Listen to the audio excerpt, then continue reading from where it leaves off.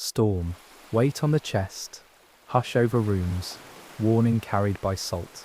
Tonight you step aboard one ship and stay until the last bolt speaks. But before we cast off, answer this. Where are you listening from, and what time has found you there? Say it aloud. Then let that clock fade. Departure feels calm, almost rehearsed. Lines tossed, winches humming, orders clipped and clean in the cold air. A bell rings, shoreline lights trail astern like constellations slipping beneath the horizon. Engines hum, steady steel, carries awe in silence. Decks shine with fresh water and pride. Forecasts mutter of squalls, but men shrug. Storms belong to work. Barometer nudges lower, shy at first. The air tastes metallic, like pennies pressed to the tongue. You feel it more than hear it.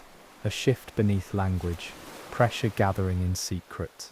Trust your instruments, but trust your skin more when air grows strange. The voyage has begun. The weather will decide the rest. Departure feels ordinary, almost tender. Lines tossed, winches whining, orders clipped clean by cold air. A plume rolls aft as power builds. Vibration settles into a steady, confident thrum. Oar holds sit tight under chained hatches. Clamps lie numbered and greased. Wheelhouse glows dim. Chart table lit just enough to spare night vision. Harbour buoys nod us out like elders who've seen too much. Wind has teeth but manners. Crew joke over coffee, swap stories, check gloves, check rails. Barometer drifts a shade lower, not low enough to name. Forecast calls for rough later. Course set to dodge shallows. Ride longer. Fetch, rudder answers clean. Bow shoulders small chop, without comment. You note tiny things. A hinge ticking, a vane twitching, the air turning metallic. Hooks sink in the mind. Calm always feels deepest, just before pressure snaps. Out past sheltering points. Stars thin, horizon smears. Radio fills with small weather. Engines hold, heartbeat sure. Pride rides high, trimmed right, ballast true. Nothing looks wrong. That's how storms like it. Ahead, open water spreads like an unmade bed. Rumpled, inviting, secretive. Someone laughs, then stops, hearing nothing and everything at once. Open water takes the hull's measure, testing seams with long, thoughtful swells. Wind veers a point, carries iron smell, whispers through stays like wire singing. Wheel adjusts by habit, small corrections you feel in knees, not eyes. Clamps get a second glance, hands linger, trusting metal yet listening for doubt. Barometer slips again, a petty thief, pocketing one more digit. Radio traffic grows sparse, as smaller boats turn back toward harbours, with names like promises. Course bends to keep fetch manageable. Islands chosen as shields, distance traded for survival margin. Spray arrives, first as lace, then as glass. Icing rails in delicate armour. Engines keep their oath. Temperature steady, oil clean, generator humming. Cooks ladle soup. Steam fogs. Panes. Mugs become hand-warm anchors. You can taste change before charts admit it. Copper on the tongue. Every checklist clears, yet nerves write new lists. Hatch dogs, vent covers. Storms love paperwork done perfectly. It leaves only courage to test. A gull tries to land, blows backward, learns fast. Sky begins knitting dark from every direction at once. Ahead, a seam in the clouds opens, then closes, like a mouth deciding. Someone marks it on the chart without speaking. Wind begins to stack water, not peaks yet, just endless ramps rising underfoot. Compass slides a fraction during gusts. Helmsman steadies, jaw set, boots wide. Spray hardens into pellets. Jackets shine with thin armor. Footsteps clack on ice. Runners salt railings. Deck lights glow, halos. Breath becomes little ghosts in the beam. Radio shifts from chatter to curt exchanges. Positions, bearings, barometer notes trimmed to essentials. A nearby ship checks in, promises company on parallel track. Two shadows sharing one dark corridor.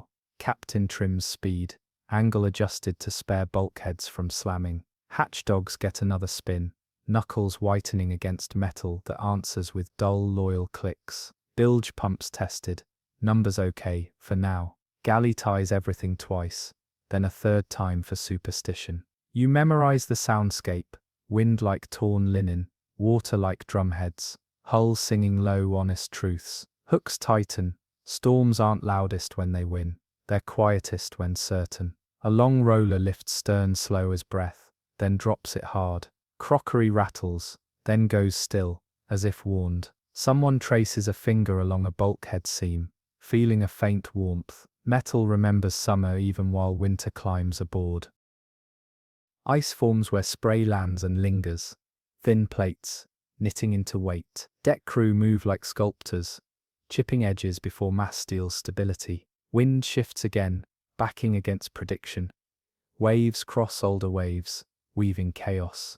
Wheelhouse windows drum, wipers carve brief worlds out of blackness. Reports from our companion ship paint twin pictures. Heavy seas, uneasy gear, stubborn hope. Captain considers lee behind distant land, calculates risk, rejects it. Too shallow, too lee shore, too late. Hatches hold, though dogs complain, threads creaking in cold, vent cowls rattle, someone tapes a seam, ritual more than fix. Below, pumps cycle on schedule, then slightly sooner than schedule, a rhythm you notice. Engines push steady, yet each crest steals momentum like a toll. You feel a pattern in the chaos. One wave, then another, then a taller third. Sailors call them sisters, not kindly. Hook this truth. Patterns promise safety, until they promise repetition. Repetition is force disguised. A lull arrives, uncanny as laughter at a funeral, and everyone looks up at once. Lulls teach cruel lessons.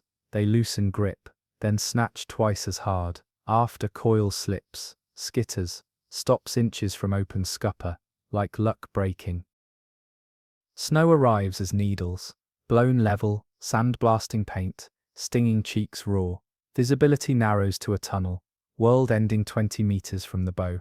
Radar paint smears more than shapes, returns blossom, wilt, bloom again. A slam forward rattles through frames. Someone swears softly, almost apologizing to the ship. A check below reveals damp where dry belonged. Nothing dramatic, just wrong. Rags get stuffed, clamps retightened, faith adjusted, not surrendered. On the bridge, voices lower without instruction. Quiet helps you hear deviations. Companionship calls, still alongside by belief more than sight. Captain reduces speed, another hair, trading schedule for survival, pride for prudence. Engines accept insult. Prop bites heavy water, cavitation nicks break into the hum. Hook your focus. Storms talk through small changes, long before grand gestures. Another pump cycle comes early. Pencil taps the log. Eyes meet, say nothing. Somewhere deep, a bulkhead reports strain with a tired sigh. Above, snow erases wake. Behind us, even memory looks blank, as if the lake prefers denial. A mug slides, stops against a lip worn shiny by years of storms. Hands steady it reflexively, then steady themselves, because habit rescues seconds. Wind backs harder than models promised. Seas cross at cruel angles, throwing weight sideways. Deck pitches, then yaws, footsteps become calculations. Handrails turn to lifelines. Aft hatch bangs once, twice. Runner secures it barehanded, and curses the burn of cold. Wheelhouse smells of coffee and ozone. Radios hiss between clipped calls. Confidence trimmed to fit reality. Someone mentions trimming ballast. Captain nods, eyes tracking needles that won't stay still. Companion's voice arrives thin, rolling heavy, holding own. Lightning flashes without thunder, sheet brightness, swallowed by sleet, before sound can travel. Another early pump cycle. Pencil taps again. Logbook becomes heartbeat. Hook here. Certainty shrinks gracefully. Then suddenly, you learn new rules mid-storm, or not at all. A long sea lifts stern. Bow buries, sheds mountains of water. Deck shudders, then relaxes like lungs after sprinting. Engineers report temps. Okay. Vibration elevated. bearings listening too closely to history. Out on the wing, ice feathers grow along rails like frost writing, warnings no one can read in time. Lights dim, surge, settle. Instruments never blink together, unless something larger is blinking through them. Breath clouds inside collars. Men choose silence to keep from biting fear. Now seas stop recognizing patterns. Roll meets pitch at odd timings, stacking motions until knees misjudge floor. Galley gear hums with elastic straps. Knives sleep in drawers wired shut. A report comes from forward, minor denting, spray forcing through places meant only to breathe. Captain alters angle, choosing slamming over broaching, violence over betrayal. Each impact writes a short biography into frames, paragraphs of stress, commas of relief. Companion fades off radar during a squall, then returns as a ghost smear. Bridge crew consider calling for shelter again. No shelters become traps in wrong wind. Hook your mind. Survival lives in choices that feel like surrender. Another series arrives, taller, faster, closer together. Ship rises, pauses on a crest too long for comfort, then drops as if floor vanished. Sound changes from roar to grind, as though water found grain and wants to sand us down. Someone laughs sharp, human defiance flashing, then vanishing behind clenched teeth and work. Pumps run again, then keep running. Pencil stops tapping, begins underlining. Every underline is a question. How long before effort equals engine, before engine equals silence? Someone mutters a prayer shaped like a checklist. A faint list creeps in, starboard first, then corrected with ballast, like careful thought. Forward crews report, green water crossing fast, not spray, wait. A vent covers complain, one tears free, clatters away, vanishes into black churn.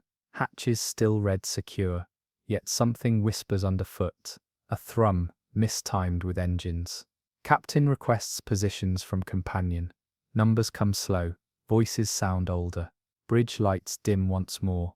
Generator catches. Room exhales quietly in unison.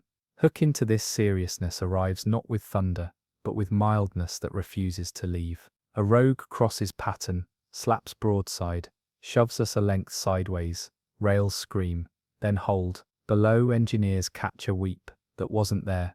Trace it to seam, pack it, mark it.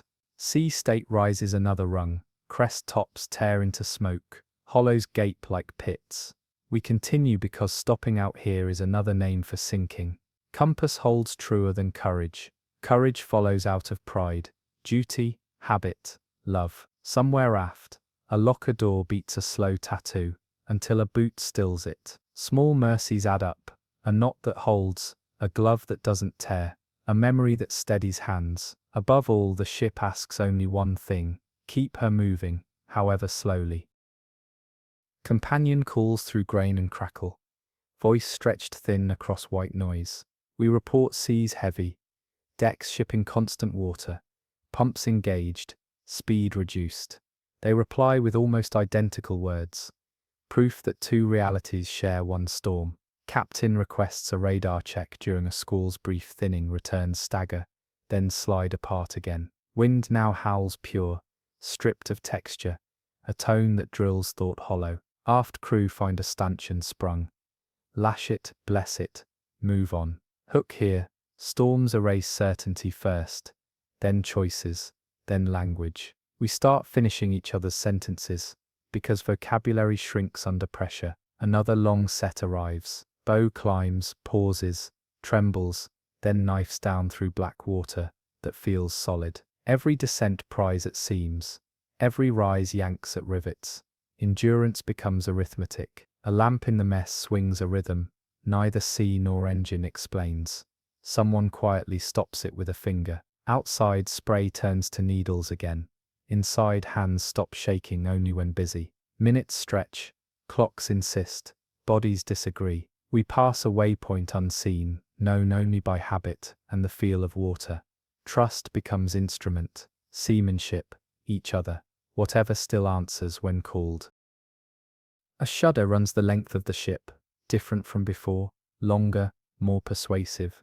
Forward alarm chirps, then holds, flooding warning, shallow at first, Insistent, teams move like a single thought.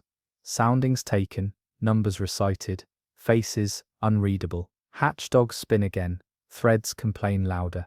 Cold makes metal unkind. Captain alters, heading to ease strain, taking seas on a kinder quarter. Kind exists only by comparison. Pump rhythm accelerates.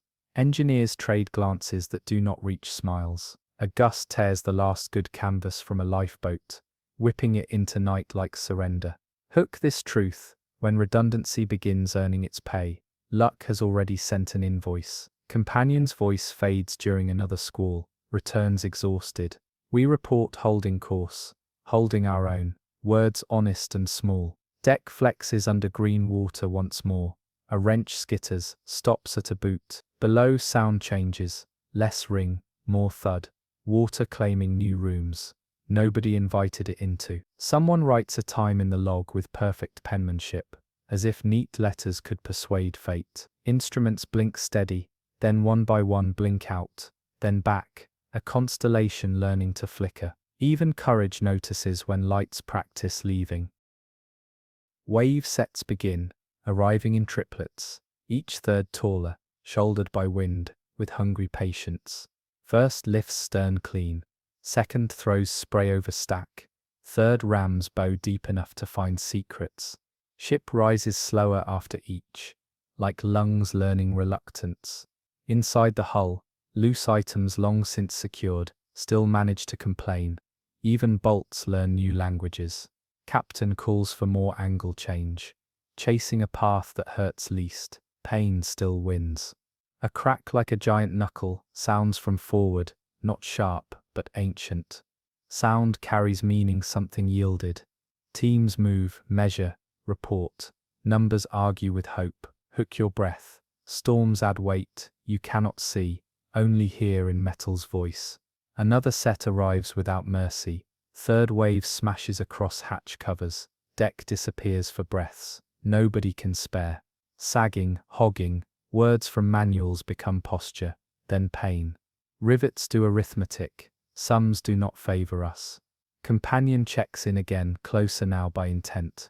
A guardian shadow. We answer clipped. Focused on keeping bow true. Pumps honest. Crew present. Wind shifts half a point. Some chances open, others close. Decisions age a decade in minutes. After locker weeps cold water, as if the lake has learned to breathe indoors. Snow thickens to curtain. Beam lights reduce to white discs, floating in darkness. Companion calls. We reply short, steady, promising to hold. Promise matters even when storms refuse to bargain. A series bigger than memory approaches. You feel it more than see it. Air pressure dipping, deck growing tense. First crest knocks mugs flat. Second pries at railings like fingers testing a door. Third roars over hatch crowns. Weight beyond design pressing down like a new planet. The ship shivers from stem to stern. Lights dim, flare dim again. Engine pitch wobbles. Then steadies, loyal as heartbeat. After a scare. Hook this image.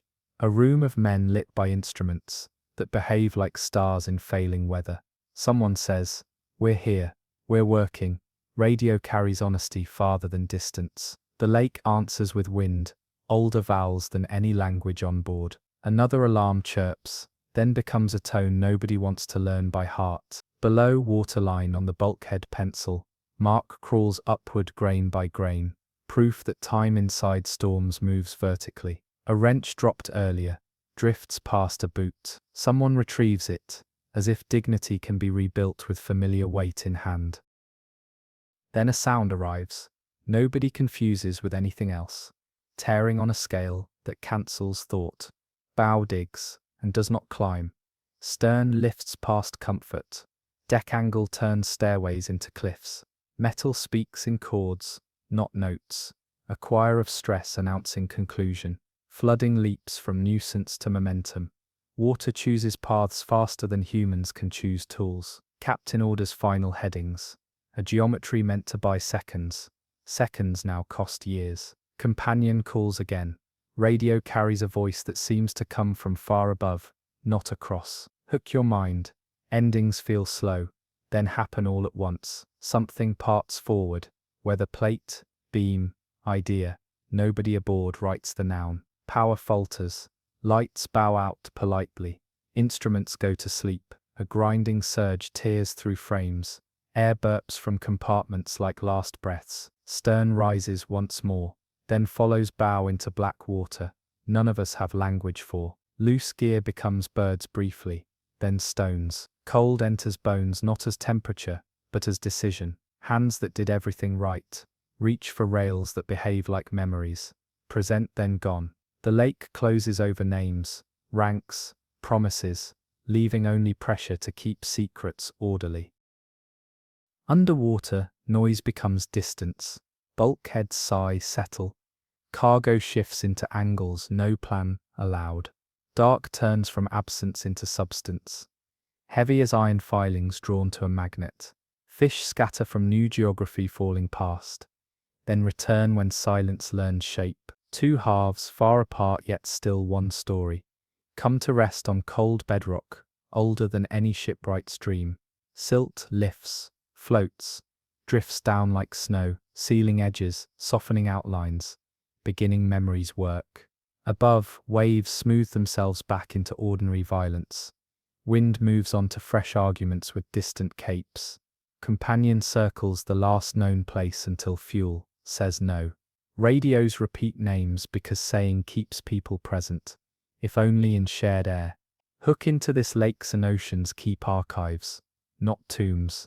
Everything waits, catalogued by pressure, labeled by silence. In time divers will come with lights like slow comets, cameras breathing bubbles, gloves touching paint that still remembers fingerprints. Not tonight. Tonight, water writes first drafts. Bells will toll years from now, above this latitude, and families will look east when wind rises. Storms do not end, they disperse into stories. Stories do not end, they submerge, then surface when weather rhymes.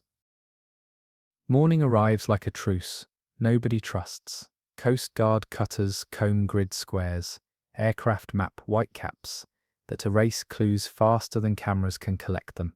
Ice breaks free from rigging left drifting, barrels bob, then vanish. Radio nets speak in past tense because present refuses to cooperate. On shore, families watch water, as if focus alone can lift steel. Weather reports go back to numbers. Numbers fail to measure absence. In logbooks ashore, a line appears overdue, presumed lost, words that weigh more than steel. Hook this thought and keep it. Storms choose what stays visible. They archive people inside pressure, like books on deep shelves. Some nights when wind swings west and barometers sulk, lake air carries the tang of iron and engine oil, a scent memory cannot place. That's when you remember departure felt ordinary, and ordinary is where storms begin. We sail on because stories sail on toward another horizon already gathering its weather, patient as breath. Another ship waits in another harbour, paint fresh, crew rested, checklists crisp. Engines will turn, lines will slip, pride will rise, and somewhere beyond the breakwater, pressure will lean its shoulder into sky, rehearsing. Harbour dawn arrives in brushed metal, low swell, warm breeze, engines idling like animals that want to run. A destroyer takes fuel, takes orders, takes a last look at shore. Boots squeak on painted deck. Lines whip free. Bow nudges channel without ceremony. Forecast lists scattered squalls. Ceilings lowering by afternoon. Nothing alarming. Nothing you'd cancel for. Pipes blare. Secure for sea. Latches kiss shut. Stores nested. Antennas arc. A carrier group forms up beyond the breakwater. Carrier ahead, cruisers abeam. Lean grey hulls, cued like punctuation marks in moving water. Barometer dips a hair, nobody points. Coffee tastes metallic, odd, but only to those who've tasted this before. Outbound turn. Wake coils white, tidy and proud. Swell lengthens, heads tilt, listening with knees. Hook this truth close. Storms never introduce themselves with drama. They ask if you're busy, then take everything you brought. Radios click alive. Task force speed set.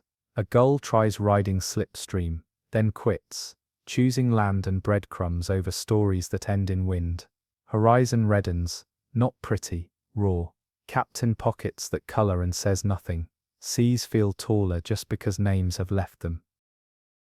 Mid-morning, haze thickens, sun clipped to a dull coin. Orders pass, fuel conservation, air ops, limited, steady course to rendezvous. Destroyer carries less fuel now than ideal, ballast trimmed fine for speed, not for punishment. Top weight matters, when wind decides to count. Deck crews lash what pride forgot, tool chests, paint tins, one stubborn ladder that never sits flat. Ropes sing faintly against fittings, metal answers with small honest groans. Swell runs from two directions, long period roll kissing beam, short chop, nipping bow. It's a conversation that grows unfriendly, wardroom jokes flatten. A spoon slides, stops at a polished lip worn by fleets of storms. Hook this thought until it pricks.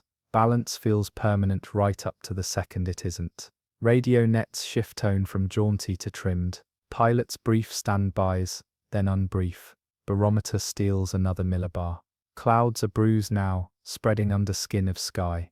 Captain chooses a safer angle into seas. Speed falls a knot without complaint. Yet men feel loss like a missed step on stairs. Somewhere aft, a loose tag flutters, tiny flag for wind that wants bigger trophies. No thunder, just pressure teaching ribs to listen. Set heavy weather detail, hatches clamped, doors dogged, cables snake tight, hands no corners blindfolded. Muscle memory moves faster than thought. Engine room glows furnace orange. Gauges stare back, needles jittering a whisper above normal. Above, first curtains of rain march across water, vertical strings, then diagonals, then sheets that erase wake mid-breath. Bridge glass squeals under wipers. Radar grows freckles, swell fattens, peak spacing tightens. Roll angles slip from gentle to noteworthy, then hover where jokes stop. Quartermaster notes compass wander during gusts. Then corrections like a pianist reading tide. Hook this quietly. Decisions in storms aren't about bravery.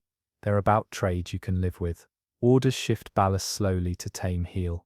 Pumps cough, clear, settle into a rhythm nobody likes to count. Lunch trays clamp to rails.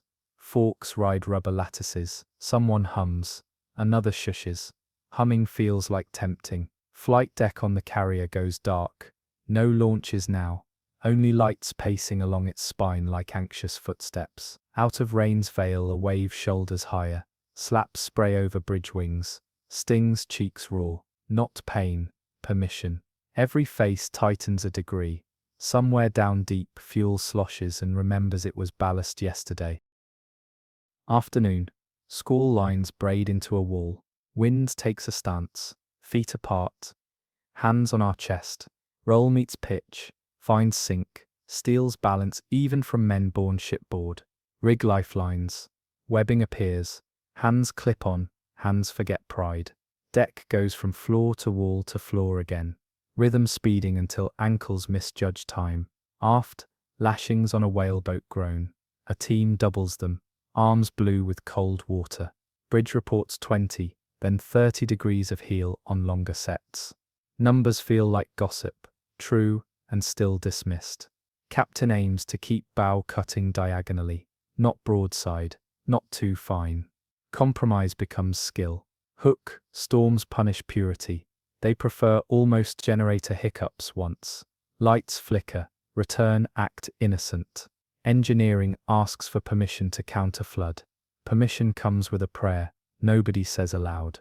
Wind's pitch changes, lower, longer, as if hull itself hums back. Rain finds every leak ever dreamed, then makes new ones from rumor. Out on Carrier's Island, flags snap rigid, then vanish into spray. Our radar paints the group sliding apart into safer spacing. Radio, maintain station as able tastes like humility and rust. Both useful when sky sits on water. Eyewall, not a meteorologist's word here, simply a ring where world ends. Rain becomes gravel, air thins, breathing goes noisy. Sea surface stands up in blades. crests torn to vapor that smokes across black faces of water. Heel holds near limits. Roll accelerates. Bodies learn new angles for prayer. Counterflood eases list. Invites other sins. A tall one arrives wrong. Lifts stern. Bites rudder. Yanks course toward broadside. Helmsman fights with wrists, not muscles. Finesse matters when leverage disappears. Bearings squeal a fraction. Engineers pretend not to hear, then hear everything. Hook sharp. Balance is arithmetic. Storms show work. A locker bursts. Paint tins tumble. Hiss pigment into grey rivers, sluicing scuppers. Gun mounts take green water full on. Barrels dip. Rise, salute no one. Bridge voice flat. All hands maintain secure. Flat defeats panic better than loud ever did. Brief calm, half a breath. Then slap from opposite quarter, like insult after apology. Heel pushes farther than doctrine. Long enough for eyes to meet and speak. We're close. Captain orders another angle. Gentler to beam, crueler to bow. Choice is pain-shaped. We take it because water never negotiates. It compels, and compulsion has a face you learn quickly. Sound changes downstairs. Notes dull, timbers, tired. Bilge alarms peep. Then sustain like a violin held too long. Teams move, open, gauge, shut, mark, move. Counterflooding balances. Also invites more water. Trade stacked upon trade. Engines hold but protest in harmonics. Shafts buzz faintly through soles of boots. Above, antennae bow, whip, scream. Radios shed syllables. Carrier checks in. A voice from a mountain moving blindly nearby, asking children if they still hold hands. Standing by, we answer. Words weighted like tools. Hook softer. Storms make time liquid. Minutes stretch, then dump. A wave falls not on deck, but into deck. Mass becoming impact. Impact becoming decision. Starboard scuppers gulp foam. Spit slower. Another heel. A held breath. Then we climb back, but not all the way. Men count without numbers. Aft capstan spins once under load. It doesn't know, then stops. Something torn free below sight. Engineer suggests dumping topside stores. Captain nods, hating gains that come with knives. Crates go, weight leaves. Hope claims a few degrees of kindness. Rain loses shape, turns to noise. Someone tastes copper. Someone thinks of dry socks, like heaven. We keep moving, because standing still would mean letting water choose. Lull, not friendly, suspicious. Wind slackens to a steady moan. Seas flatten from pyramids to slopes. Visibility opens a keyhole into milky light. Men exhale in pieces, not trusting lungs. Hooks sharpen here. Calm inside storms is trap and mercy in equal rations. Captain grabs those minutes. Course nudged to skirt worst bands. Heads count lashings. Count faces. Count blessings privately with calloused thumbs. Engine room reports. Temps nominal. Strain high. Pumps run on schedule. Pencil finally pauses instead of sprinting. Aft boat still secure though ropes look older by years. Someone swears he can hear singing in wires. Someone else hears only wind learning words. Out beyond curtain, carrier's bulk materializes as a moving hill, distance falsely polite. She turns, we turn. Team dumps more topside junk. Empty drums scrap lengths that love to become momentums. Rain lightens, then halts. You'd call it beautiful if beauty forgave. Cloud ceiling lifts enough to reveal a horizon like a knife laid flat. Then a line dark as iron smears toward us. Straight and sure rear wall. Second act. No applause. Men adjust collars. Nobody mentions home. That word would break something glue cannot fix. Rear wall arrives like closing doors. Wind reverses, doubles, learns cruelty. Seas no longer march. They collide, stacking crosswise mountains, with valleys too narrow for hull to choose. A roll begins that doesn't stop at familiar angles. Plates creak. Beams answer in bass notes. Counterflood helps until it doesn't. Water sloshes into corners. Physics never promised. Hard over, rudder bites, then loses bite, then bites again. Heel hangs obscene, seconds where sky fills starboard window, sea owns port. Men pinned by gravity that forgot manners. Hook and hold, a ship topples first in mines. Bodies follow after decisions run out. A green breaker clears forecastle. Tears loose a life raft, eats ladders, spits hardware like teeth. Command voice still flat. All hands brace, and that calm becomes rope everyone grips.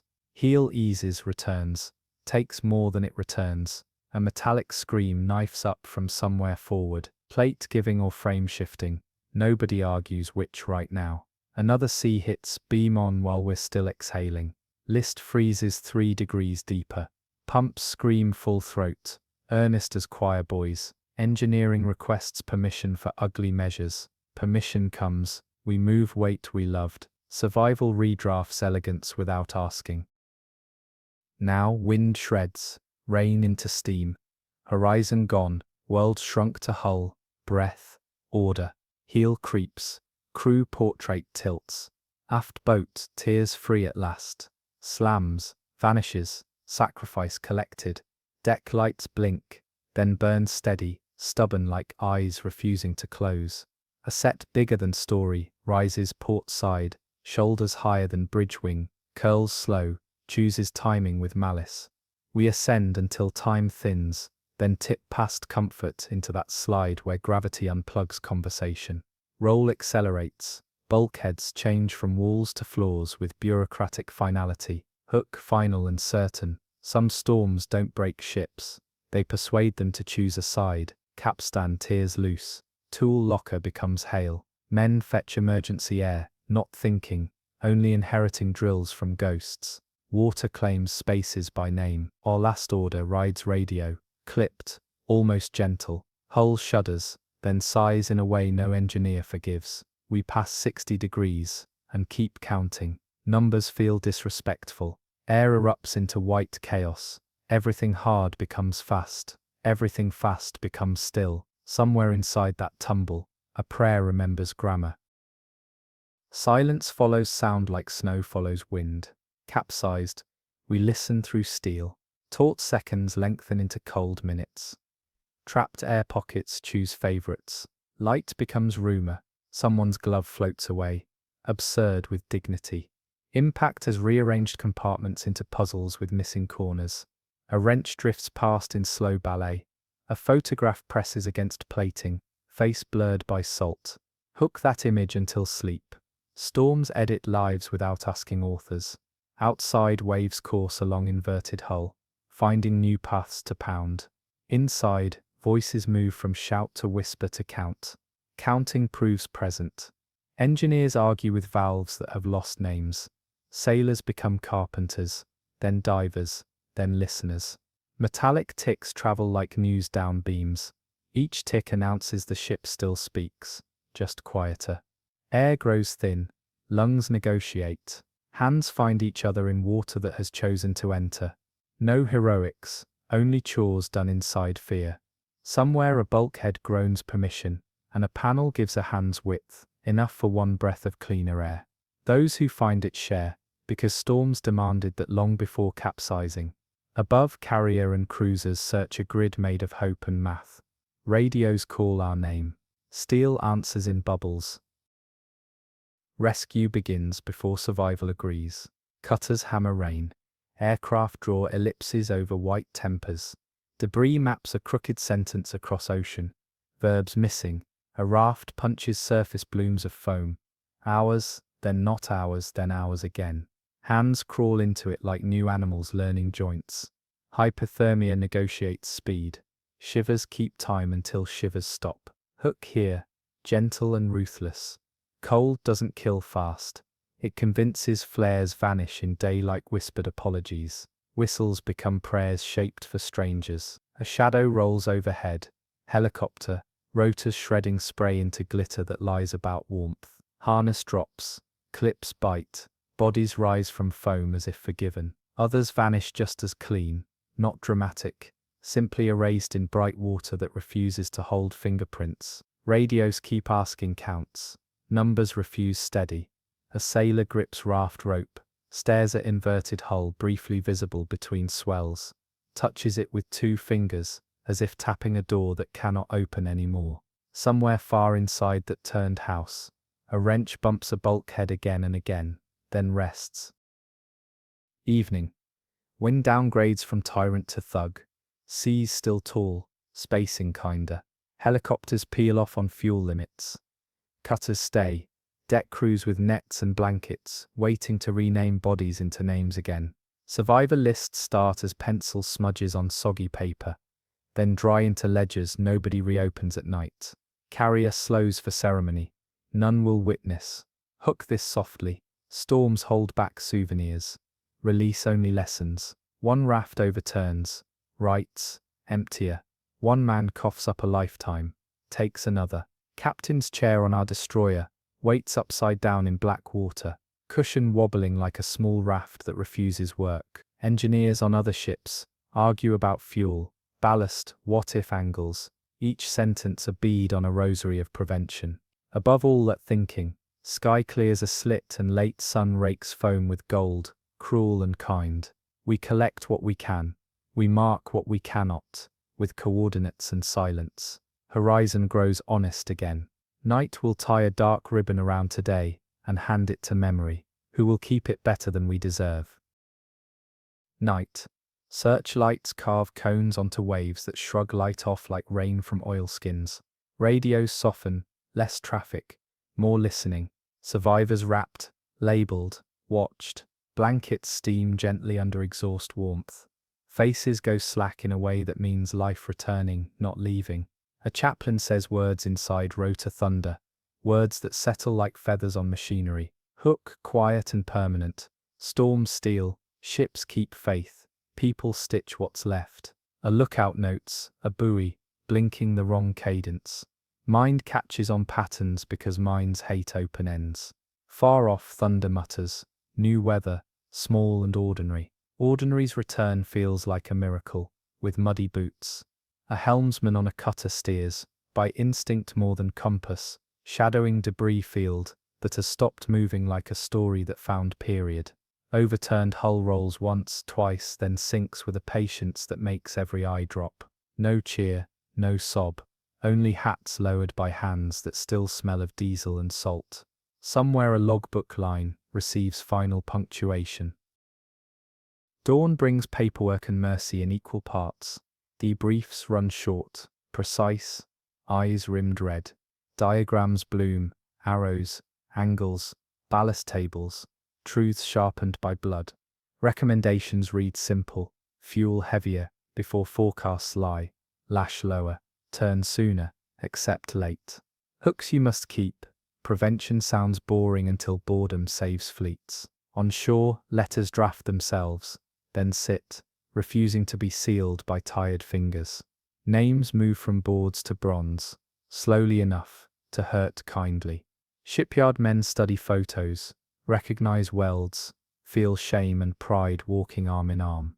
New recruits hear the story, in classrooms that smell like coffee and rope.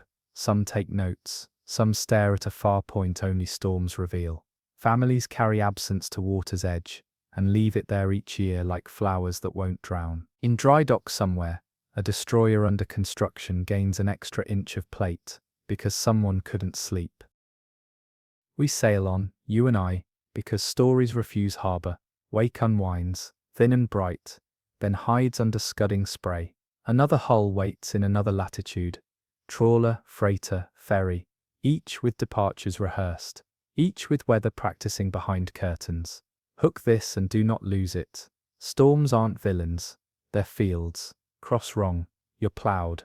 Cross right, you're taught.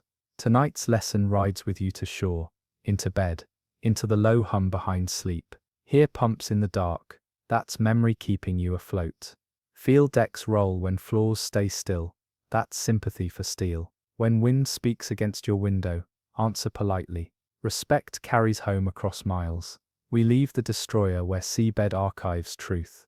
We take from it only weight we can lift, angles to avoid, ballast to keep, jokes worth saving for calm water. Ahead, a ferry whistles long and low, engines thinking of schedules, not storms. We will walk aboard. We will look at sky. We will feel air tilt a degree, and we will know more than yesterday. Pier lights glow amber as ramps drop, cars rumble aboard, and foot passengers drift past ticket counters, fragrant with diesel and coffee. Crew clip badges, check lashing points, count heads with board precision, born from years afloat. Forecast mentions brisk wind, scattered rain, short fetch between islands. Nothing a ferry hasn't chewed before. Families claim seats near windows. Truckers vanish toward bunks. A child presses a palm to glass and feels vibration like a purring animal. Engines warm into a steady hum. Announcements murmur first in one language, then another, promising calm crossings and hot soup. Ropes thud onto bollards. Whistles answer. A gull lifts, chooses shore. Ramp rises, locks, seals. Car deck settles under orderly weight. Barometer nudges downward, trivial as a yawn. Nobody minds trivialities. Helm answers light and quick. Bow pivots into the channel, with practiced grace. Houses on the headland slip by like patient witnesses. Hook this gently. Safety feels most permanent exactly when habit stops noticing it. Breakwater ends. Sea replaces harbor's manners with a broader shrug. Stabilizers extend. A faint tremor travels through floor and bone. Rain begins as dots, then threads. The ferry leans into them like a walker leaning into weather, confident. Within minutes, cabin air shifts from cafe warm to coat on. Cautious, windows pearl, with drizzle, wipers, drawing brief ovals of world. Crew strolls the vehicle deck, palms brushing straps, boots ringing on steel that answers with healthy resonance. A dog in a camper whines, then sleeps. Radios purr low, repeating headings and tidal gates, like lullabies. Swell finds rhythm, slow heave bow to stern, a cradle that flatters confidence. Barometer slips again, barely a sigh. Rain thickens, stitching sea to sky into one grey fabric. Stabilizers hunt, then hold. The hum beneath feet grows a fraction silkier. In the lounge, lights dim to evening, though watchers insist afternoon. A movie flickers without sound. Spoons tap porcelain in civilized thunder. Hook this truth. Storms begin not with fury, but with agreement. Wind and water deciding to speak the same sentence. On the bridge, a squall line appears as a smudge that won't wipe away. Course adjusts a hair to spare beam seas. Speed trims to keep stomachs calm and cargo honest. A child laughs at spray racing along windows like silver animals. Another gust presses harder, drawing a creak from somewhere unseen. Crew trade looks, not fear, focus. Routine continues, because routine pays bills, even when weather considers debts. Rain changes character, from curtain to chords that sting when doors open. Wind clocks around, taking aim at beam. Roll arrives, first as polite suggestion, then as habit. Vehicle deck breathes differently. Straps thrum, buckles buzz, tires settle into chocks with little groans. Crew add lashings to the tall van in lane 3, double to the bus, whose driver never truly sleeps. Announcements advise limited outdoor access. Doors thunk, seals kiss. Upstairs a tray skitters, stops at a rubber lip worn by generations of crossings. Someone smiles, then doesn't. Hook this quietly. Balance breaks before anyone agrees to call it broken. Bridge takes green water across windows. Wipers paddle furiously, making darkness wetter. Course shifts for kinder angles. Speed falls another tiny notch that feels big to those counting minutes ashore. On radar, echoes bloom like bruises and wander like thoughts you'd rather not follow. Barometer descends with purpose now. Stabilizers work harder, humming deeper, as if ship and sea argue politely while moving chairs. In children's corner, blocks topple without drama. A parent steadies them with a palm, mind steadying other things. Somewhere below, a hatch squeals, then accepts another turn of the dog. Acceptance keeps water honest, until water refuses honesty.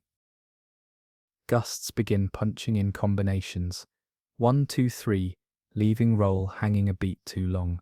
On car deck, spray finds gaps along vents, then retreats, scouts without flags.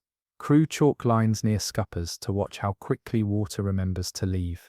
Chalk smears in seconds. Lashings sing louder. A sedan's alarm chirps, then drowns under wind. A forklift noses down the center line, delivering wedges where tires look restless. Above, lounge windows boom as seas throw fists of white. Glass holds, frames complain. Announcements slow their rhythm, choosing words that neither soothe nor lie. Hook this and keep it. Storms recruit allies aboard. Weight, angle, water loose on flat surfaces. Free surface feels harmless until it chooses momentum. Bridge orders another course change, taking waves on a bow that prefers dignity. Speed trims again. Stabilizers can't erase physics, only negotiate. Rain now drives like grit. Visibility reduces to a small room moving through black. A trolley tips, rights, tips again. In the cabin rows, strangers share blankets, because warmth likes company. Barometer continues its polite betrayal. Someone licks a finger, tastes air gone metallic. Veterans say nothing, saying would bless it. Work continues, quiet, precise, relentless, because storms hate competence more than hope.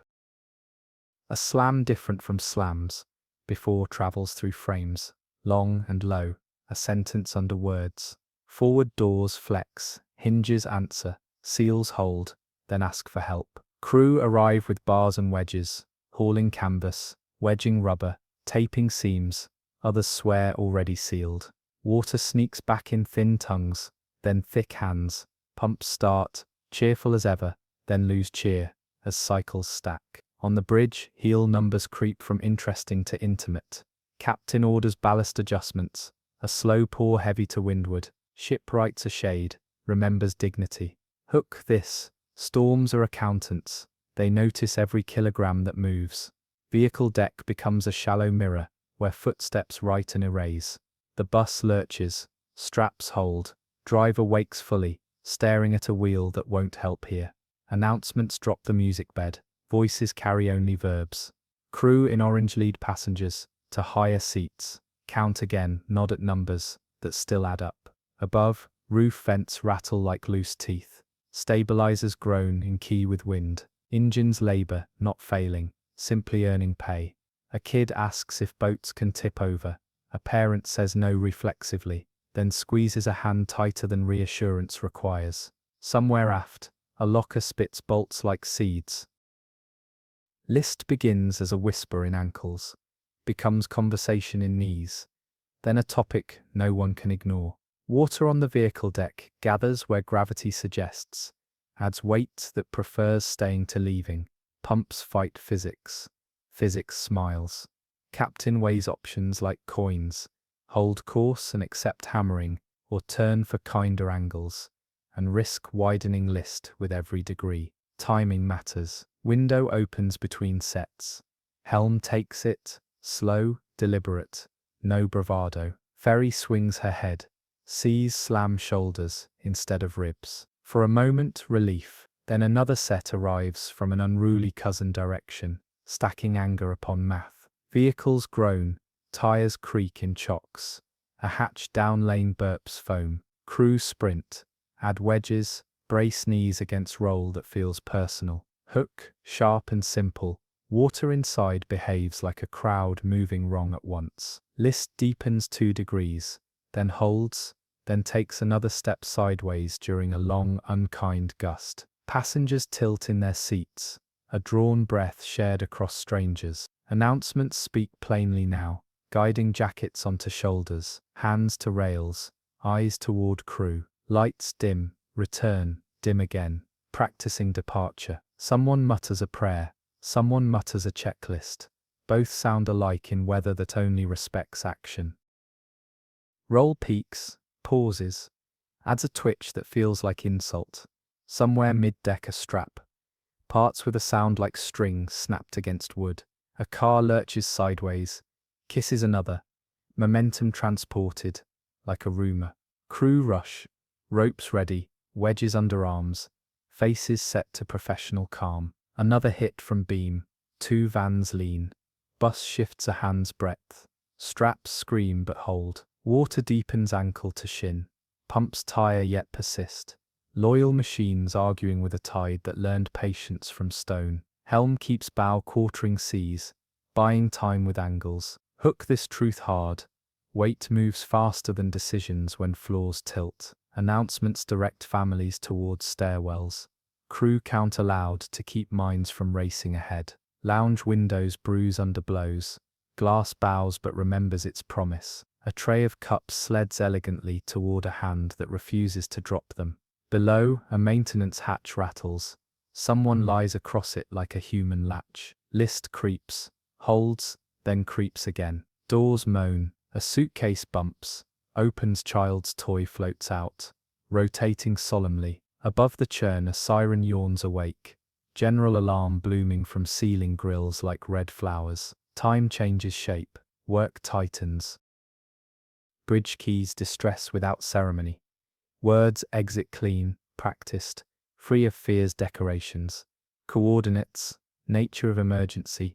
Persons aboard, replies stack quick, clipped, professional. Cutters divert, aircraft spool, coast stations mark plots with pencils that never slip. On deck, crews ready rafts whose canisters judge weather quietly. Launch angles fail at first, list complicates leverage, ropes learn hatred for gloves. Passengers funnel toward musters, life jackets luminous as fruit in stormlight. A parent tightens a strap, then tightens their voice. Hook, certain and practical survival, begins with looking at someone and saying their name. Another sea climbs over bow, runs the car lanes like a thief. Bus shifts again, wedges ride uselessly. Straps hold until they don't. A van breaks free, skates, pins a door that mattered. Crew detour, adapt, swear softly, keep moving. Engines still drive, faithful hearts beneath a chest filling with water. Pumps cry monotone, lights dim longer now, come back smaller. A raft blossoms, leaps, blows downwind, then tugs true. A child counts, finds courage inside counting. Above, blades approach, thump thump carried in bursts through rain. Night hurries forward, greedy for outlines to erase. Angle passes a number nobody wanted to meet. Floors turn persuasive, walls accept new careers as floors. Passengers crawl, not walk. Crew become anchors that speak in verbs. Another car breaks loose, pushes three more. Momentum multiplies like rumor in crowded rooms. Water climbs steps with patient feet. A door to weather opens a hand's width, then a body's width, then refuses to shut. People pile, press, pull. Sailors wedge spines, become beams. Hook and hold, ships teach geometry. Storms grade on curves. Nobody passes. A long, enormous sea arrives perfectly wrong, timed to our breath, shaped for our beam, intent on finishing. Ferry rolls past practice angles, keeps going, pauses where hope usually turns ships back, then doesn't. Lights vanish. Sound simplifies to one low groan that bends into many. Tables, shoes, toys become moving punctuation in a sentence losing grammar. Air leaves in a rush through stairwells that now point elsewhere. A last announcement tries to begin, fails, leaves silence that means go. Hull completes its slow decision, capsized. Metal sighs as if relieved to stop choosing. Pockets of air gather themselves into fragile rooms. People learn sealing breath, counting heartbeats by fingertips on steel. Inside the turned house, light arrives in shards through windows now underwater, green and alive. Voices learn to move by touch, trading names like lifelines along corridors that bend. A crewman finds a flooded stairwell air pocket, lifts a child into it, counts aloud to slow panic into numbers. Another locates an emergency axe, cannot reach the panel that needs it, because gravity redesigned the room. Hook this gently. Breath is currency. Spend wisely. Some doors open upward now, some refuse to be what they were. A window bows inward, releases a sigh of bubbles, then holds, hands move elsewhere. In darkness, a watch face glows like a tiny moon. 7 minutes pass, feel like seasons. Outside blades churn rain to mist. Divers ride cables that swing like metronomes. Inside prayer, and procedure braid. Someone pounds in threes, someone answers in twos. A pattern forms that says living still negotiates. Metal ticks cool against palms. Skin learns temperature the way minds learn maps. Somewhere, a panel yields to leverage, built from bodies and will. A path opens into water that chooses to lift instead of crush. People rise towards sounds that mean sky. Rafts bloom like pale flowers in dark chop, tethered to hopes thin as ropes. Cutters arrive throwing light where night refuses courtesy. Loudspeakers speak calm sentences. Calm moves from sound into bone. Swimmers drop, fins kicking, hands out, voices low in faces, bright with fear. Helicopters hover until fuel argues. Baskets lower, lift, lower again. Hook, simple and real, names said, into radios. Stitch people back into world. A mother counts children, then counts again, certain the math will change if will insists. A deckhand guides hands, kisses forehead, he will never see again ashore. On capsized hull, paint scrapes under boot soles. A tapping answers, tapping, then fades. Waves slap impatience along steel. Rescuers write patience over them, letter by letter. Flares sputter, smoke stings, eyes water from more than wind. A crewman shivers into laughter that sounds like sobbing. Medics press hot cups, repeat questions with kindness until memory unknots. Somewhere, a whistle blows 3 short, 1 long, ritual for finding anyone still bargaining with water. Dawn waits behind cloud like a decision not yet signed. Searchlights crisscross again, pause on a hand, then on nothing, then on a face emerging slow. Grid squares tick past on screens. Pencils bruise paper with coordinates. Nobody forgets. Dawn arrives with colors drained, sea grey, scaled, and honest. Helicopters peel toward fuel. Cutters idle beside rafts that hold fewer now. Ropes scuff palms raw, blankets steam under exhaust breath. Names become lists. Lists move toward ledgers. Ledgers toward memorial stone. Hook, quiet and unarguable. Design choices become weather, when weather argues back. Investigators will speak of doors, seals, free surfaces, lashings, angles attempted seconds too late. They will measure absence with rulers and diagrams. Families will measure with chairs that stay empty at tables. On shore, suits promise regulations with teeth. Shipyards sharpen pencils. Inspectors learn to distrust nearly. Ferry routes thread between islands as before. Schedules return because life insists, because food and letters still need crossings. Survivors step ashore, feel land tilt for days, hear pumps in walls that have none. Children sleep with life jackets beside beds. Parents let them. Somewhere a gull rides a new updraft, curling over water warmed by engines that no longer run. Report writers file careful prose that will never match Rain's handwriting. Still, changes come, weights lowered, ramps reinforced, training made muscle. Storms do not accept apologies. They accept adjustment, and memory keeps the rest. Below, wreckage settles into posture, upside down and strangely graceful. Silt lifts and drifts down like slow weather, softening hard edges, blurring brand names into geology. Fish return in schools that learn new corridors. An octopus explores glove prints, finds nothing it needs. Divers arrive months later. Lights carving cones through darkness that feels thick enough to fold. Cameras blink red dots. Collect witness where voices failed. Hook this for keeps. Water archives. It does not bury. Car lanes still run like streets through a drowned suburb. Plastic toys rest beside hubcaps. A coffee spoon gleams stupidly beautiful in torchlight. A door finally ajar reveals a corridor that turns wrong halfway along. Gravity still confused down here. Measuring tapes unfurl. Sketches grow in waterproof pencils. Bolt heads acquire serial numbers for reports nobody will read twice. Divers back away slowly, from rooms that still hold air. Bubbles beading ceilings like beads on a rosary of physics. Back on deck, salt dries to white maps on wrists. Names get spoken again, this time to water and wind together. Both listen, then keep listening, as if memory needs help staying ordered. For years passing ferries slow here. Onshore, a wall gathers flowers on days wind turns particular. Names engraved catch rain, release it in threads down stone like tears. A mason planned, families teach children to touch letters, to say them aloud, so sound keeps ownership. Ferry company, hands over reports, holds moments of silence, refits sisters with steel that weighs more than regret. Crew who survived visit quietly, leave early, return later, never done. Hook that stays, storms end for weather, they do not end for people.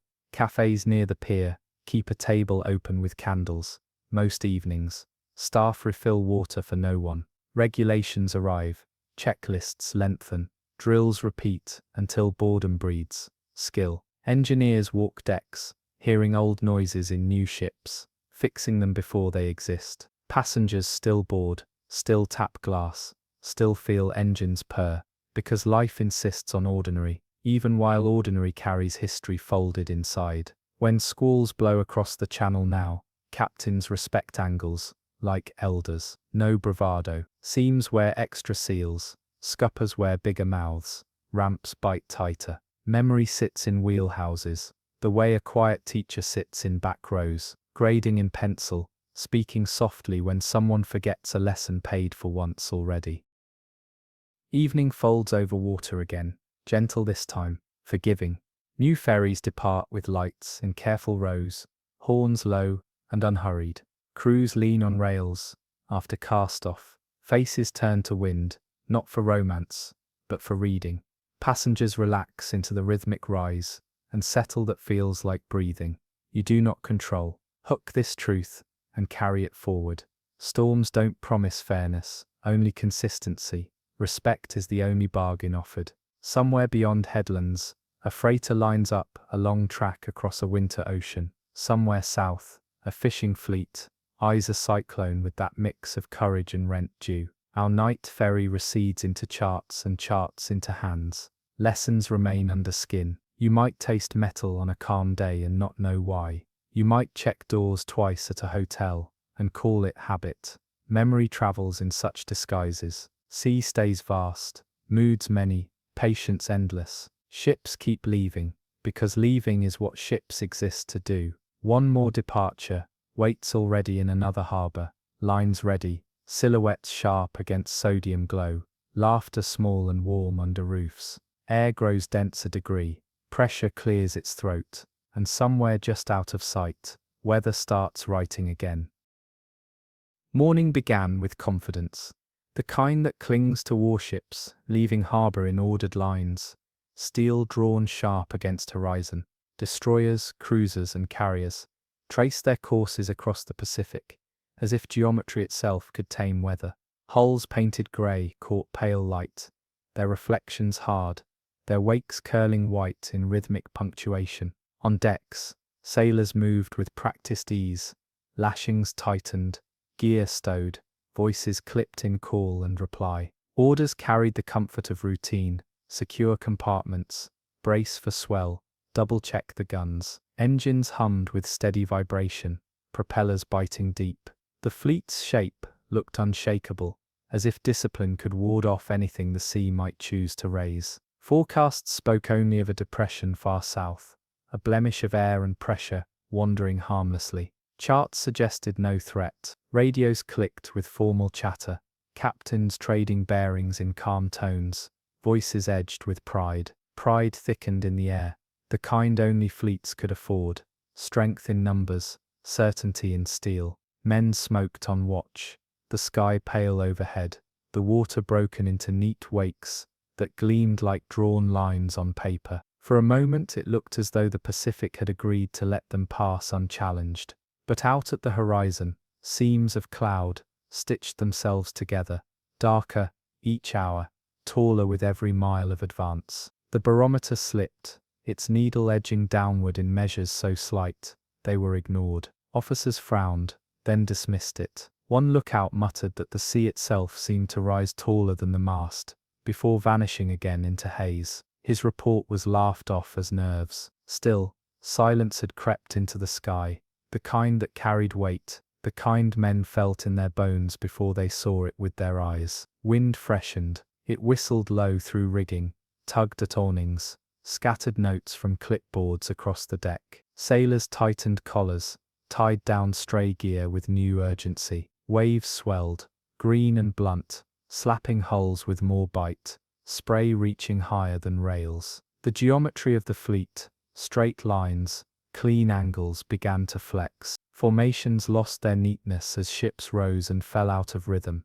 each one forced to answer its own swell rather than the admiral's signal. Engines strained harder, screws thrashing deeper, funnels coughing smoke that the wind tore sideways. Radios crackled again, less polite now, captains trading short messages about visibility, about holding course, about storm protocols. Lightning stitched briefly across the southern sky, a crooked line of white against dark cloud. The sea, once an obedient surface, had begun to fold. Geometry was bending, and storms do not bend without deciding to break.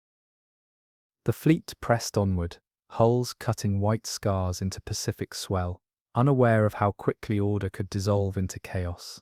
At first the signs seemed trivial, wind sharpening from steady to fitful, rain stitching waves into darker shapes, barometers shedding digits in grudging silence.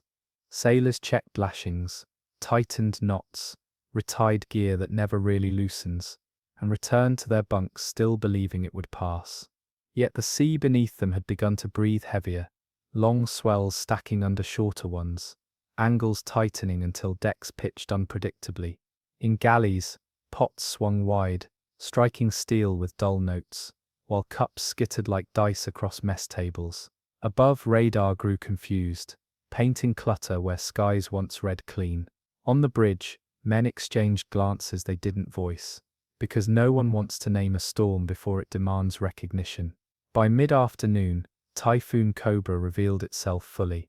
Curtains of rain erased horizons, leaving each ship an island adrift in blind water.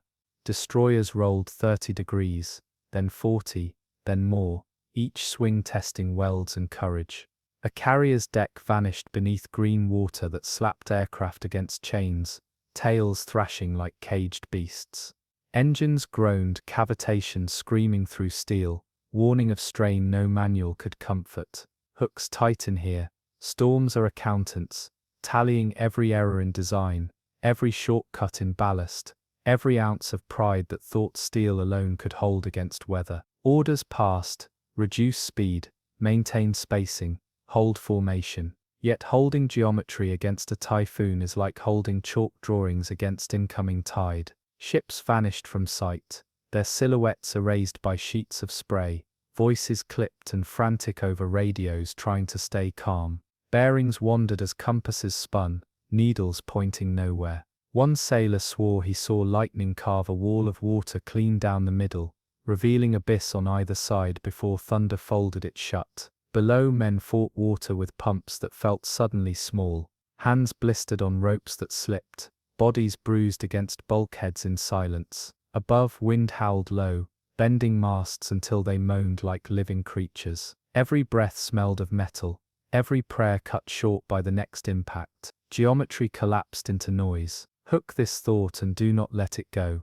Storms do not arrive to test, they arrive to teach, and their lessons are written in angles, in silence, in the roll that lasts a second too long, the groan that lingers past safety. Typhoon Cobra had gathered its pupils, and the first pages of its textbook were already being written in steel.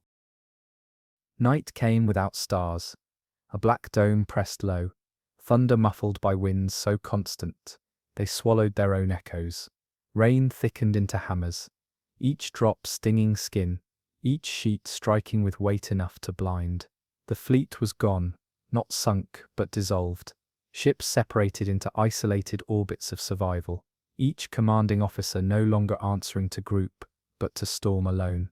A destroyer vanished from radio, voice cut mid-report, followed minutes later by a cruiser's fractured signal, flooding forward, engines straining, silence. On the carrier, sailors fought ropes until palms split, trying to anchor aircraft that clawed at chains. Jets pitched sideways, canopies cracking under water's fists, wings torn from hinges, steel beasts suddenly frail. Below deck, Water surged through hatches, never meant for such volumes, racing down corridors like a predator, searching for prey. Pumps strained, electric motors humming, men heaving buckets when circuits failed, voices hoarse with salt. Hook yourself to this. Storms do not strike with randomness. They peel layers, patience first, steel next, courage last. Every compartment flooded, became a memory erased. A destroyer capsized outright, caught beam on by a wave taller than bridge wings, rolling once before settling upside down, vanishing in seconds. No distress, no time. Survivors clung to wreckage for breaths before cold pried them loose. Another ship pitched bow first into a trough too steep to climb out.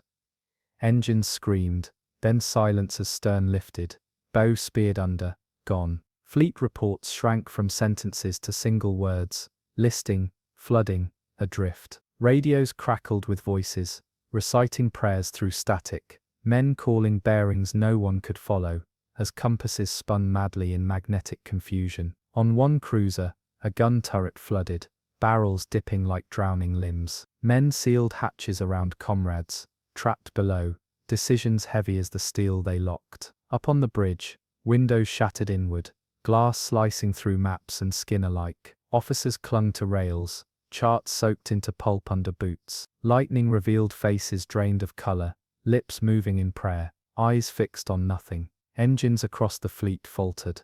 Cavitation ripped propellers, vibration carrying like shudders through steel bones. Bearings screamed, pistons coughed, turbines ran hot. Sailors braced as decks lifted and dropped in violent rhythm, stomachs left behind at each crest. Every slam threatened to shear bolts, every groan a verdict awaiting signature. Wind pitched into a howl, so low it felt inside bone marrow, not ears. Hook this moment.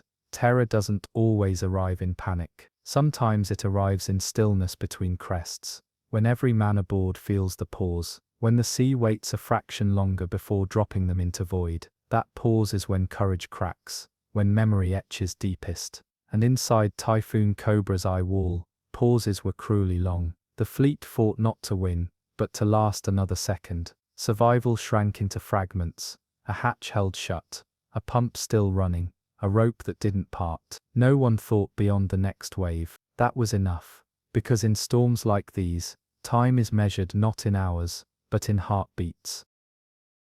When daylight finally bled through, it carried no warmth, only a pallid glow that revealed destruction more vicious than the storm's noise. Seas, though still immense, had softened their rhythm. What was left behind was silence punctuated by the absence of ships that should have been there. Where destroyers once rolled shoulder to shoulder, only oil slicks remained. Iridescent sheens stretched thin as lies across a grey surface. Carriers limped forward, decks torn, hangar doors twisted, aircraft crumpled in chains like insects pinned for study. Cruisers sat low in the water, paint stripped by salt and rain, seams still groaning with strain. Radios whispered names of vessels, each met with long pauses and replies too clipped to hide their meaning. Missing, overdue, presumed gone. Hook this thought close. Storms don't just crush steel, they erase patterns of certainty. Geometry of fleet became scatter of debris. Precision of orders became silence. Pride became lists scratched into logbooks with hands shaking from fatigue, not fear, because fear had already burned itself out in the long night. Survivors moved like sleepwalkers, their bodies wrapped in tasks that demanded repetition, soundings taken, cracks chalked, pumps checked, cables retied. Each act was a prayer to keep water where it belonged. On deck, sailors looked at each other without speaking, their eyes full of questions they'd never phrase, because asking would mean acknowledging who wasn't answering roll call anymore. Commanders composed messages. Every word weighed heavier than iron. Reports travelled ashore, not as stories but as fragments. Vessels lost with all hands, weather beyond prediction, structural failures, catalogued in sterile detail. But inside every report hid truth, that no pen captured, that men had watched comrades vanish in seconds, that entire ships had gone down without even time for distress, that courage had not failed, but had simply been too small against the math of wind and water. By noon, skies lightened into a deceptive blue, gulls circling wreckage, their cries the only voices carried above waves.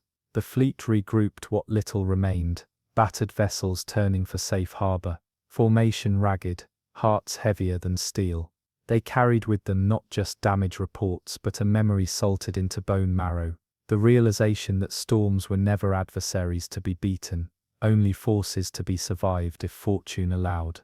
Hook this certainty: storms don't test skill, they reveal limits, and Typhoon Cobra revealed them all. Those who lived carried scars invisible, triggered years later by the hiss of rain on metal, or the groan of a ship rolling against beam seas. History would file the disaster under Typhoon, casualty counts, lessons learned. But for those who survived, it became a permanent echo, an unfinished sentence spoken by the ocean, one that could never be answered, only endured. Morning light over the Caribbean shimmered like glass, deceptive in its clarity. A passenger liner sat in harbour, decks busy with last-minute checks, ropes slapping water, luggage clattering down gangways, families crowded rails, waving to figures on shore, unaware how quickly routine can sour. Orders rang sharp, lines off, engines ahead, course set east by southeast. Smoke curled from funnels, a promise of progress. Beneath the ease of departure, though, the barometer had begun its steady betrayal. Old dockhands on shore sniffed the air, muttered about pressure, about birds that had vanished. But ships live by schedule, not by omens. The liner pushed free of the harbour mouth, bow rising against the Atlantic's first long breaths. Hours stretched. The horizon blurred as haze thickened, blue sky bending toward yellow. Wind climbed from breeze to push, rippling white across swells that grew uneven. In dining rooms, waiters adjusted silverware as tables tipped, then tipped again. Children laughed at the roll, not yet aware of what rhythm meant. Above, officers paced the bridge, eyes flicking from compass to horizon to clouds building darker bellies. The captain noted the shift, but held course.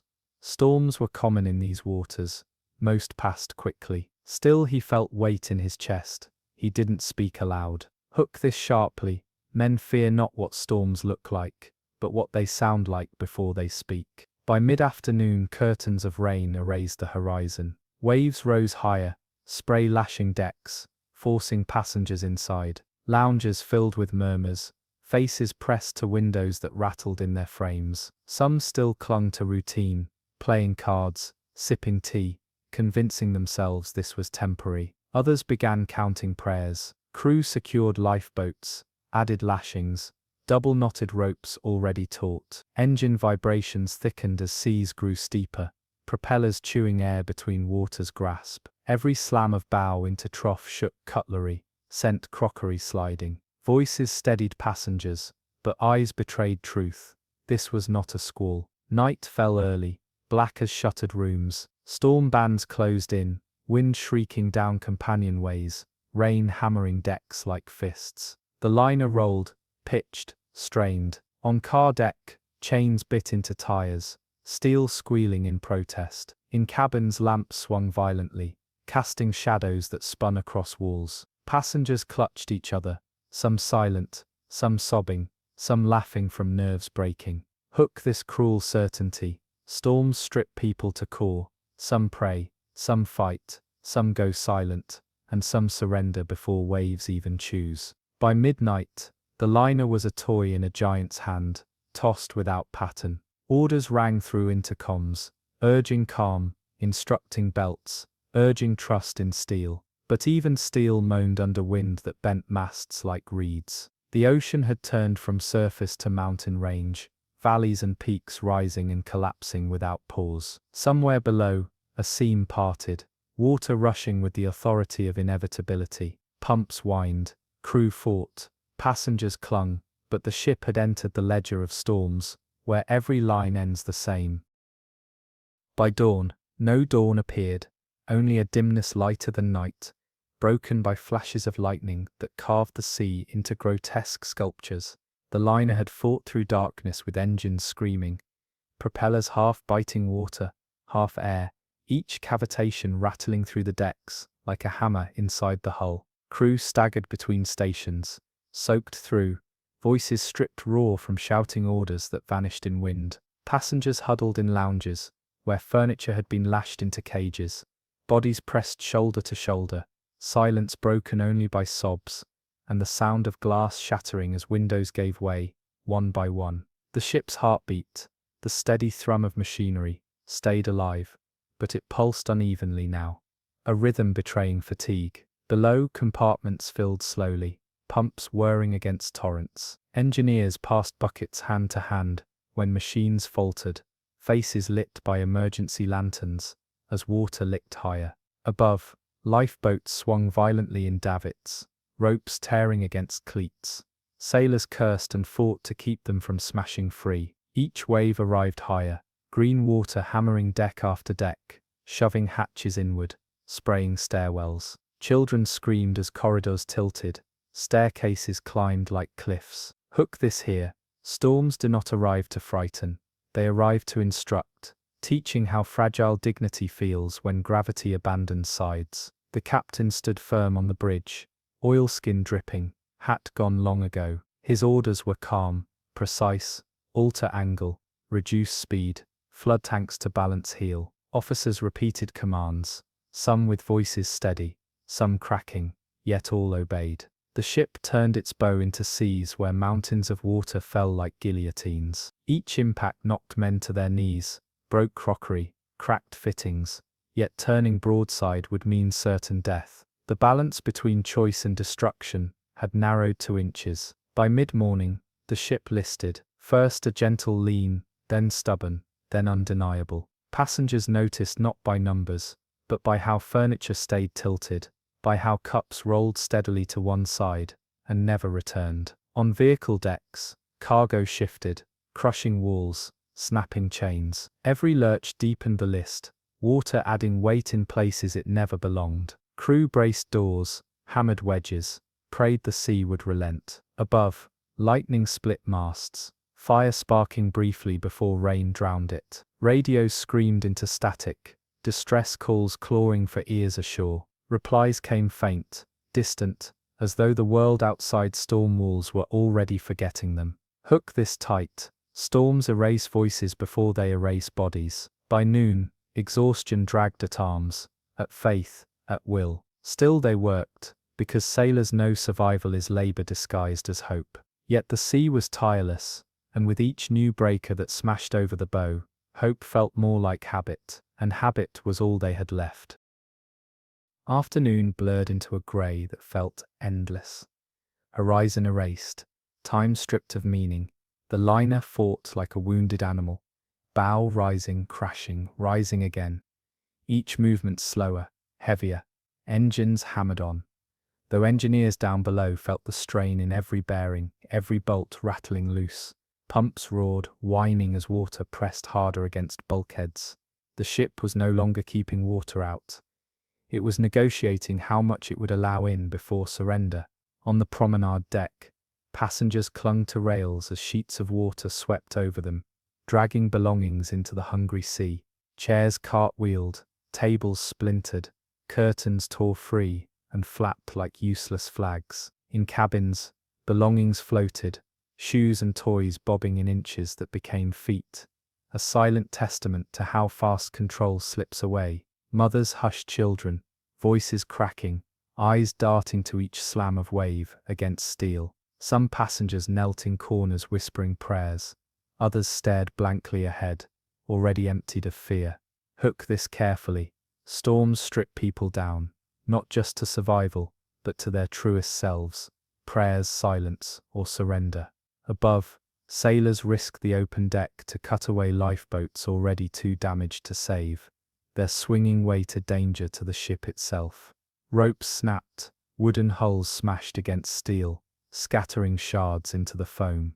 The few boats that survived hung ready but useless in seas that would never permit lowering. Men lashed themselves to rails, hands bleeding from rope burns, eyes stinging from salt, yet still obeyed orders barked through wind that shredded sound. Discipline held because there was nothing else left to hold. The captain's face was drawn, lit by dim lamps, his eyes on instruments that faltered with each lightning strike. He knew what his crew knew but would not say aloud. The storm had them, and only endurance stood between life and ledger.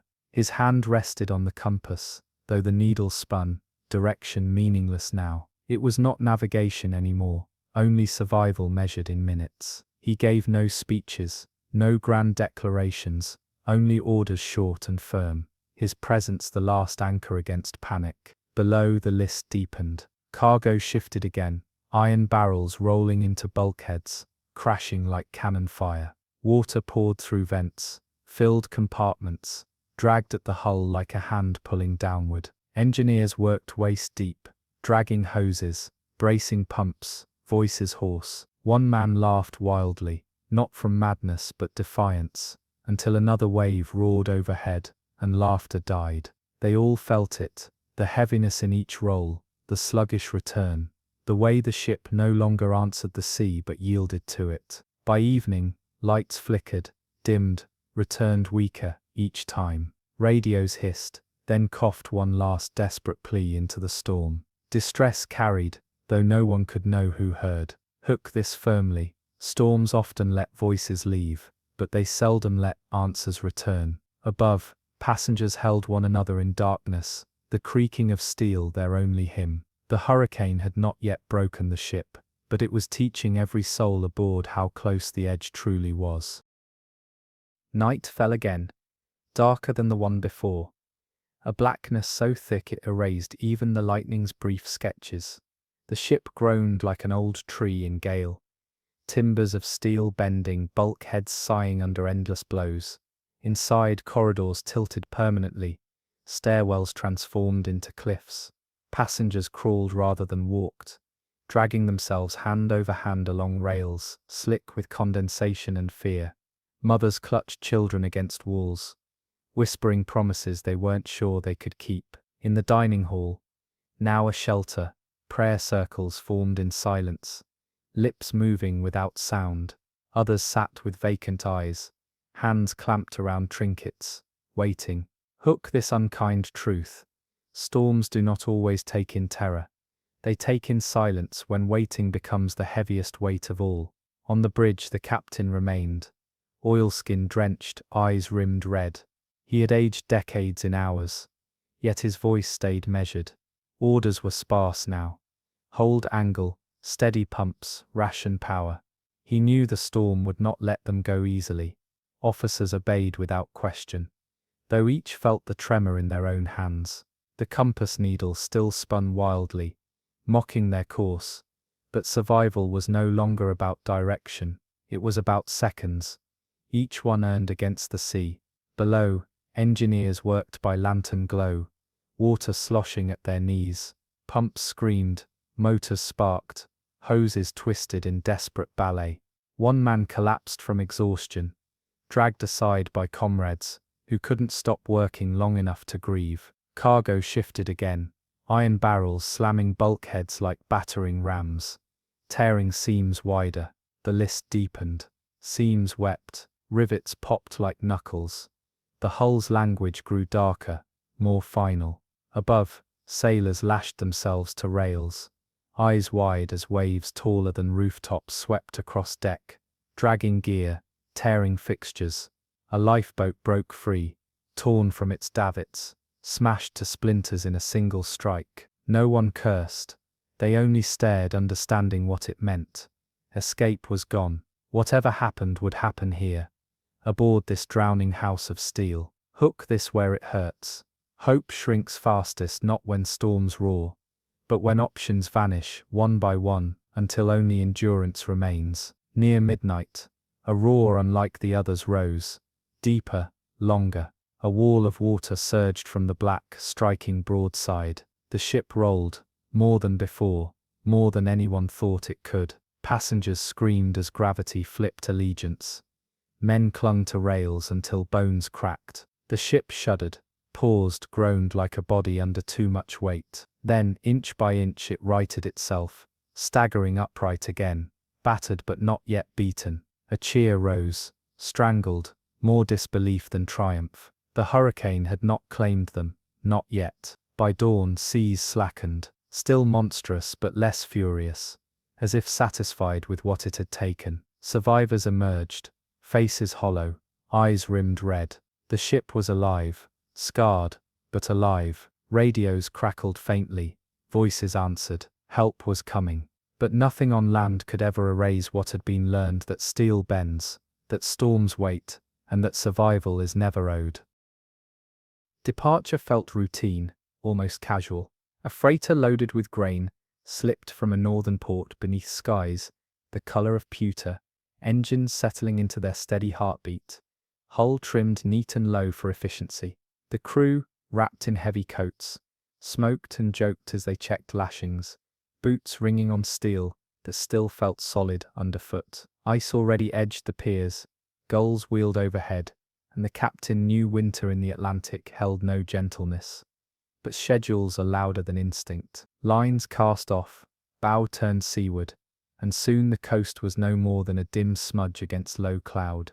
The ocean waited, flat at first, deceptively mild. Hook this early. Storms in winter do not announce themselves with spectacle.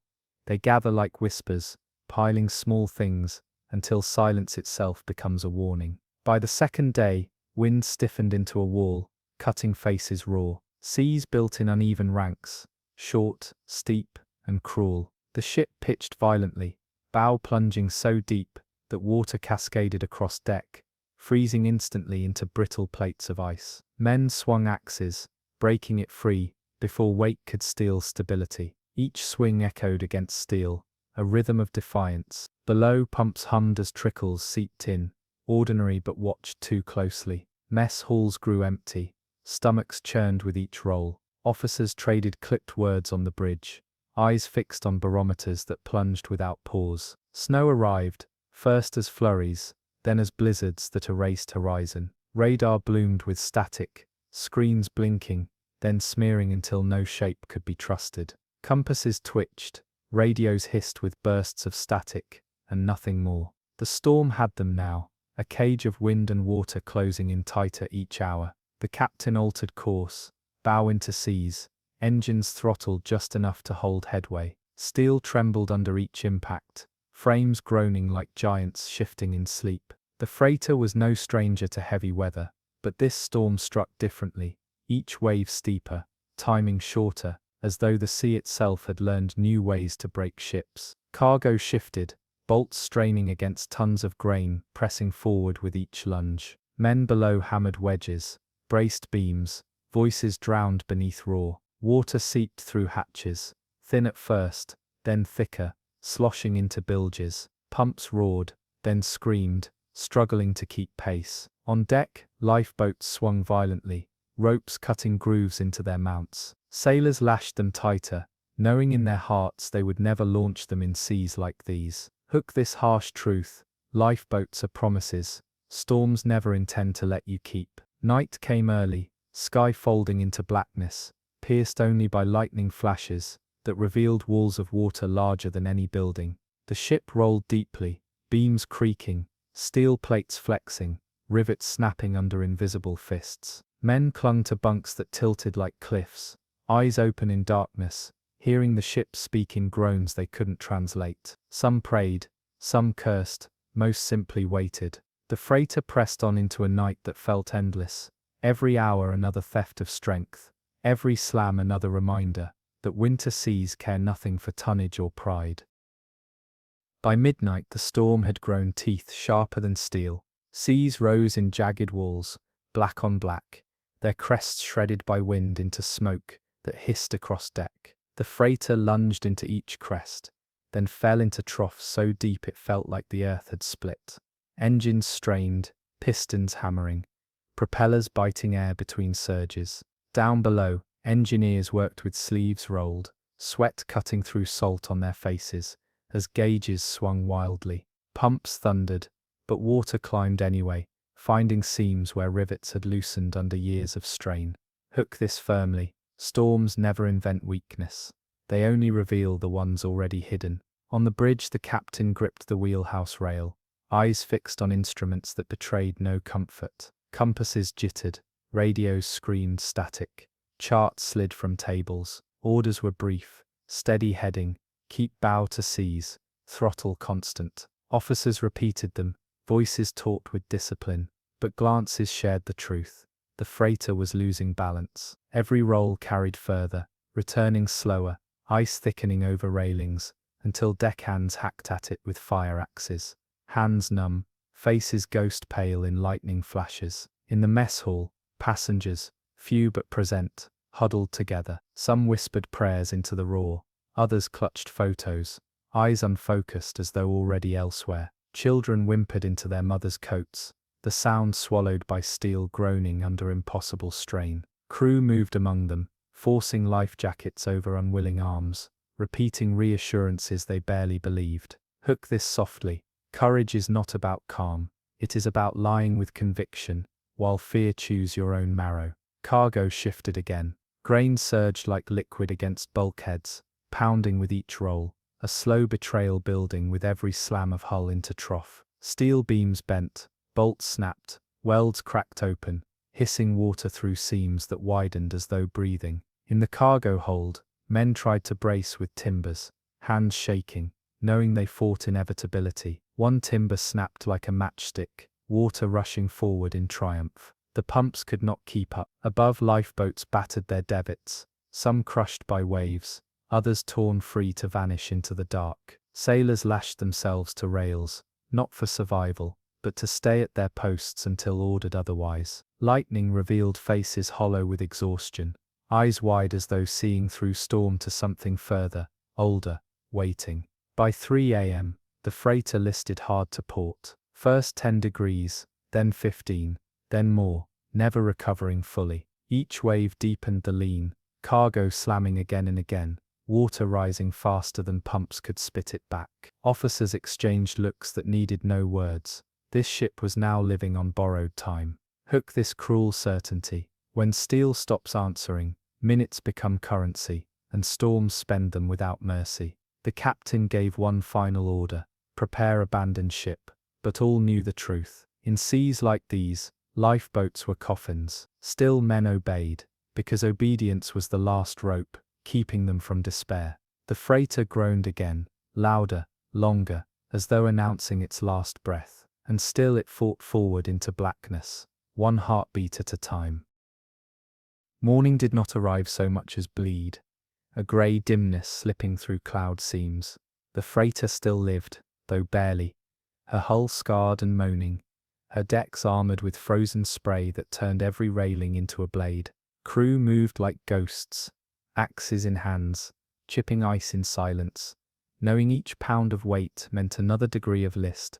Below, engineers slogged through rising water, sloshing knee-deep now, pumps whining, as if begging for mercy. They did not stop. Storms don't allow stopping. Hook this truth. Storms are not loudest in their rage, but in the labour they demand after rage passes. The ship leaned harder to port. Cargo shifted again, slamming bulkheads with iron fists. Grain, once neat, had liquefied under motion, surging like an unseen ocean inside steel walls. With each roll, tons of it pressed forward, back, side, tearing at the ship's spine.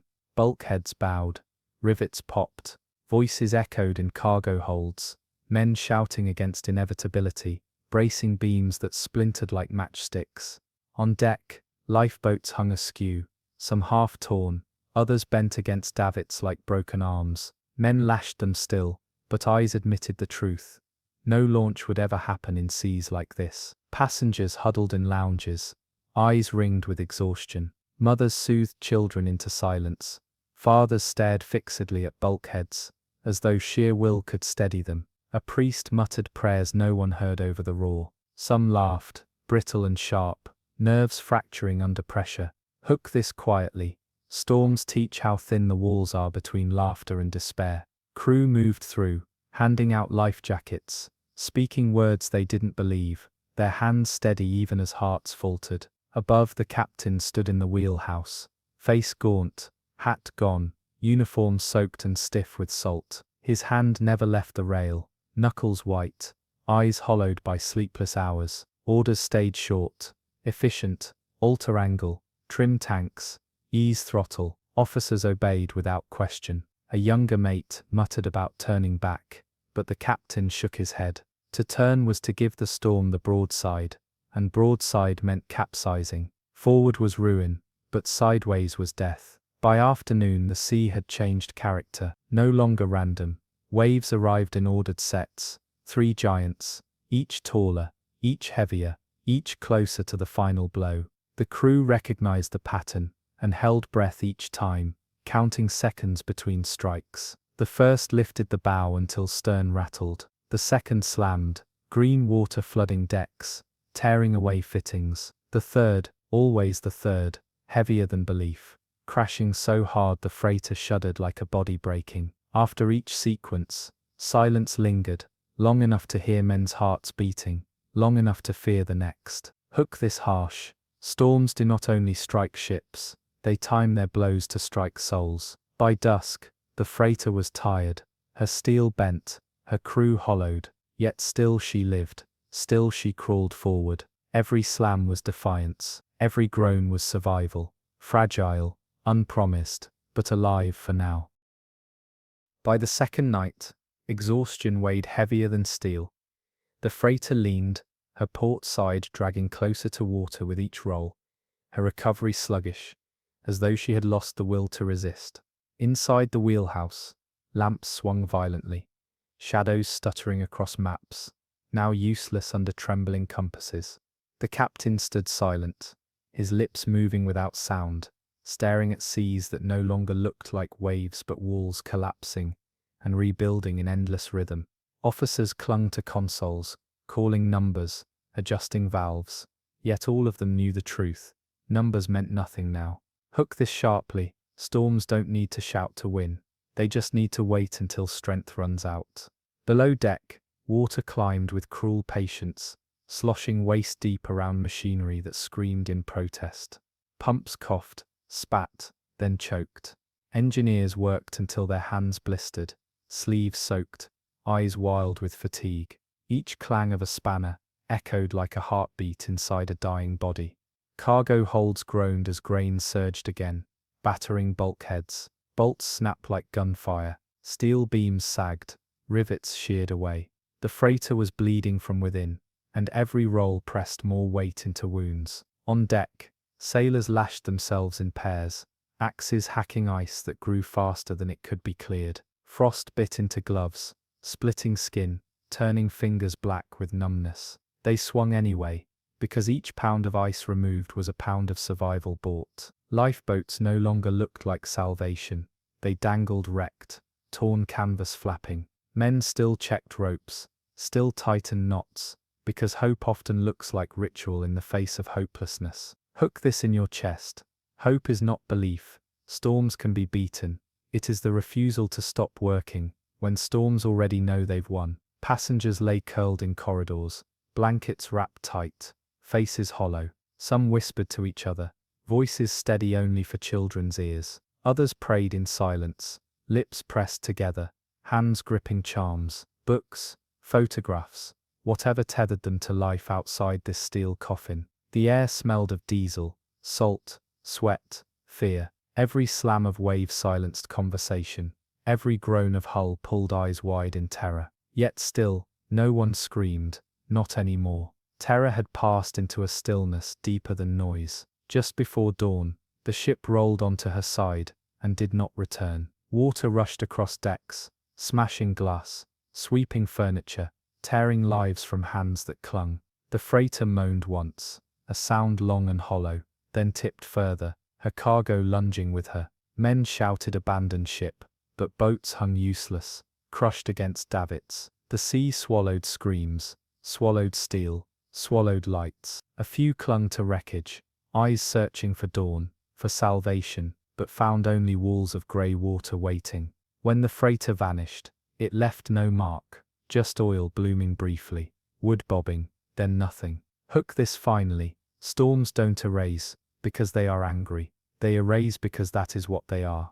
And the North Atlantic, in winter, erases most of all. Convoy lines stretched across the Pacific. Merchant ships loaded deep, escorts keeping distance like watchful shadows. Engines throbbed steady, smoke trailing against skies too pale for comfort. The air felt wrong, heavy, hushed, as if the ocean itself held its breath. Old sailors muttered about stillness, about how waves lost rhythm before real storms. But orders pressed ahead, cargo and schedule louder than instinct. Ropes creaked, fittings rattled, yet the ships moved on, bows cutting glassy water that looked more like oil than sea. By dusk, clouds had built towers on every horizon. They rose black against the fading sun, their bellies lit sickly green. The barometer kept dropping, digits falling slow but relentless. Wind shifted fitfully, chasing itself across decks. Gulls vanished, horizons smudged into haze, and the sea went flat in that uncanny way sailors feared most. The stillness carried weight, even voices dropped low, as if sound itself might provoke what waited. Rain arrived in sheets, not drizzle, but hammers. Visibility shrank until ships could no longer see their nearest partner. Radios crackled with broken bearings, clipped orders, unanswered calls. Wind roared sudden, veering without pattern, slamming hulls broadside, then vanishing again. Seas rose sharp, short, steep, forcing bows skyward before plunging them down into troughs that slammed like stone walls. Each impact rattled through frames, a drumbeat that drowned thought. One freighter caught the first real breaker. A wall of green water fell across her bow, smashing hatches, flooding holds before pumps even started. Deck crew were swept clean in an instant, vanished into spray without a cry. Cargo shifted, barrels tearing free, smashing bulkheads. The ship rolled hard to port, staggered back, rolled again deeper. On the third roll she did not return.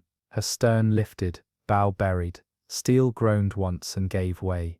Men clung to rails that bent under their hands as the freighter capsized, screws still thrashing air before sea swallowed them whole. Nearby, a tanker fought to keep her head into waves. Each crest crashed higher, tearing fittings, dragging anchors loose to slam against her sides. Chains snapped, lifeboats twisted in davits. Below, engineers waded knee-deep, water pouring faster than pumps could spit back. Lights flickered, turbines coughed, then died. Heat dropped, steam hissed, alarms shrieked before vanishing into silence. Another breaker rolled her down hard, her deck disappearing beneath black water, her bow pinned. She never rose again. Elsewhere, the storm had scattered the rest. Merchant hulls and escorts vanished from sight, voices cutting out mid-sentence over radios. Each call grew shorter, weaker, then gone. Darkness swallowed the fleet, leaving only roaring wind and crashing seas, and still the Typhoon built higher. The storm grew heavier with every hour, rain slashing decks like whips, wind screaming through rigging until it felt alive. Ships rolled in sickening arcs, masts bowing, funnels shaking, as if trying to tear themselves free. Water poured over bows in endless green walls, smashing hatch covers, flooding companionways.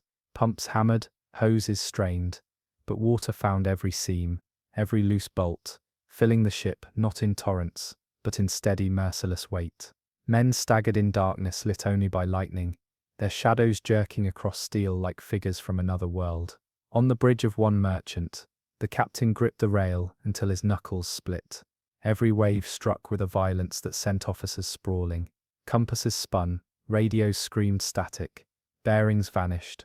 Orders grew shorter, sharper, close doors, flood tanks, lash again, hold bow true. Sailors crawled on hands and knees, dragging lines, wedging crates, hacking at ice as spray froze instantly against steel. They did not speak beyond what duty required. Words were wasted in wind that swallowed them whole. Below, the engine room throbbed with effort. Boilers roared, pistons slammed, propellers clawed for grip they could barely hold. Water seeped through floor plates, pumps gurgling, alarms whining without pause. Engineers passed tools hand to hand, shouting over the roar, their voices stripped raw. One man collapsed, dragged aside by another, who never stopped working. It was not heroism, it was routine, survival learned in muscle memory. Hook this here, Storms do not always break men suddenly.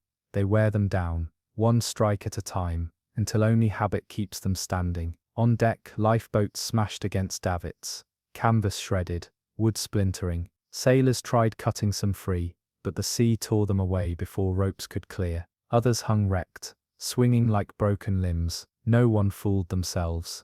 There would be no launching boats in seas like this. Still, men worked the lashings, because work meant living, even when hope was already gone. One destroyer rolled so hard, her deck tilted near vertical. Men slid across steel, slammed into rails, vanished into black. The ship groaned, screws thrashing air before biting water again. She recovered, but slower, bow shuddering, seams cracking. Flooding alarms rang below, pumps racing, engineers waist-deep in freezing water. Lights flickered, dimmed, came back weaker. A young officer crossed himself, lips moving soundlessly as lightning lit his face pale as chalk. Another freighter, further astern, was less fortunate. Cargo tore loose, grinding bulkheads into ruin. Her list deepened with every wave until she lay pinned on her side. For a moment she hung there, deck awash, then a final breaker finished her. She rolled capsized, and was gone before distress could be sent. The ocean closed over her without trace, as though she had never existed, and still the storm strengthened, its eye yet to come. Darkness thickened, until sea and sky became one weight pressing down. The wind no longer gusted, it screamed steady, a wall of sound that flattened thought. Rain struck like steel shot, stinging skin raw, finding seams in clothing, blinding eyes. Decks vanished beneath waves, taller than masts, the sea no longer a surface, but a mountain range rising and collapsing without rhythm. One merchant shuddered under the onslaught, her bow plunging deep, stern lifting, until propellers thrashed air. Each roll carried further, each recovery slower. Cargo below shifted, beams splintered, barrels tore free and slammed steel bulkheads like rams battering gates. Engineers fought in rising water, pumps whining, valves clattering, gauges swung red, alarms shrieked until drowned in static. The list worsened. 15 degrees, then 20, then more. With every crash, her bones bent further, and men below felt the difference in their knees. On another ship, smaller and lighter, the storm's cruelty came faster. She heeled nearly broadside, a breaker crashing over her bridge, tearing away everything unsecured. Crew crawled on hands and knees, eyes burning with salt, axes in hand to hack free wreckage, threatening to drag the ship under. One lifeboat ripped from its davits, torn into fragments before it touched water. Men lashed themselves to rails, not to survive, but to remain part of the ship a little longer. Lightning lit the convoy's ruin, shapes emerged for heartbeats, another hull rolling steeply, another vanished entirely, smoke trailing into nothing. Radios burst with clipped cries, listing, flooding, engines out. Then silence. Each voice cut off was another ship gone, another 100 lives swallowed in seconds. Hook this here. Storms don't give warnings when endings arrive. They cut voices mid-sentence, leaving silence as the only answer. On the escorting destroyer, discipline held longest. Orders barked sharp, steering adjusted, ballast shifted.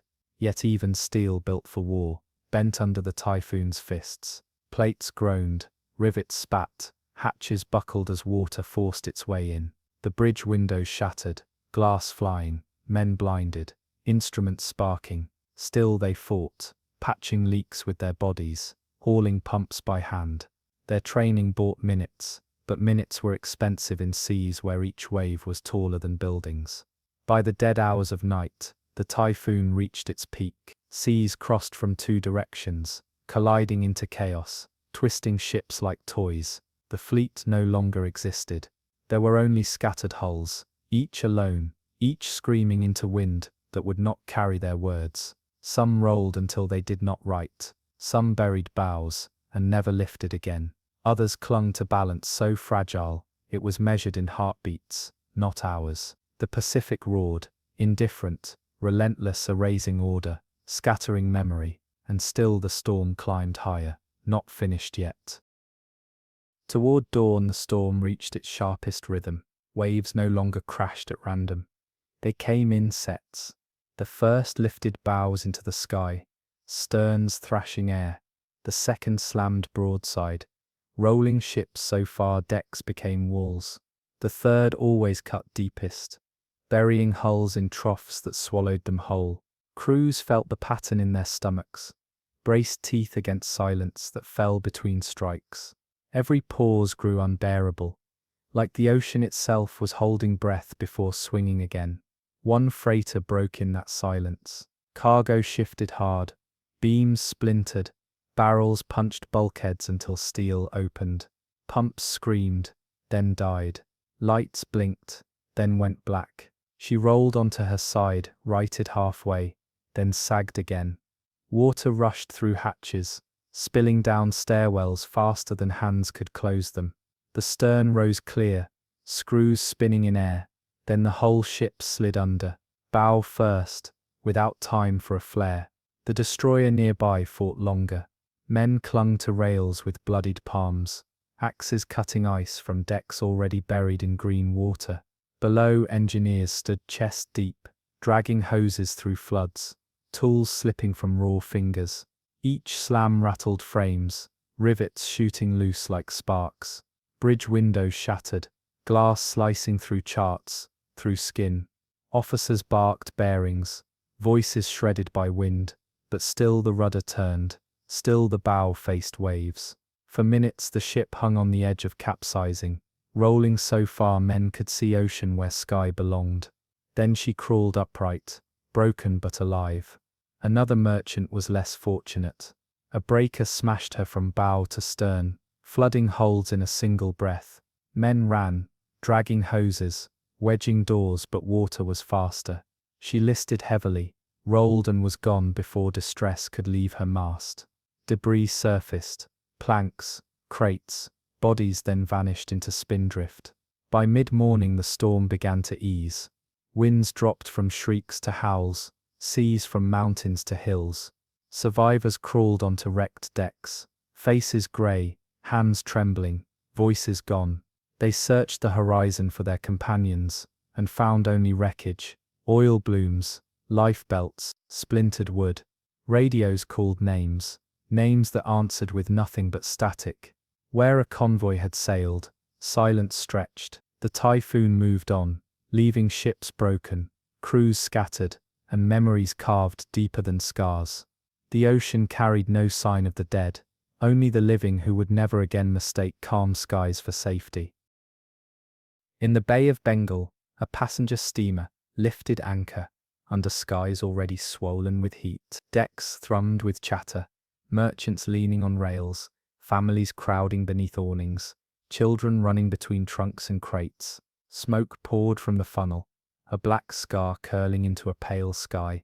The captain scanned instruments, barometer sliding lower than he liked, but schedules pulled harder than instinct. Engines rumbled steady, and the ship pushed free of the harbour mouth, bow lifting over calm swells that gave no warning. Hours passed, heat thickened, pressing like a hand across lungs. Clouds gathered in towers, their shadows turning sea from blue to iron. Wind gusted sudden, knocking hats into water, rattling rigging in short bursts. Passengers laughed nervously, mistaking omen for entertainment. Officers tightened lashings, their eyes already restless. Then the first band struck. Rain drove sideways, hammering deck awnings flat, sending passengers scrambling inside. Visibility collapsed to a few yards, horizon erased, sea rising beneath them like a trapdoor lifting. The storm spun tighter, waves climbed, short and steep, smashing bow plates,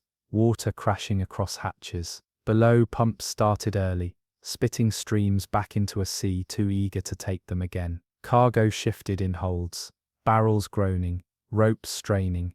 On deck, lifeboats swung wild, crews fighting to lash them down, every blow threatening to rip them loose. Passengers clutched railings, faces pale under flickering lights. In corridors, children cried into their mothers' coats as the ship rolled, floors tilting until footsteps became crawls. A breaker struck broadside, rolling her hard. Crockery smashed, Furniture tumbled, men thrown against steel bulkheads. Water burst through scuppers, sloshing across decks, dragging shoes, hats, voices. She staggered back upright, but the lean stayed.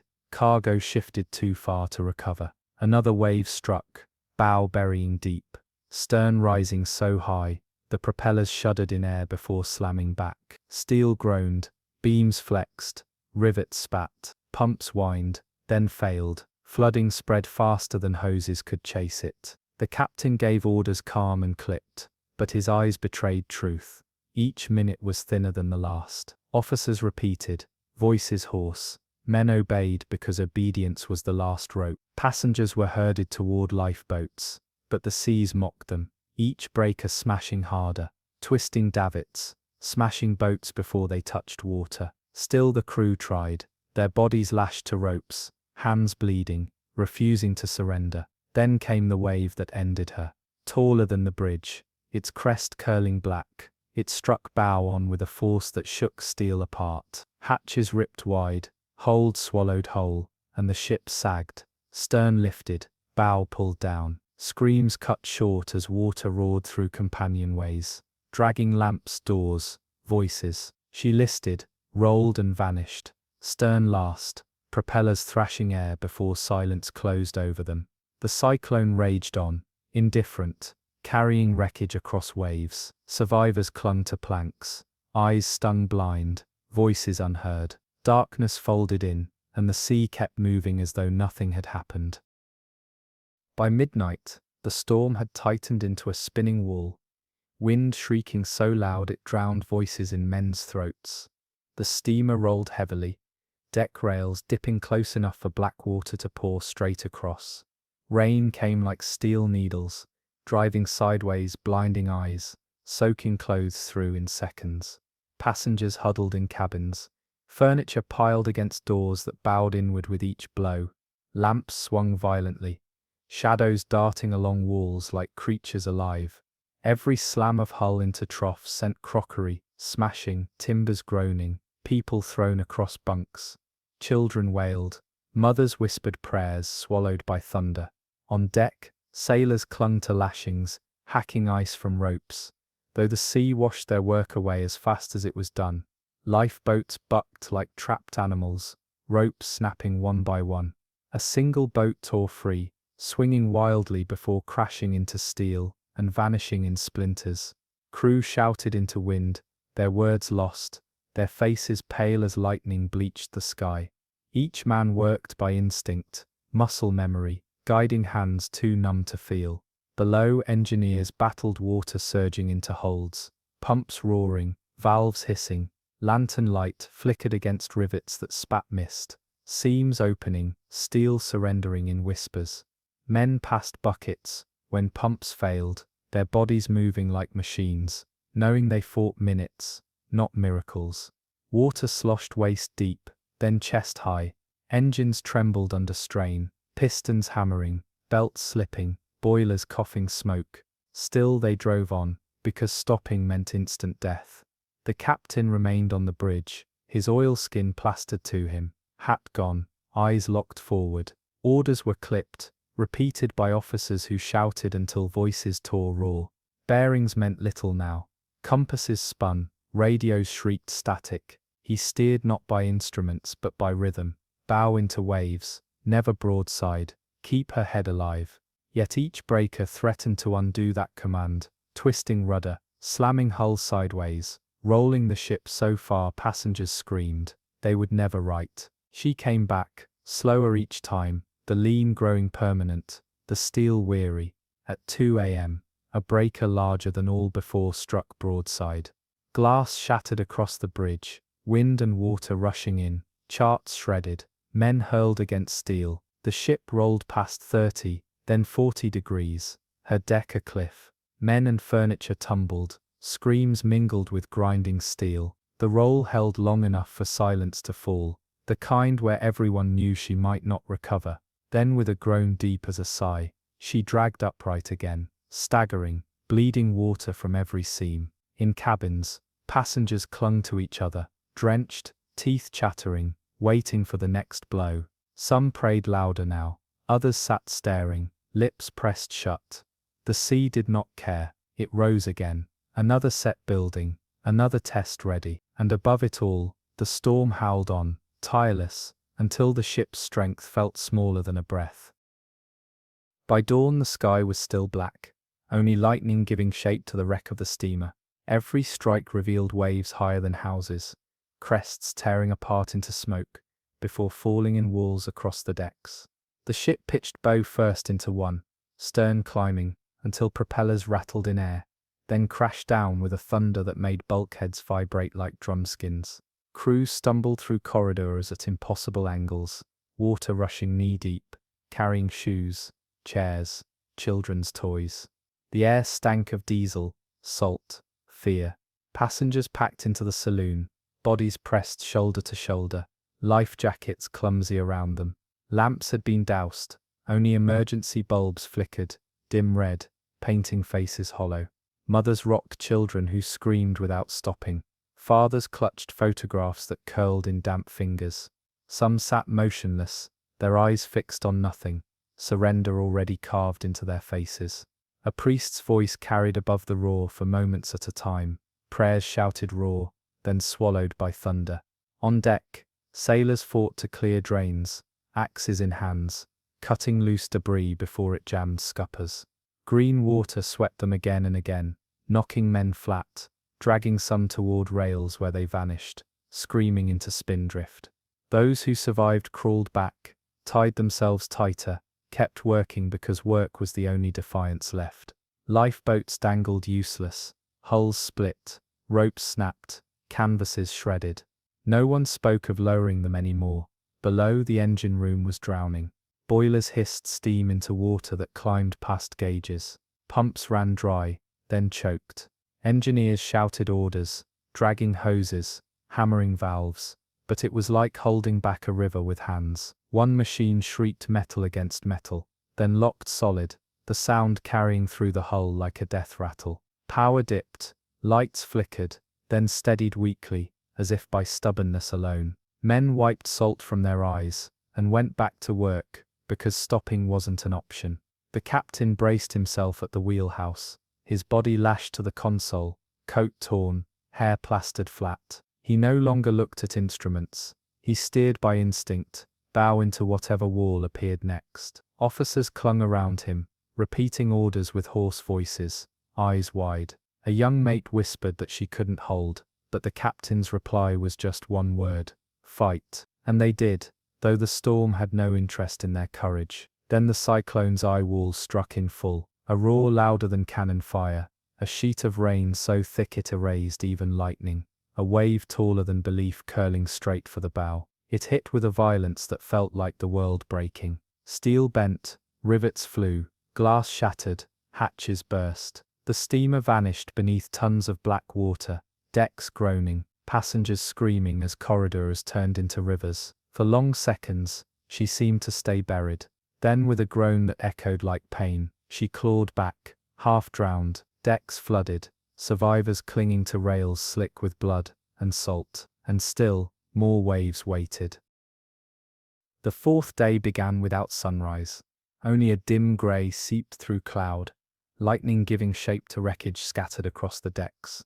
The steamer listed heavily, her bow dragging lower with each mile of water rushing inside. Pumps had failed completely. Hoses lay abandoned. Water swirled ankle-deep in cabins and chest-deep below. Engineers who had fought through nights stood silent now, their hands raw, their eyes bloodshot. They could do no more. On deck, the storm's violence had carved the ship bare. Railings were twisted, lifeboats splintered, davits hanging empty like broken ribs. Crates had burst free, timber and luggage lashed in corners, slamming with each roll. Passengers stumbled through corridors on all fours, children strapped to mothers with belts, fathers carrying blankets soaked heavy with salt. Every step was uphill, the list growing worse, the lean permanent. Prayers were louder now, shouted into the roar, desperate bargains thrown into wind that cared nothing. The captain stayed on the bridge, his face drawn but his voice still clipped. He ordered tanks flooded to counter-heel, but water moved faster than ballast. He ordered doors sealed, but pressure bent them inward, hinges popping. He ordered men to stand ready at boats, though all knew no boat could survive seas like these. Orders continued anyway, because silence would have been worse. Officers repeated them, voices hoarse, hands trembling, yet still obeying. Discipline had shrunk to its barest form. Do the next thing, no matter how small. At noon the sea delivered the breaker that ended her. A wave taller than the bridge, crest curling black, struck with full weight. It ripped through hatches, tore doors from hinges, swept the promenade clean.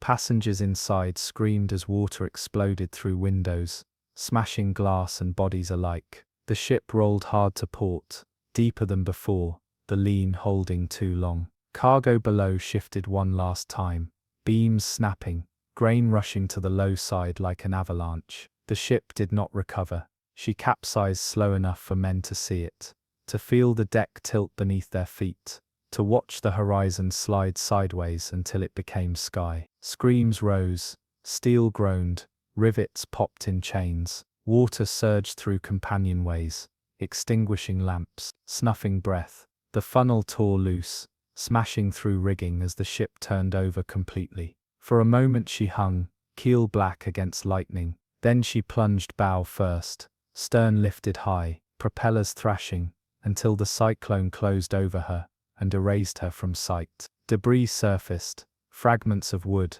torn canvas, lifebelts spinning in spray. Survivors clung to planks, their voices ripped away by wind, their bodies flung against waves that offered no mercy. Lightning-lit faces pale, mouths open, arms reaching. Each flash revealed fewer. By evening, only wreckage remained. The cyclone moved on, carrying silence in its wake, leaving the sea bare and indifferent once more. Convoy routes through the North Atlantic were lined with ice. Merchant ships running heavy under war cargo, escorts trailing and circling. Decks were coated in frost before dawn, men swinging axes to break hatches free, boots clanging against steel, hard as stone. Engines rumbled beneath, vibrations steady but heavy, pushing hulls into seas already unfriendly. The barometer slid, unnoticed at first, digits dropping slow as a whisper. Above, sky turned to iron, clouds sealing horizon until day looked like dusk. By evening the first swell struck, short, steep, bitter cold, spray freezing instantly against rails. Ice thickened along rigging, lifeboats groaned under weight. Men swung harder, breaking it away in chunks, hands numb, faces raw. The convoy pressed on, bows burying deep, sterns shuddering, screws cavitating with every plunge. Orders crackled across radios, tighten spacing, adjust course, but static smothered half the words. Night fell, blacker than ink, ships vanishing from each other's sight, only the sound of waves proving they still sailed together. The storm grew through hours. Seas became walls, wind screaming through rigging, snow lashing sideways, until visibility shrank to arm's length. On one freighter, cargo shifted in holds, barrels breaking loose, crashing like artillery against bulkheads. Engineers below fought leaks, pumps spitting weak streams against floods, rising faster. Lanterns flickered, faces pale, every clang of steel, another reminder the ship was cracking open from within. Above, sailors lashed themselves to rails, chopping ice that regrew before axes could swing again. Lifeboats dangled wrecked, davits bent, canvas ripped. No one spoke of lowering them now. The ship rolled deeper each time, recovery slower, list permanent. Passengers clung to rails in darkness, prayers muttered into storm, voices thin, vanishing into roar. Then the breaker came, taller than bridge wings, its crest curled black against lightning. It struck bow on, tearing hatches, flooding holds in a single rush. The ship staggered, leaned hard, shuddered once, then slid down into trough without strength to rise. Screams cut short as water poured across deck, swallowing lamps, swallowing names. She capsized in seconds, her stern lifting high, screws thrashing against air before vanishing. Only debris remained. Timbers, crates, lifebelts spinning in spray, then even they slipped beneath. The convoy carried on, Each ship alone now in darkness, each crew listening for the next impact, each heart braced for silence that came without warning. The storm thickened through the night. Snow drove sideways, plastering masts and shrouds, until every line vanished into white. Visibility shrank to nothing. Ships once a few cables apart, now vanished completely, each sailing blind. The convoy was no longer a line. It was fragments scattered by the sea, each hull alone. Wind howled against steel, waves striking broadside, rolling decks, until men crawled on hands and knees. On one freighter, cargo tore loose, timber crates breaking, iron drums smashing bulkheads. The list grew sharper, recovery slower. In holds below, water poured faster than pumps could drive it back. Engineers stood waist deep, hauling hoses, hammering valves, shouting until their voices cracked. One pump screamed, then failed. The compartment filled fast, men scrambling up ladders as black water surged behind them. Steel groaned under the weight. Above, the captain clung to the bridge rail, oilskin soaked, eyes hollow. His officers barked orders, their faces pale, hands trembling as the compass spun. Radio hissed with bursts of static, fragments of other ships crying bearings before cutting off mid-word. Distress calls came clipped. Flooding, pumps gone, listing, then silence. Each silence meant another ship lost. Crew on deck swung axes against ice-crusting rails, hacking until their arms burned. Ice grew faster than men could break it, weighing hulls, dragging stability away ounce by ounce. Lifeboats sagged under the weight, davits bent, ropes snapping with pistol cracks. One boat crashed down the side, vanished in spray. No one cursed, there was no strength left for rage. Passengers herded into saloons, sat in dim light, wrapped in blankets, clutching children close. Lamps flickered red across faces drained of hope. Some prayed aloud, voices breaking. Others sat staring blankly into nothing. The ship rolled violently, crockery smashed, furniture skidded, bodies tumbled, screams rose, then drowned, under the roar of waves, hammering the hull. Just past midnight, the blow came. A breaker taller than the funnel, slammed straight across the beam. The freighter rolled, 40-50 degrees, everything sliding, screams tearing through the dark. For long seconds she hung there, frozen, sea pouring across her deck in green torrents. Then she rolled further, past recovery. Men clawed at rails, furniture smashed against walls, water roared through stairwells. The ship capsized, her stern lifting high, screws still spinning before the sea folded her under. Only debris remained, timber barrels, lifebelts drifting in spray. Survivors clung for minutes, their cries thin, torn away by wind sharper than knives. Then darkness swallowed them too. Elsewhere in the convoy, other ships fought on, engines pounding, bows burying, masts bowing. Each crew braced for their own wave, their own silence waiting in the storm.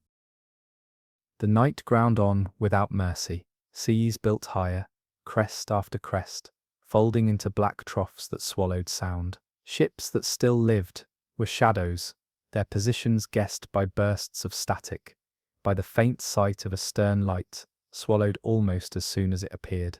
The convoy was a memory now. What remained were scattered hulls fighting alone. On one merchant, the storm's rhythm grew heavier, every wave struck harder, slamming hatches, bending frames. Cargo in the holds shifted violently, iron drums breaking free, barrels pounding steel like cannon fire. The ship leaned left and stayed there, her recovery slower, her balance gone. Engineers sloshed through chest-deep water, dragging hoses, voices ragged from shouting over the roar. Pumps screamed until belts slipped, and engines coughed smoke. The men did not stop, they could not. Their arms moved on instinct, long after hope had gone.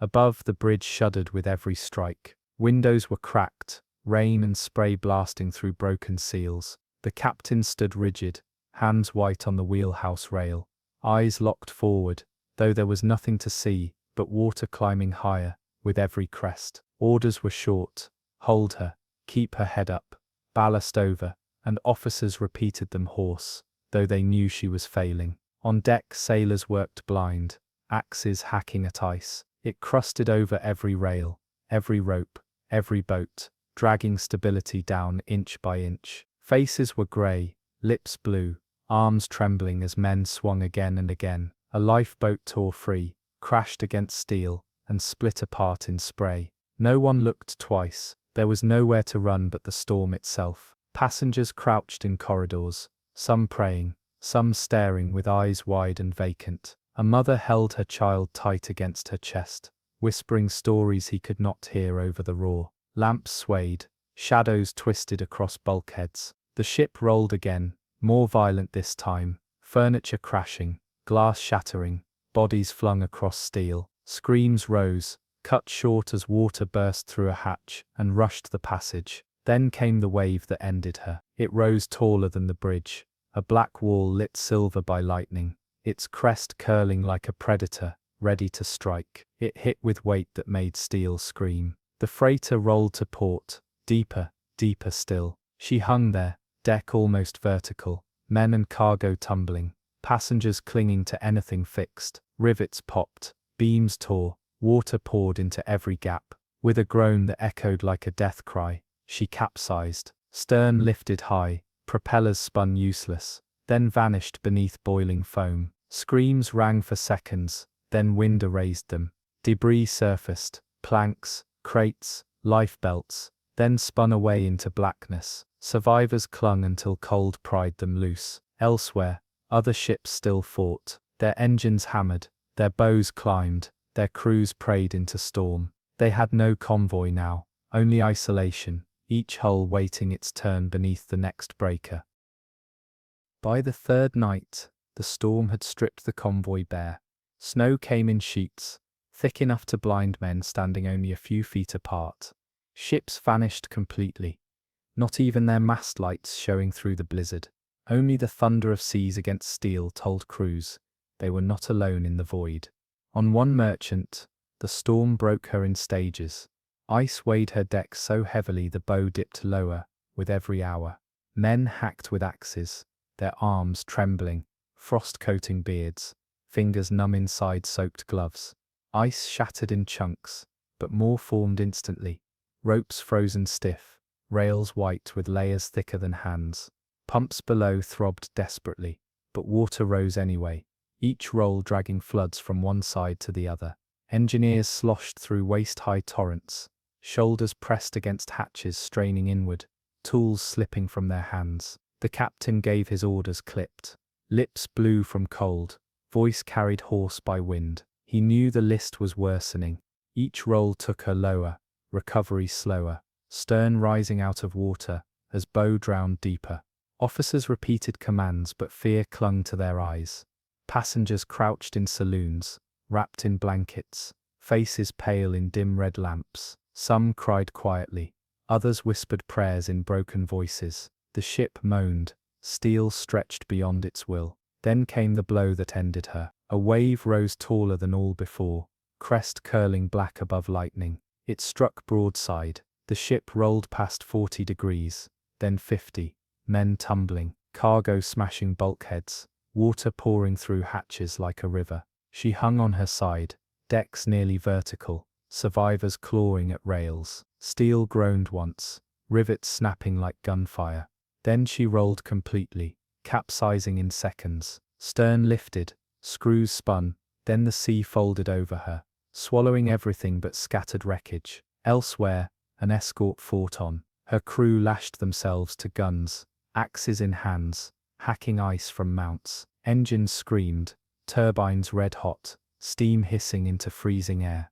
The destroyer plunged into troughs so deep her bow vanished entirely, re-emerging only to slam down with explosions of spray. Below, men waded through floods, dragging hoses, voices gone, arms moving without pause. Every shudder of hull warned them the end could come at any moment. By dawn the storm eased slightly, winds softening from shrieks to howls, seas falling from mountains to hills. Survivors staggered out, faces raw, eyes wide. They searched for the rest of the convoy, and saw only oil slicks, floating wreckage, a lifebelt here. Radios called names, voices pleading into static. No answers came. Where once a line of ships had sailed, only scattered survivors remained. The Atlantic carried on, its surface wiped clean, the convoy's trail erased as though it had never existed.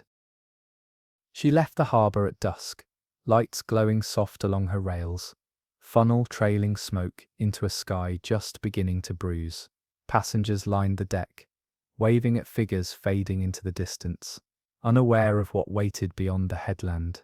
The captain walked the bridge, oilskin folded neatly, his voice calm as he ordered engines ahead. The sea looked tame, a slow roll against the hull, harmless in its rhythm, but the barometer whispered otherwise. The first swell met her within the hour, bow lifting high, crashing down hard enough to rattle crockery below. Passengers laughed nervously, mistaking omen for excitement. Crew checked lashings, voices tight, hands moving faster than their faces betrayed. Wind sharpened, rain stitching across the deck, visibility collapsing into mist. Horizon vanished, replaced by a grey wall that moved closer with every breath. By midnight, the storm had found her. Waves rose in steep ranks, each one hammering the bow, spray slamming against bridge windows. The ship rolled violently, floors tilting, furniture skidding across saloons. Passengers clung to rails, prayers lost in the roar. Below, engineers slogged through rising water, pumps pounding, valves rattling, steel groaned, rivets spat, hatches strained. The list began subtle, then deepened, recovery slower each time. On deck, lifeboats twisted in their davits, ropes shrieking, canvas flapping to shreds. Men hacked at ice with axes, though water swept them flat again and again. Orders barked short, repeated hoarse, drowned by thunder. The captain kept his bow into the seas, but each breaker tried to twist him broadside. He fought the wheel, arms locked, jaw set, knowing one mistake would finish her.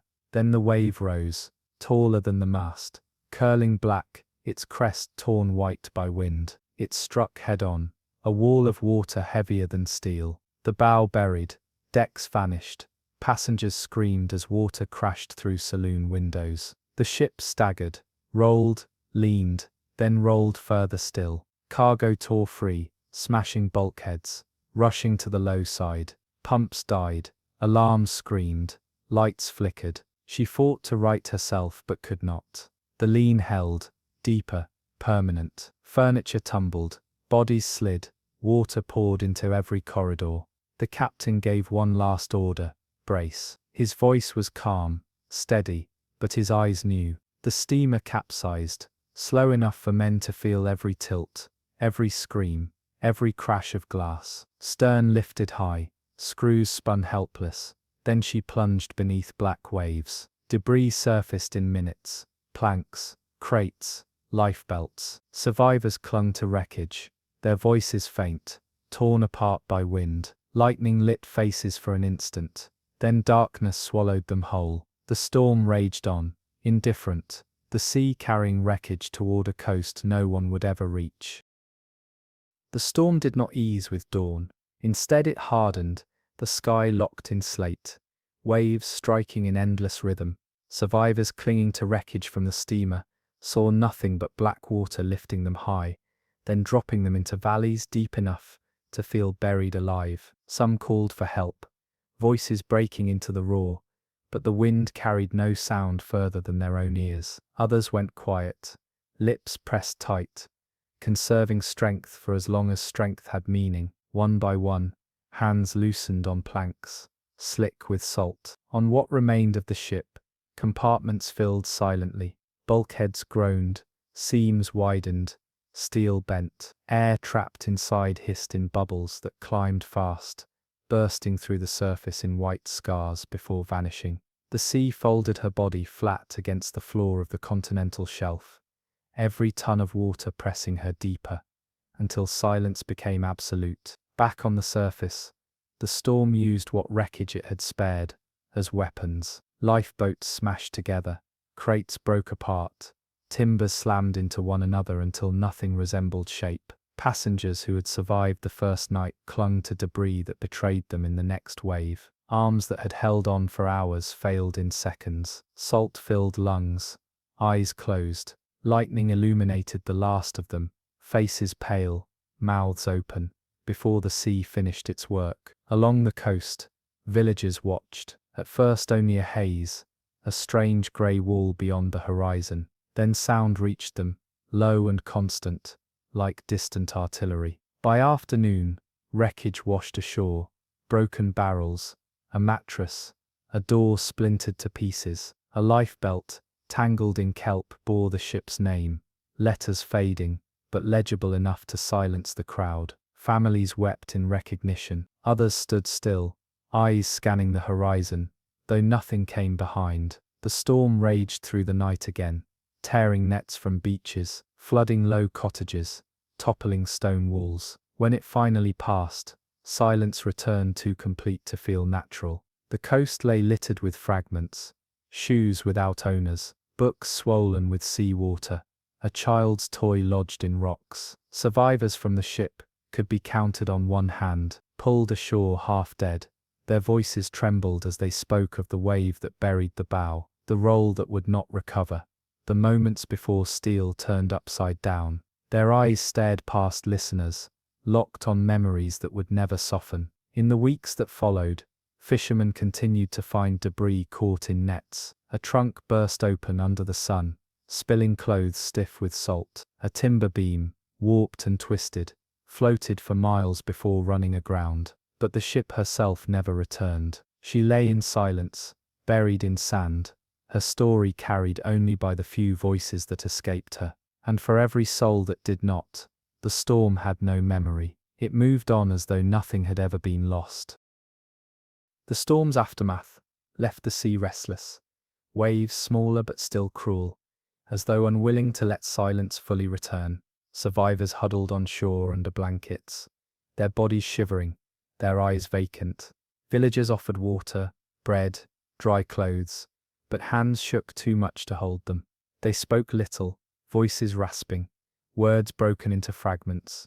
Some described the roll, how the deck became wall, how furniture and people slid together into the sea. Others muttered of darkness, of water roaring through stairwells, of screams that vanished before they reached another ear. Rescuers combed beaches for bodies. Nets dragged lifebelts, shoes, coats, a timber beam with nails still protruding washed ashore. Fishermen staring at it in silence before carrying it to higher ground. A diary floated in, pages swollen, ink blurred into unreadable stains. A child's doll, its face split by salt, lodged in rocks and stared at the horizon with glass eyes clouded.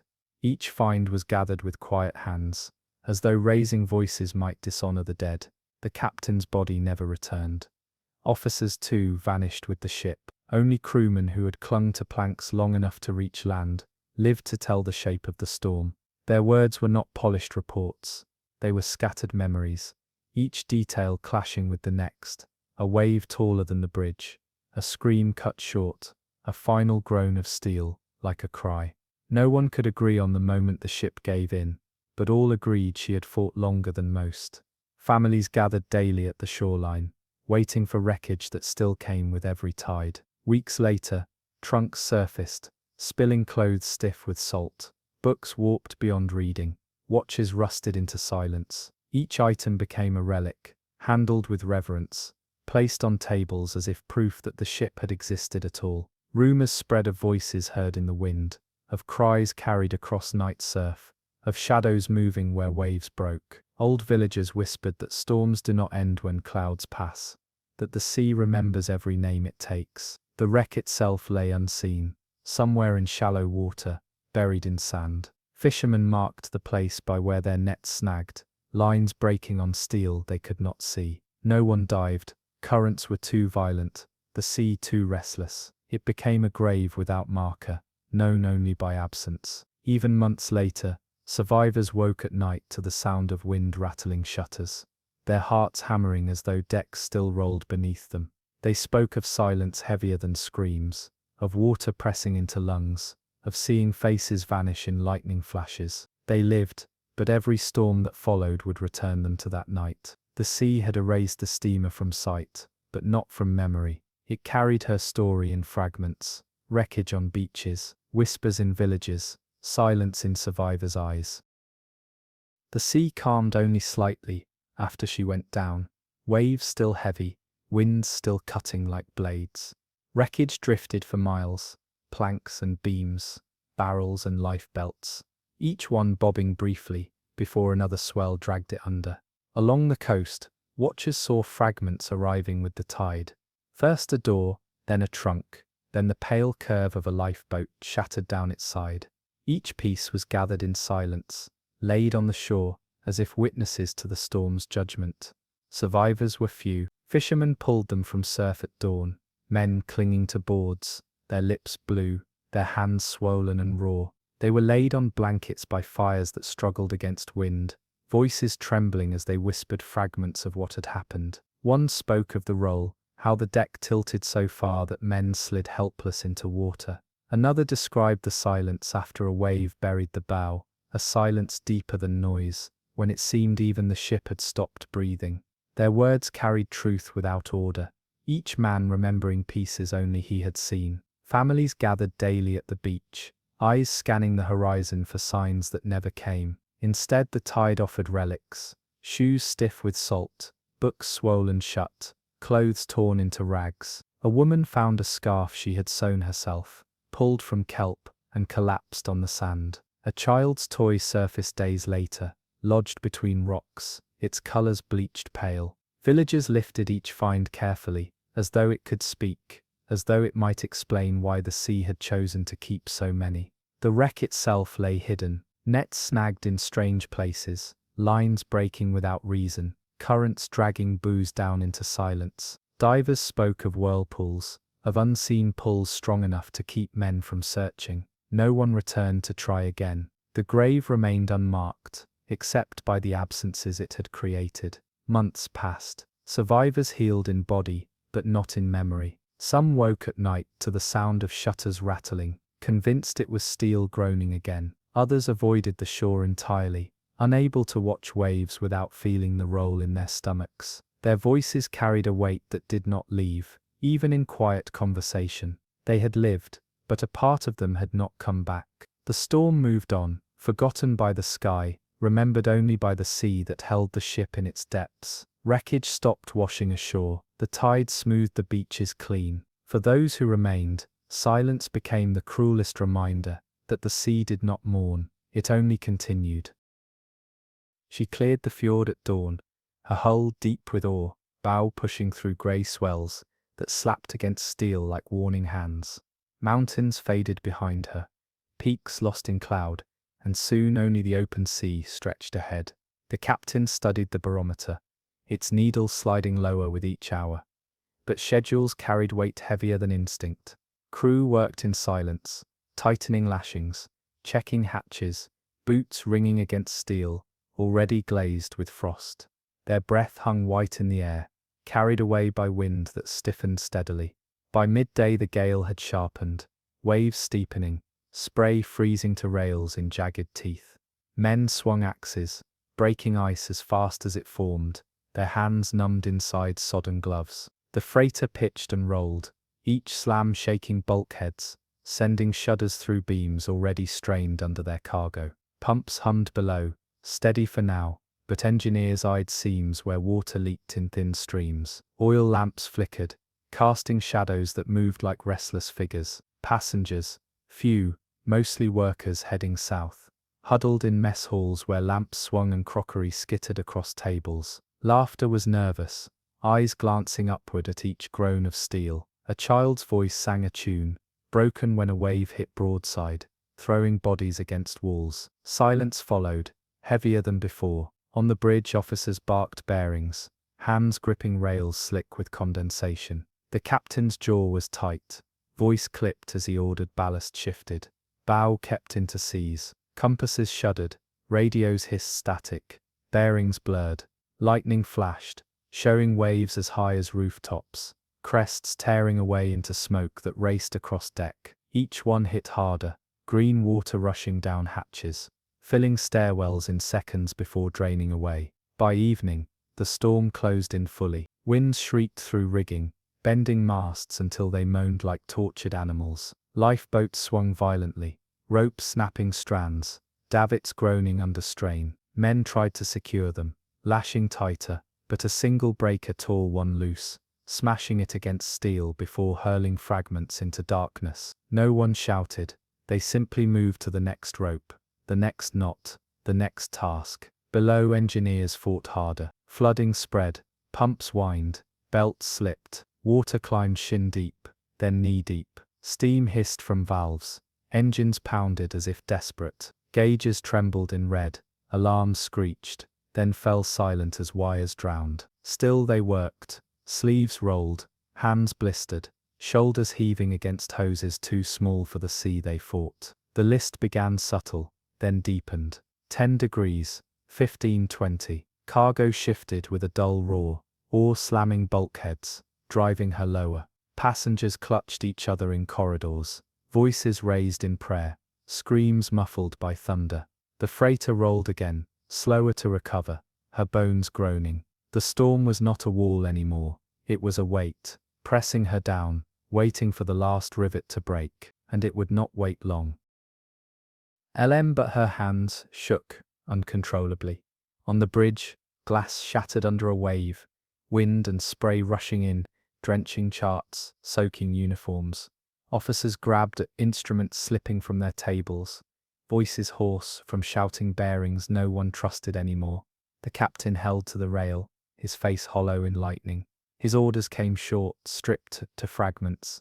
Steady bow, ballast over, hold her up. He knew they were losing ground. Compasses spun, radios screamed with static, then cut to silence. No reply, no contact, no convoy, only the freighter, alone. Below, the engine room was drowning. Pumps coughed, spat, then failed, their belts whipping useless in water waist high. Engineers hauled hoses by hand, their shoulders burning, their boots filled. Steam rose in clouds, blinding eyes, making the air thick and hard to breathe. One man fell, dragged down by current rushing through floor grates. Another reached for him but slipped, both vanishing into black water that swallowed their cries. The remaining crew pressed on, their arms trembling, their voices ragged, refusing to stop, though they already knew. The list grew sharper, 20 degrees, then more. Cargo shifted in a grinding roar, oar sliding, smashing bulkheads like paper. The freighter leaned permanently, decks tilted into cliffs. Men staggered along corridors, gripping handrails, their bodies bruised against steel. Passengers screamed as water burst through a stairwell, rushing downward, dragging blankets and shoes with it. The floor was no longer level, no longer safe. Every step became a fight uphill, against gravity's betrayal. On deck, lifeboats twisted in wrecked davits, their canvas shredded, wood splintered. Sailors cut away wreckage to keep it from smashing hull, their hands bleeding from rope burns. One man swung his axe again and again, each strike wild, until a wave lifted him clear of the deck and threw him into darkness. His cry vanished instantly, smothered by the roar. The freighter groaned louder with each wave, her voice long and hollow. It was the sound of steel stretched past endurance, the sound men recognized as final. They gripped rails tighter, braced themselves for the next roll, and knew in silence that the sea had already decided. By midnight, the ship was more ice than steel. Every rail, every rope, every joint carried weight that bent her lower into the sea. Sailors swung axes until their hands bled, hacking chunks free, their bodies shaking with cold. The deck tilted permanent now, her lean sharp enough that men had to crawl on hands and knees to move. Each wave hammered broadside, throwing water high above the bridge, smashing windows, flooding stairwells. In the mess hall, passengers clung to benches nailed to the floor. Lamps flickered dim red, their glow casting hollow shadows across terrified faces. Some prayed aloud, their words cracked by sobs. Others stared silently, eyes wide, their lips pressed shut, as though one word might break the fragile thread holding them together. A child's cry rose, piercing, then cut short when another roll sent everyone tumbling. The sound of screams and smashing wood mixed into one, Below, the engine room drowned. Water surged chest high, hissing against red-hot pipes, steam filling the air until lungs burned. Pumps were dead, their belts floating loose. Engineers worked waist-deep, dragging hoses, shouting orders through coughs. One man slipped beneath the black water, his scream lost instantly. Another reached for him, fell too, both gone before hands could grip. The rest pressed on, though each knew every second dragged them closer to silence. On the bridge, the captain braced himself, jaw clenched, eyes locked on a sea that offered no horizon. His voice came hoarse but steady. "Keep her head into it." Officers repeated with cracked voices, clinging to rails, their boots sliding on floors slick with seawater. Lightning lit their faces pale, their eyes hollow. Compass needles spun uselessly. Radios hissed nothing. The ship was alone, and everyone knew it. A breaker higher than all before struck bow first. Steel bent with a groan like bone breaking. Hatches tore open. Green water poured through companionways. Passengers screamed as doors burst inward. Waves sweeping bodies downstairs like driftwood. The ship rolled to port, deeper than ever. 30 degrees, then 40. For long seconds she hung there, deck almost vertical, men and cargo crashing down. Rivets fired loose, bulkheads buckled, oars shifted with a roar like thunder. She clawed back halfway upright, but sluggish, wounded. Another wave struck broadside before she recovered.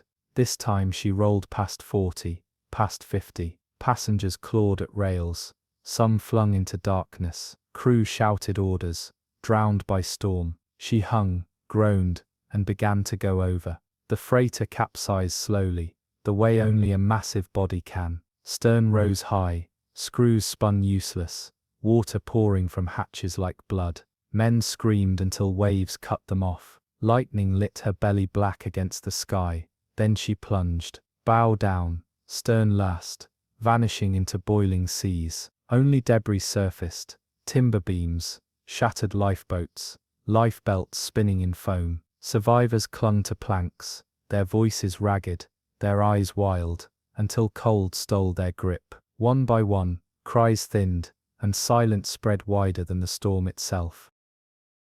Dawn came grey, light creeping through torn clouds, to reveal an ocean littered with fragments. Planks bobbed in swells, barrels spun in circles, lifebelts drifted with no one inside them. The freighter was gone, her bulk dragged into silence, her name erased in minutes. Only survivors clinging to wreckage remained, scattered across miles of water, their voices faint, their arms trembling. A handful had found planks large enough to hold their weight. They clung tight, their eyes glazed, their lips cracked from salt. Some whispered prayers, their words thin and broken. Others stared blankly at horizon, too exhausted even to speak. Each wave lifted them high, showing the endless expanse of empty sea, then dropped them into valleys where the sky disappeared, and hope shrank. One man called out for his brother again and again, voice fading until silence answered him. Currents dragged wreckage apart, scattering men who had once stood shoulder to shoulder on deck. Now each floated alone, each a dot on a black canvas. Lightning still cracked, thunder still rolled, though the storm had begun to ease. Its fury lessened, but the damage was complete. Survivors knew calmer seas brought no guarantee. Cold seeped deeper, dragging strength from muscles until hands loosened against their will. On shore, days later, wreckage washed against rocks. A lifeboat, split down its side, crumpled like a toy. Crates burst open, their contents ruined, spilling into surf. A coat floated ashore, its buttons torn away. A logbook appeared, pages swollen and illegible. Ink bled into blue smears. Villagers gathered what they found, carrying it carefully, laying it in silence on sand. Weeks later, fishermen snagged nets on something heavy beneath the surface. Steel beams, twisted and unyielding, tearing holes in their mesh. They marked the place, but no one dove. The current was too strong, the depths too cold. The freighter remained unseen, her crew entombed, her cargo fused with seabed. She was a shadow below, known only by absence. Survivors, the few who reached shore, spoke in fragments. They described the roll that pinned them, the sound of rivets firing loose, the groan of bulkheads breaking. They told of water pouring through stairwells, of screams cut short, of men vanishing between lightning flashes. Their words never followed order. Storms scatter memory, the way they scatter ships. But the weight in their eyes told more than their voices. Families waited along the coast, searching every tide for names returned in timber and cloth. Most never came. The sea gave back fragments, never bodies, as though to remind them it kept what it took. The freighter's name was carved into stones ashore, but her wreck remained nameless, faceless, lost to dark water. The storm moved on, the sky clearing as though nothing had ever happened. But silence on land lingered, heavy, unbroken, each gust of wind, reminding those who waited of the night, when steel bent, when voices vanished, when the sea proved again that no cargo, no schedule, no captain's will, could stand against its patience. She left port under skies warm and still, passengers lining the rail, waving at the dock as music drifted from the promenade deck. A band played light tunes, glasses clinked in saloons, and the ocean seemed gentle enough to promise an easy passage. The captain stood at the bridge, calm but watchful, his eyes on a horizon where clouds were already thickening. He knew the waters ahead, tropical, restless, and prone to violence that rose without warning. Still, schedules pressed, and the liner's bow cut clean into the sea. By afternoon, the wind shifted.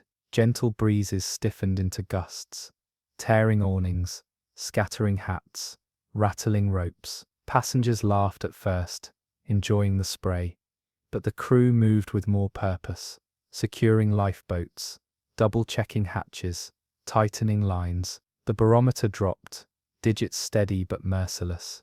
A slow descent, no one could deny.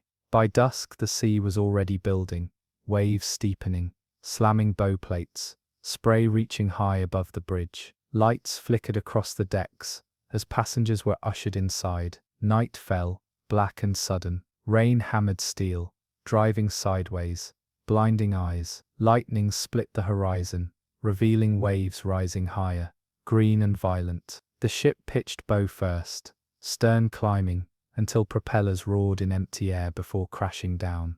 Plates shuddered, steel groaned, seams wept. Pumps started below, water finding its way through rivets, trickling first, then pouring. Engineers worked by lantern glow, hands slipping on valves, their voices hoarse in the roar. On deck, lifeboats swung violently, ropes stretching until fibers snapped. Sailors lashed them tighter, axes ready to cut free debris before it could smash the hull. Green water swept across the promenade, tearing chairs and tables into splinters. Windows burst, flooding saloons, passengers screaming as water poured across carpets and down stairwells. Some clung to furniture nailed to the floor, others dragged children higher, faces pale in the dim light of failing lamps. The captain gripped the wheelhouse rail, shouting bearings, his voice sharp, steady, repeating orders faster as the storm grew. Officers obeyed, their boots sliding on soaked steel, their faces drained of color. Compasses swung wild, radios spat static. They had no convoy, no land nearby, only storm on every horizon. The liner rolled again, deeper this time, recovering slower, her decks slick with water and wreckage. A wave larger than all before struck broadside, smashing windows, tearing open hatches. Passengers were flung against walls, screams cutting into thunder. Cargo shifted below, beams groaning, rivets snapping. The ship leaned hard, 40 degrees, then held, men sliding across steel, water pouring into low sides. She groaned as if alive, then fought back, dragging upright, though slower, weaker, the weight inside her growing. The storm was not finished. More waves marched behind, each taller, each sharper, each waiting to drive her under. The storm pressed harder through the night, wind screaming through rigging, tearing canvas into ribbons, bending masts until they groaned. Waves towered above the liner, black ridges lit silver by lightning. before collapsing across her decks. Green water rushed down stairwells, flooding cabins, sweeping passengers from bunks. Screams echoed through corridors as people clung to doorframes, the floor tilting steep enough to turn steps into walls. Lamps flickered, then burst, plunging whole compartments into darkness, broken only by lightning through shattered glass. In the saloon, passengers huddled in silence, their faces pale, their hands locked on anything fixed. Some prayed loudly, voices breaking in rhythm with thunder. Others wept openly, their sobs swallowed by the storm. A few sat stiff and quiet, their eyes staring ahead, as though nothing could reach them now. Children whimpered into their mothers' coats, their small cries rising whenever the ship lurched deep into another trough. On deck, sailors fought blindly. Axes rose and fell, hacking ice from rails, cutting loose wreckage before it smashed into hull. One lifeboat tore free, swung once in the air, then splintered against the steel side. Ropes whipped across the deck, striking men from their feet. Green water swept over, dragging one sailor across the planks, before another caught his arm, both bodies crashing against rails. Their shouts vanished in wind that ripped sound away before it could reach another ear. Below, engineers worked chest deep in rising water. Pumps screamed but failed, belts slipping loose, engines choking under strain.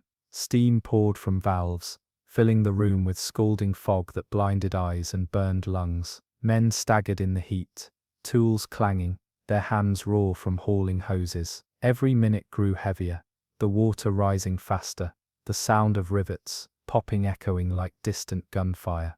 A man slipped, dragged under in seconds. Another reached for him, caught only bubbles. Still the rest worked, knowing they could not win, but fighting because stopping meant surrender. The captain stood fixed at the wheelhouse, his coat soaked, his face drawn, his eyes locked ahead. Lightning illuminated his profile, steady against the chaos. His voice was clipped, sharp, ordering ballast shifted, hatches sealed, bow held steady. Officers repeated his commands hoarse, their hands trembling as they clung to rails, slick with spray. They knew the ship's balance was slipping, the list sharper, recovery slower. Yet orders kept coming, and men obeyed because obedience was the last thing left between them and despair. Then the sea delivered its blow. A wall of water rose taller than the bridge, curling black above. It struck bow on, smashing through glass, drowning consoles, sweeping men across the wheelhouse.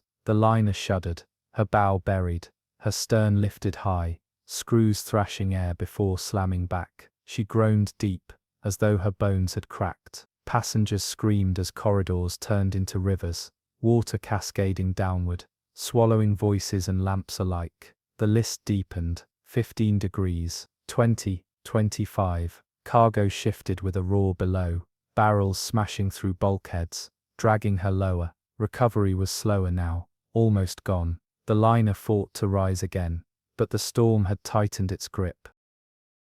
The storm held her all through the night, a grip unrelenting, waves building into mountains that slammed across the liner's decks, without pause.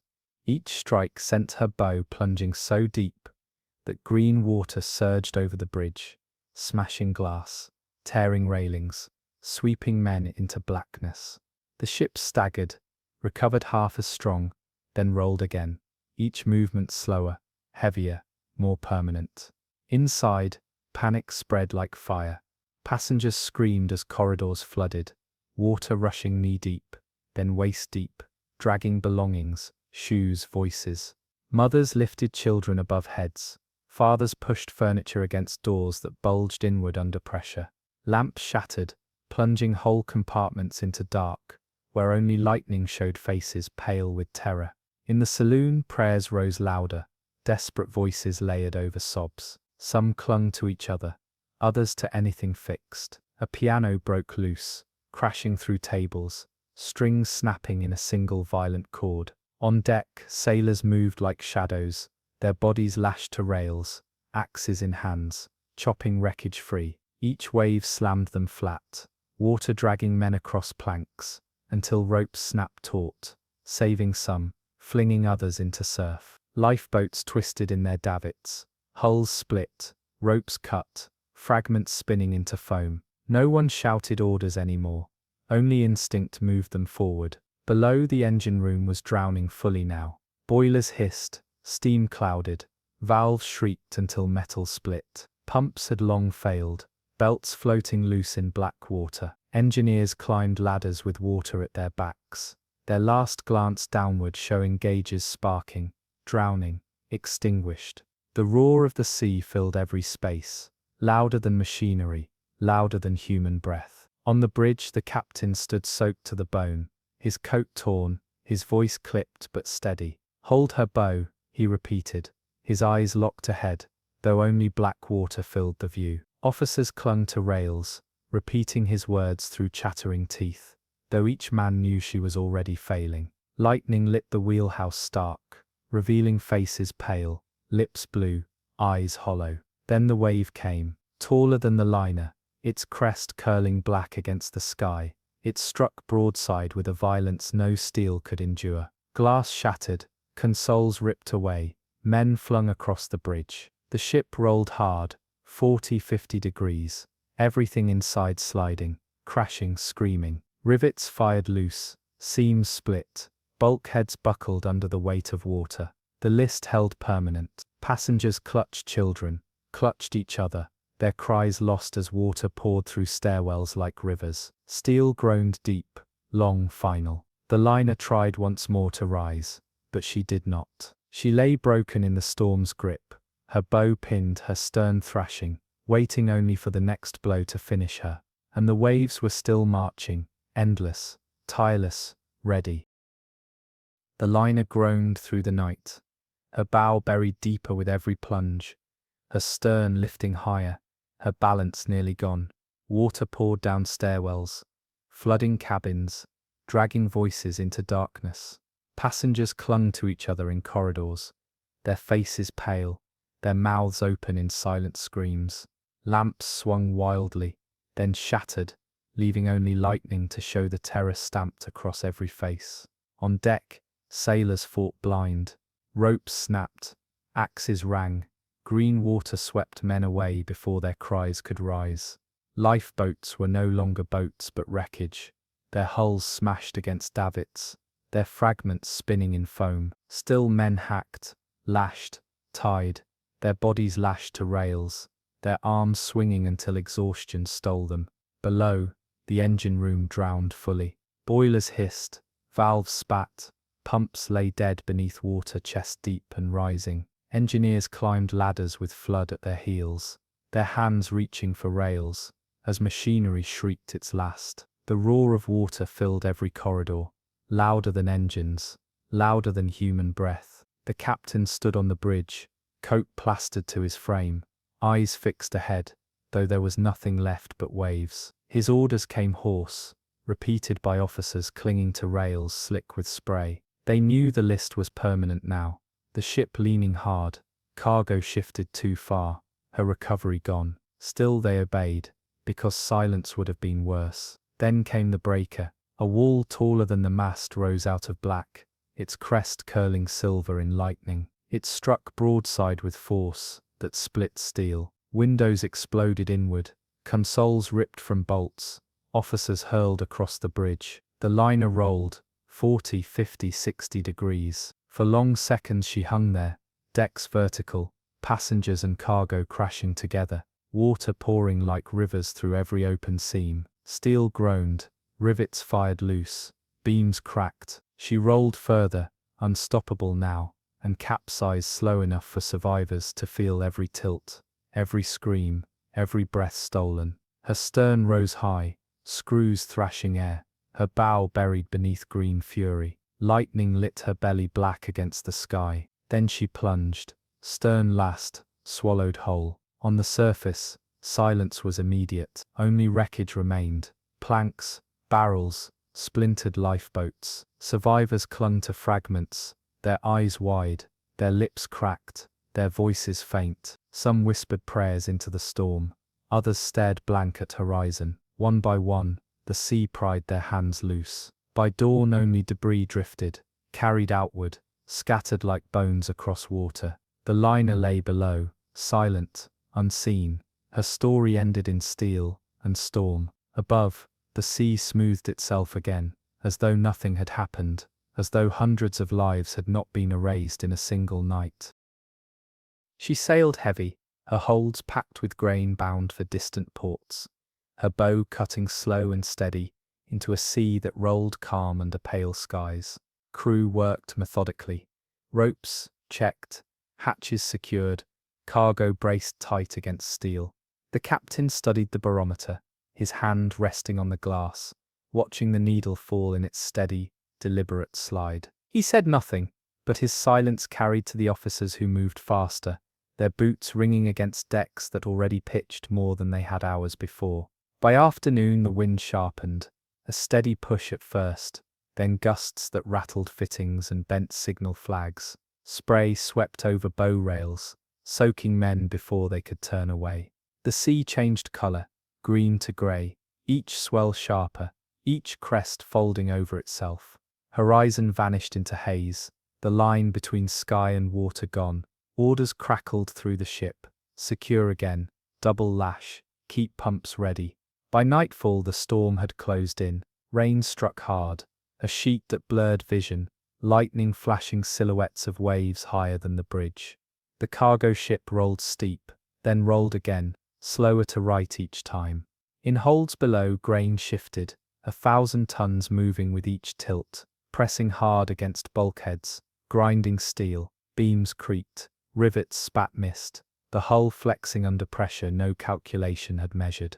On deck, sailors fought lifeboats whipping in their davits, ropes shrieking under strain. One davit snapped, the boat crashing against steel before vanishing into black. Men lashed themselves to rails, their faces pale in lightning, their eyes wide, their axes swinging at wreckage that threatened to punch holes in the hull. Waves swept them flat, dragging bodies across decks until ropes caught tight, bruising ribs, tearing skin. Below, engineers slogged knee-deep through flooding water, pumps roaring, valves rattling, hoses hissing steam. Gauges swung into red, alarms clanged, voices shouted but were swallowed by roar. Each man moved on instinct, their arms trembling, their bodies soaked, but still working because stopping was not an option. One slipped beneath, his scream gone before anyone reached him. Another shouted his name, until lungs filled with steam, but silence answered. The captain gripped the wheelhouse rail,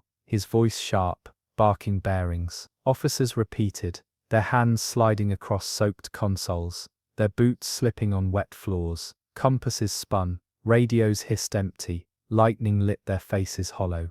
The ship leaned, 20 degrees, then more. The cargo shifted again, a deep roar echoing through steel. The bow buried in a trough, stern lifting high, screws thrashing empty air, before slamming back. Steel groaned, beams bent, rivets shot loose. Passengers, few but present, were dragged higher into saloons, their faces ghost white, their bodies pressed together, their cries muted by thunder. A child's toy floated past in water ankle deep, spinning in circles. Mothers clutched children tighter, their hands shaking, their lips moving soundlessly in prayer. The storm had her now, and she was sliding deeper into its grip. The storm thickened through the long night, waves climbing higher, each one pounding the cargo ship like a hammer. Her bow buried deeper with every plunge, green water racing across decks, smashing into hatches and companionways. The ship staggered upright, rolled again, slower now, her balance tilting under the shifting grain below. Every slam of cargo echoed like thunder through her belly, a sound that froze men in their tracks. On deck, sailors worked with ropes stiff as iron, axes in their hands, cutting free wreckage before it could tear holes into steel. Spray blinded their eyes, wind stole their voices, but their arms swung on instinct. Lifeboats dangled useless, their hulls cracked, their ropes frayed. A davit bent sideways, tearing with a screech before giving way entirely. The boat it held vanished in foam, broken to splinters in seconds. No one looked twice, their faces were already set, their work endless. Below, the engine room flooded waist deep. Pumps howled, their belts squealing, steam filling the air thick enough to choke. Engineers staggered through black water, their hands raw from hauling hoses, their voices hoarse from shouting over the roar. One machine screamed, sparks flashing, then went silent. Another groaned, fighting to hold, its pistons hammering in desperation. Each failure was louder than thunder, each silence heavier than screams. The captain braced himself at the wheelhouse, his oilskin plastered to him, his voice clipped. Steady, bow into it, hold her up. Officers clung to rails, repeating his orders, their faces pale in the lightning flashes. The compass swung in useless circles, radios spat static, bearings blurred, yet they followed commands, because silence would have been worse. Lightning split the sky, showing waves higher than the bridge, crests folding over like walls ready to crush. The ship rolled again, 30 degrees, then 40. Passengers in the saloon screamed as chairs slid, tables splintered, bodies flung into walls. A child's cry rose, sharp, then cut short in water that burst through windows. Mothers clutched their children, fathers braced doors with their shoulders, faces pressed white against the wood as it bowed inward. Corridors filled ankle deep, then knee deep, then higher. Lamps swung until they shattered, plunging rooms into black. In the hold, grain shifted once more, beams snapped, rivets burst, water poured through seams torn wide. The weight dragged her lower, the list sharper, the recovery slower. Pumps drowned, engineers shouted, their words vanishing as water climbed to their chests. One by one, they climbed ladders, leaving behind machines that hissed their last breaths before silence drowned them. The storm pressed tighter, each wave came faster, harder, rolling the ship until she groaned like an animal in pain. Men gripped rails with bleeding hands, their eyes hollow, their bodies trembling. They knew what was coming. Steel could only bend so far, and the sea had not yet delivered its final blow. The storm showed no mercy, only rhythm. Wave after wave marched in, taller each time, slamming her bow until steel bent and rivets spat like gunfire. The ship rolled, 30 degrees, 40, groaning as her spine twisted under the weight of shifting grain. Below in the holds the sound was monstrous, tons of cargo sliding with every tilt, grinding against bulkheads, pounding like a second ocean inside her. Each roll drove her deeper into the storm's grip. On deck, men were shadows lashed to rails, their bodies whipped by spray and rain. They moved by instinct, axes hacking at wreckage, ropes cut before they could tear holes through steel. Another lifeboat gave way, its davit groaning before snapping clean, the boat shattering against the hull, vanishing in foam. No one cursed. There was no breath for curses, only work, only survival. In the mess hall, passengers screamed as furniture crashed, tables upended, bodies flung across planks. Lamps burst, plunging the room into black broken only by lightning. Mothers clutched children, their prayers louder now, their words frantic and raw.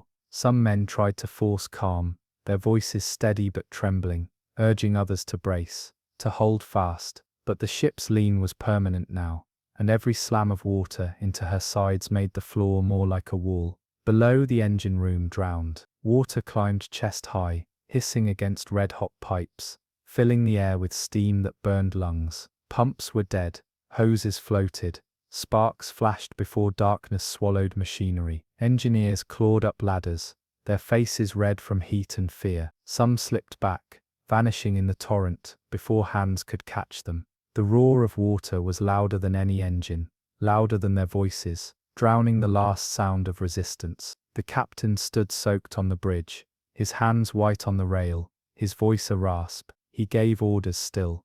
Bow steady, ballast shifted, keep her alive. Officers repeated, though their faces betrayed the truth. Lightning lit their eyes hollow, their lips pressed tight. Compasses spun, radios hissed, silence answered every call. The ship was alone. Then came the wave, taller than all before, crest curling black against the sky. It rose broadside, struck with force that made steel scream. Windows shattered, consoles tore free, men hurled across the bridge. The cargo ship rolled, 40 degrees, 50, her deck a cliff, passengers tumbling, bodies and furniture smashing together.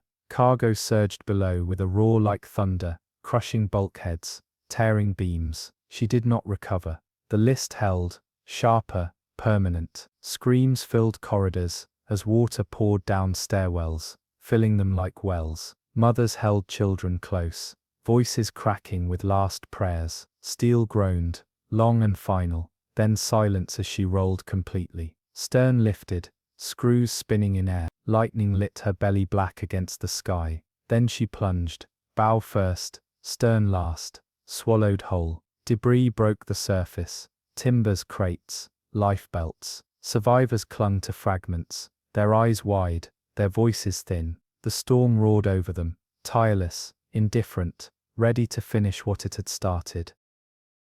Morning brought no calm, only a grey haze that blurred sea and sky into one. The cargo ship was gone, dragged under, her bulk silenced, her name erased from the surface. What remained drifted in fragments, splintered planks, broken crates, lifebelts spinning in foam. Survivors clung to wreckage, scattered wide, each man alone, each voice faint against the roar. Their cries rose thin, carried nowhere, shredded by wind. Some held onto boards with bleeding hands, their knuckles white, their lips cracked and blue. A few whispered prayers into the storm, their words broken, lost in thunder. Others said nothing, their eyes locked on horizon, as if waiting for land that would never come. Waves lifted them high, showing emptiness in all directions, then dropped them into valleys, where sky disappeared, and silence pressed heavier than water. Fingers slipped from wood slick with salt, and one by one, men vanished beneath. Currents pulled wreckage farther apart, scattering survivors until each was a speck, unseen even by lightning. Lifebelts spun empty, a shoe floated without an owner, a child's toy drifted briefly, then sank. The sea did not return bodies, it kept them, closing without ripple, without memory. Days later, fragments washed ashore. Fishermen found crates burst open, their grain swollen, useless. A timber beam scarred with iron bolts lodged between rocks. A lifeboat hull, torn in half, crumpled like a toy. Villagers gathered these pieces in silence, laying them out on the beach, naming them as if naming might bring the ship back. Families wept at the sight of letters, half worn from wood, proof of what had been lost. Weeks passed, and still debris came, a coat torn to rags, a book swollen shut, a lifebelt marked with her name, each object a reminder of voices gone, of hands once alive. Survivors, the few pulled from wreckage by fishing boats, spoke haltingly of the final hours. They described the roll that pinned her, the thunder of cargo shifting, the screams that rose then cut short as water poured in. Their words clashed, fragments only, but the truth lay in their eyes. Steel does not break quietly, and death at sea is faster than memory. Fishermen spoke of nets snagging on something heavy beneath. They marked the spot but never dove. The current was too violent, the depth too dark. The cargo ship lay unseen, her crew sealed inside, her grain fused with seabed. She had no monument but absence, no grave but the silence of the sea. The storm passed, skies clearing as if nothing had happened. But along the coast, silence lingered heavier than before. Families walked beaches at low tide, searching for fragments, holding them close, whispering names into the wind. The sea did not answer, it had already moved on. She left the harbour before dawn, nets coiled neatly on deck, her crew sipping coffee from tin mugs as the engine rumbled low.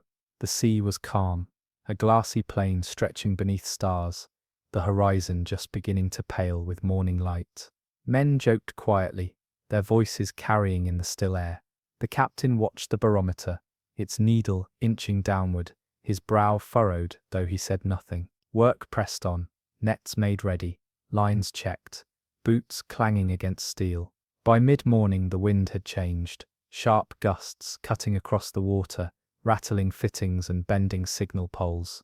The crew paused, glancing at the horizon, where clouds gathered in low towers. The first swells rolled beneath the hull, steady at first, then steeper, slapping against plates with a force that carried through their bones. The trawler pushed onward, her bow rising and falling harder, each time. Rain struck suddenly, sheets so thick the horizon disappeared. Nets whipped against rails, lines screamed tight, spray soaking men to the skin. The deck pitched beneath their boots, steep enough to send buckets and tools clattering into scuppers. Laughter died, shouts rose, short, clipped, voices struggling to carry over the roar.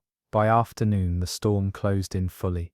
Waves built walls around them, black ridges, tearing apart in white spray. The trawler climbed, then fell, her bow burying deep, stern shuddering as propellers lifted into empty air. Each slam rattled the ship through her spine. In the wheelhouse, the captain braced himself against the console, his voice firm, ordering bow into seas, nets cut loose, everything secured. Officers repeated hoarse, their hands trembling on rails slick with salt. Below deck, water poured through seams, pumps hammering, hoses hissing, engineers scrambling to hold back floods that rose faster than they could fight. Steam filled the air, choking lungs, turning sweat and salt into stinging fog. Each clang of steel, each shriek of valves, echoed like warning bells in their ears. On deck, men lashed themselves to rails, axes in hands, hacking at wreckage, threatening to smash hull. One wave swept two over,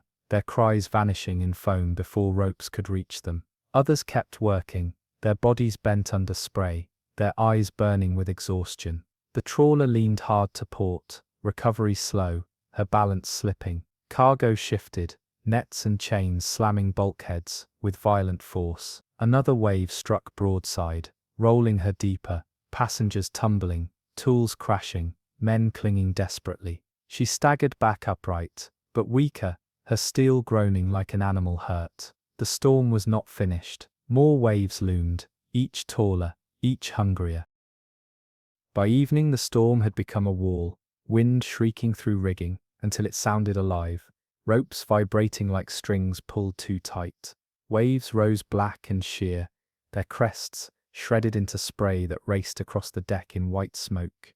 The trawler climbed, bow lifting high, then dropped into troughs so deep it seemed she would never rise again.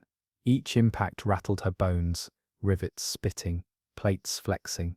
Crew moved in darkness, lit only by lightning. They crawled more than walked, their bodies lashed to rails, axes in hands, chopping ice from fittings, already buried again by spray. Nets broke loose, chains crashing against steel, men swinging tools to cut them free before they tore holes in the deck. Shouts carried only inches before vanishing into the roar.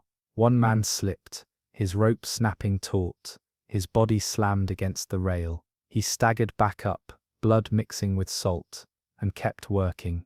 Below, water poured into the engine room. Pumps hammered, valves clattered, engineers shouted hoarse.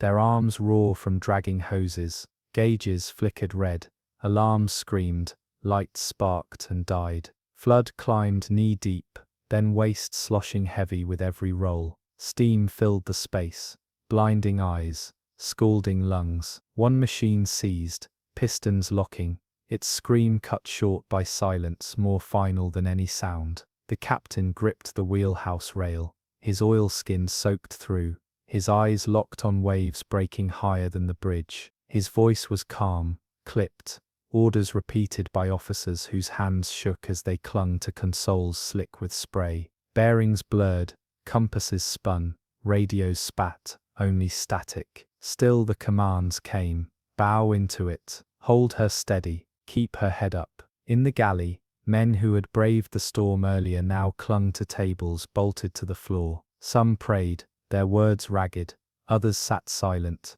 their lips moving without sound. A chair broke loose, skidding across, smashing into ribs before splintering. Screams rose sharp, then drowned by another crash of steel against sea. The trawler rolled, 30-40 degrees, her deck becoming wall, bodies and tools, sliding together into corners. Cargo shifted violently, nets and chains slamming bulkheads, beams groaning. The ship leaned harder, recovery slower, her list more permanent with each wave. A breaker higher than all before struck broadside, smashing glass, flooding the wheelhouse. Officers clung to rails, lightning showing their faces ghost pale. For a breath the trawler hung there, tilted so far water poured endlessly across her side. Steel groaned long and hollow, then she clawed back upright, slower, weaker, but alive. For now, the storm pressed on, each wave sharper, each impact hungrier. The crew knew what it meant. The sea was waiting for the one blow that would finish her. Through the dead hours of night, the storm pinned her, each wave striking harder, each roll deeper. Men moved as shadows in lightning, their bodies lashed to rails, their hands raw from ropes. They no longer spoke except in grunts, their energy spent, their eyes fixed only on the next wave, rising black above them. The trawler was smaller than the seas now, a toy battered between walls of water that towered without end. On deck, chains smashed with every roll, nets slamming bulkheads, timbers groaning under stress. Axes swung wild, their heads sparking against steel, as men tried to cut wreckage loose before it punched holes into the hull. Each wave swept them flat, their ropes jerking taut, their lungs filled with salt. One man vanished when his line snapped clean.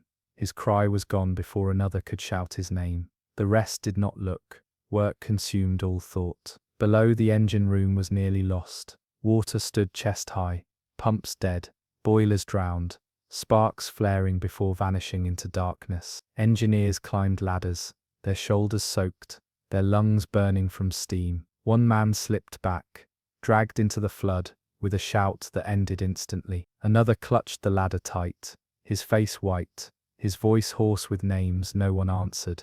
Machinery screamed its last and fell silent, leaving only the roar of waves echoing through steel. In the wheelhouse the captain stood braced, his hands locked to the rail, his eyes fixed on walls of water tearing down on the bow. His voice came hoarse but steady, ordering rudder shifts, ballast adjustments, anything to keep the trawler's head alive. Officers repeated, though they knew. Compasses swung, radios spat static. Silence replied. They were alone, and the storm had no need to hurry. Its patience was enough. Passengers, few but present, huddled in corners, their eyes wide, their lips pressed to rosaries or photographs. Screams rose when the ship rolled past 40 degrees, decks tilting vertical, bodies and furniture sliding together. Lamps shattered, plunging compartments into black. Water burst through doors, rushing down stairwells, swallowing cries before they reached another floor. Then the sea delivered its blow. A breaker taller than all before struck broadside, smashing windows, flooding decks. The trawler rolled past 40, then 50, men clawing at rails, ropes snapping, chains rattling like gunfire. Cargo surged, a roar inside her belly, steel beams groaning as they split. For long seconds she hung sideways, trapped, green water pouring through her seams. Steel screamed, rivets fired. The trawler capsized, slow enough for men to feel the tilt, to hear the groan, to sense the end before it came. Stern lifted, screws spun empty, bow dragged down. Lightning lit her belly black against the sky. Then she plunged, swallowed whole, leaving only foam and fragments behind. On the surface, wreckage spun in circles, planks, chains, broken timbers. Survivors clung briefly, their voices faint, their arms trembling. One by one the sea loosened their grip, claiming them without pause. Morning broke grey, light filtering weak through torn clouds, showing only wreckage scattered across black water. The trawler was gone, her steel folded into silence beneath, her name erased from the surface, as if she had never left harbour. Debris floated wide, timbers torn from deck, nets tangled like seaweed. A lifeboat hull cracked open, drifting upside down. Lifebelts spun slowly in spray, most of them empty, a few carrying men whose strength was already failing. Survivors clung to planks, their hands raw, their lips cracked from salt, their voices rose thin, calling for help into emptiness. The sea answered with another swell, lifting them high, to show nothing but horizon, then dropping them into valleys, where sky disappeared. Some prayed, whispers muffled by wind, others only breathed in shallow bursts, saving strength for moments that never came. Fingers loosened, one by one, and men slipped under. their places taken by silence. Currents scattered wreckage, spreading survivors until none could see the other.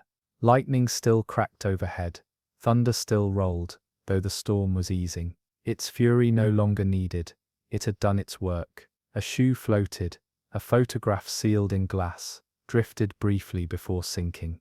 A child's toy bobbed once, then vanished beneath foam.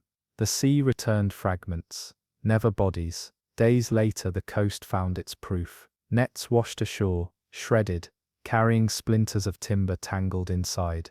Fishermen hauled up crates, smashed open, their contents ruined, spilling grain into sand.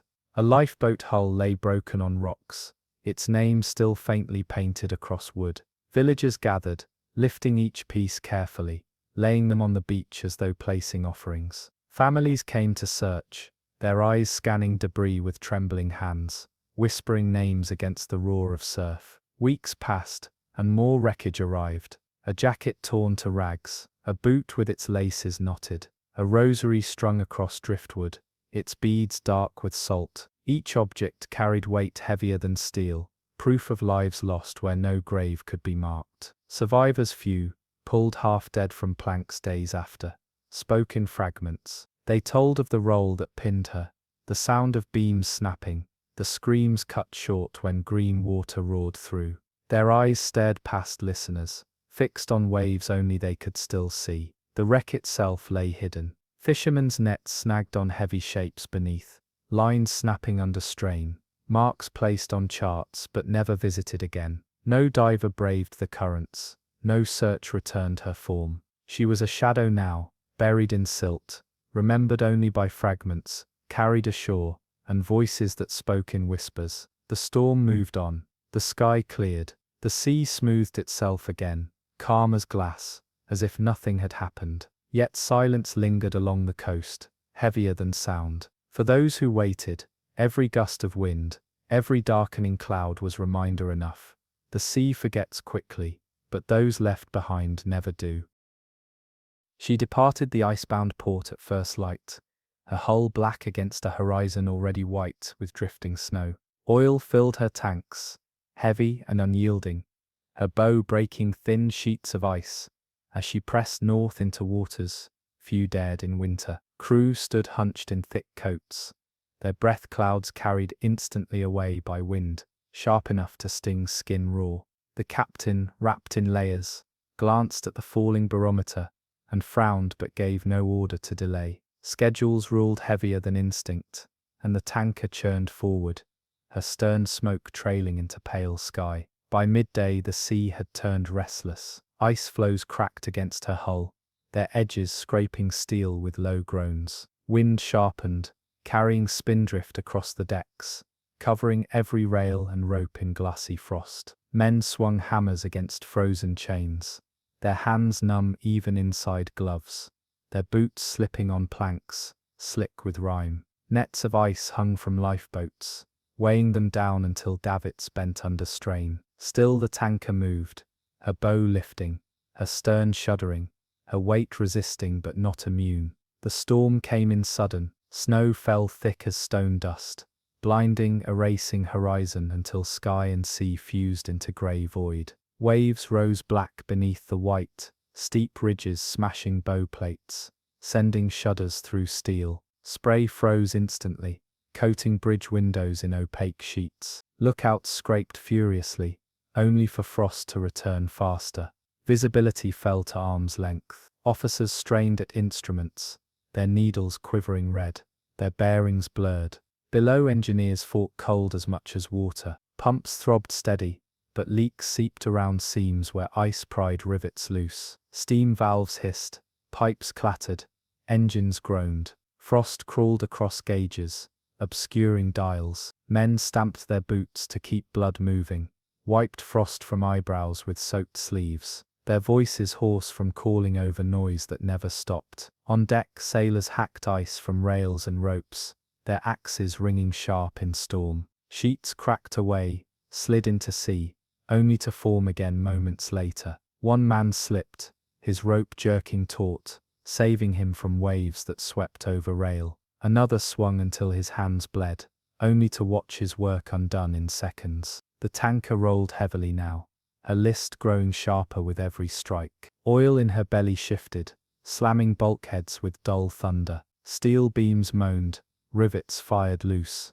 plates flexed. The captain braced in the wheelhouse, shouting bearings, his orders repeated by officers whose faces had gone hollow. Radios screamed static, compasses spun. They were alone deep in white silence, with nothing but storm pressing from every side. The night had not even begun, and already the tanker groaned like a body breaking under weight.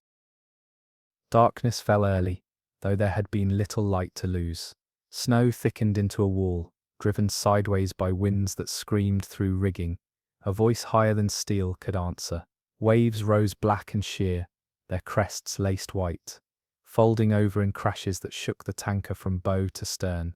Each plunge buried her headlong green water sweeping over decks, freezing instantly in layers of ice that made steel groan louder. On deck, sailors were shadows in lightning, their axes ringing as they hacked ice from lifeboats and rails. Each blow cracked sheets away, but more frost formed before they could catch breath. Nets sagged heavy, chains froze into rigid arcs, ropes stiff as iron. One man's axe slipped, glancing his arm, but he swung again, too numb to notice blood in the snow. Another swung until his rope snapped taut, saving him from a wave that would have taken him whole. Their faces were masks of ice, their eyes hollow, their lips blue. Below, the engine room drowned slowly. Pumps throbbed until belts slipped loose, squealing, then broke altogether. Engineers waded knee-deep, dragging hoses through water colder than breath. Steam hissed from valves, gauges frosted, pipes cracked. One man struck a valve with a hammer,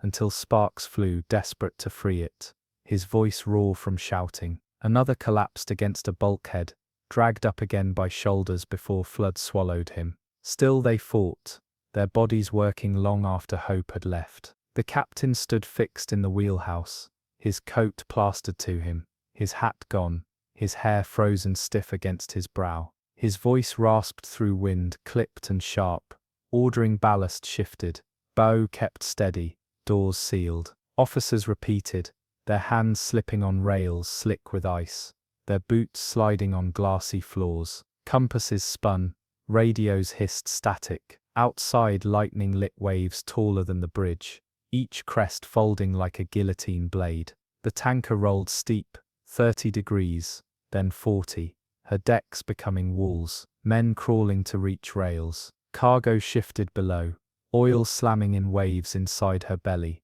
echoing like thunder across steel. Bulkheads groaned, rivets spat, seams widened, water poured faster into holds, pumps drowned, engineers shouting above the roar. The ship recovered, but sluggish, weaker, her list permanent now, her strength bleeding away with every roll. In the mess, passengers, few mostly workers, huddled in silence, blankets soaked, faces grey, their eyes staring hollow into swinging lamps. One whispered prayers, another clutched a cross, another sat motionless, lips pressed shut. Every slam of hull against sea shook the room. Crockery shattered, benches tore from bolts. A child's cry pierced, then cut short when a wave burst through windows, water dragging voices into black. The tanker groaned louder, a sound too human to ignore. Men braced, knowing the sea had her in its grip. The next wave was building already, higher, sharper, hungrier. Through the dead hours of night, the storm pressed harder, ice clawing at every line, every beam, every lifeboat, until the ship was more frozen sculpture than steel. Men swung axes blind in lightning, hacking with hands numb to pain. Each crack of ice sliding free was followed by another sheet forming, thicker, heavier. Ropes sagged under weight, davits bent like bowing knees. Lifeboats hung useless, their hulls already split. The crew knew no boat would ever survive launch, yet still they worked, because stopping was worse. The ship rolled, 30 degrees, 40, her deck tilting until men crawled. Oil shifted inside her tanks, surging in dull thunder, hammering bulkheads, twisting the ship's balance further with every swell. Recovery grew slower, each roll longer, the list permanent now. Steel groaned under pressure, rivets spat into the air, seams opened in sprays that froze before hitting deck. Below, engineers waded waist-deep through black flood. Pumps had failed, their belts floating like dead snakes in the water. Steam hissed from valves, pipes clanged, sparks hissed out as lights drowned. Men shouted names in voices raw, dragging hoses through water so cold, their skin burned. One slipped, disappeared beneath. Another lunged for him, caught only bubbles. The rest kept moving, their shoulders aching, their arms trembling, fighting the sea inside while the sea outside roared louder. In the mess, passengers clung together, their blankets soaked, their faces pale as wax. Prayers rose ragged, sobs broke through thunder, screams cut off in the dark. A bench tore from bolts, smashing across the room, bodies tumbling in its path. Lamps burst, plunging everything into black. Only lightning showed hollow faces, mouths open in terror. On the bridge, the captain braced against rails slick with ice, his hands white, his jaw locked. Orders barked sharp. Bow steady, hold her up. Flood tanks. Officers repeated, their voices thin, their eyes wild in lightning. Compasses spun, radios hissed static. Silence answered every call. The ship was alone, surrounded by nothing but black water and the endless howl of wind. Then came the blow. A wall of water higher than the mast rose broadside, crest curling black against the sky. It struck with force that bent steel like clay. Windows shattered, consoles ripped away, men flung across the wheelhouse. The tanker rolled hard, 50 degrees, then more. Her deck became wall. Cargo surged inside, bulkheads buckled, beams snapped. For long seconds she hung, sideways, men clawing at rails, their screams lost in thunder. Steel screamed, long and final. The tanker began to capsize, slow enough for men to feel it, to hear every rivet fire, to sense the end in their bones. Stern lifted, screws spun empty, bow dragged under, lightning lit her belly black, her name erased against the sky. Then she plunged, swallowed whole, her bulk sliding silent into darkness. Wreckage broke the surface, planks, lifebelts, broken chains. Survivors clung briefly, their voices faint, their hands trembling, until cold pried them loose. One by one cries faded, leaving only the sea's roar. When dawn broke, there was no sun, only a pale glow smudged behind clouds, casting the sea in dull grey. The storm had eased slightly, its rage reduced to a steady howl, but the tanker was gone. The horizon was scattered with fragments, twisted beams, barrels leaking oil in black trails, broken lifeboats drifting upside down. Patches of ice floated among them, sharp and silent, as though the ocean itself had set teeth around what it kept. Survivors clung to planks, their hands swollen, their lips cracked white.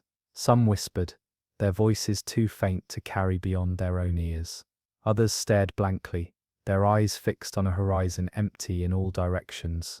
Each wave lifted them high, showing only wreckage, then dropped them into valleys that swallowed sky. Fingers slipped from slick wood, one by one cries thinned, until silence pressed heavier than cold.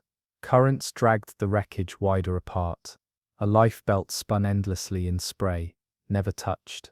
A coat floated without its owner. A notebook sealed in oilskins surfaced, its pages sodden but still legible, before it was pulled under. The sea returned fragments, but withheld lives. It was as if it had swallowed names themselves. Days later, debris washed onto barren coasts, nets tangled with twisted steel, barrels battered beyond use, planks scarred deep from stress. A lifeboat hull splintered against rocks, its letters still faint, enough to prove the ship that had vanished. Villagers carried each piece up the beach, laying them in rows as if assembling memory from fragments.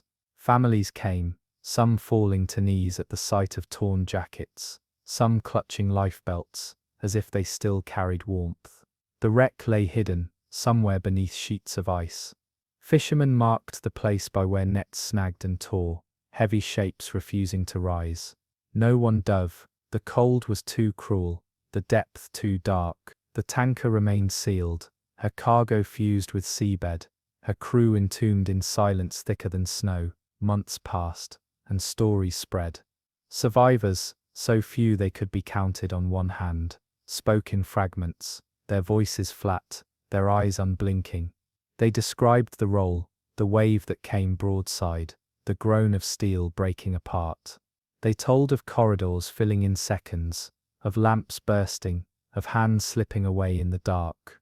Their words clashed, memories broken, but every detail carried weight that silence could not erase. The Arctic did what it always did, it forgot.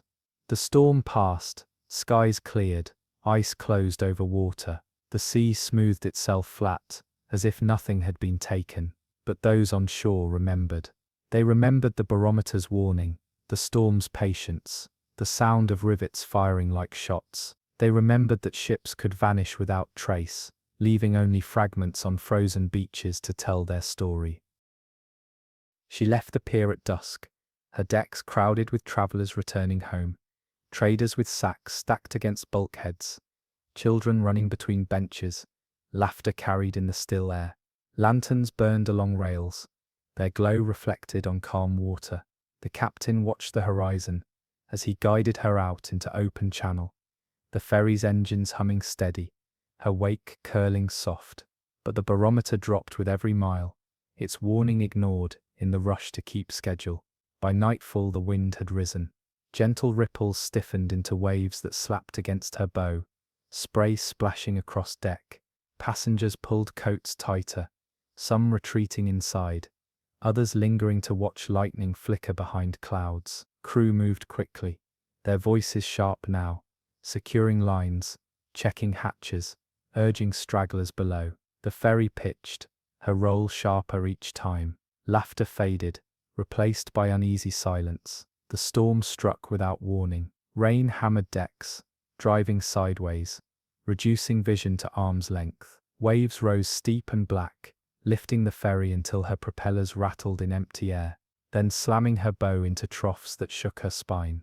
Passengers screamed as crockery shattered, chairs slid, bodies thrown against bulkheads. Water burst through open doors, rushing across floors, dragging shoes, bags and voices alike. On deck, sailors lashed ropes around their waists, axes in hand, cutting loose debris before it smashed into steel. Lifeboats swung violently, their davits groaning. One hull split clean, fragments flung into spray. Men shouted orders that vanished into the howl, their lips blue with cold, their eyes stinging. Each wave swept them flat, their bodies battered against rails, their hands torn raw from rope. Below, engineers fought rising water in the engine room. Pumps throbbed, their belts screaming, their valves hissing steam. Flood rose ankle deep, then knee, gauges flashing red before dying one by one. Sparks snapped overhead, plunging the room into flickering half-darkness. Men hauled hoses with numb fingers, their shoulders burning, their lungs choking on steam. One slipped, dragged under before shouts could reach him. Another tried to grab him, but hands closed on nothing but black water. The captain stood braced in the wheelhouse, soaked, his voice clipped and firm. Bow steady, keep her head. Officers repeated hoarse, their faces pale in lightning. Compasses spun, radios spat only static. Bearings blurred, but orders continued. The ferry rolled again, 30 degrees, then more, her deck becoming wall. Passengers cried out, prayers overlapping, children clinging to mothers whose arms trembled too much to hold. Steel groaned deep, long and low. Rivets spat, seams leaked, beams bent under weight. The ferry clawed upright but slower each time, weaker, her balance slipping. Another wave loomed, crest curling black, and she met it bow first, her frame shuddering, her voice echoing like pain.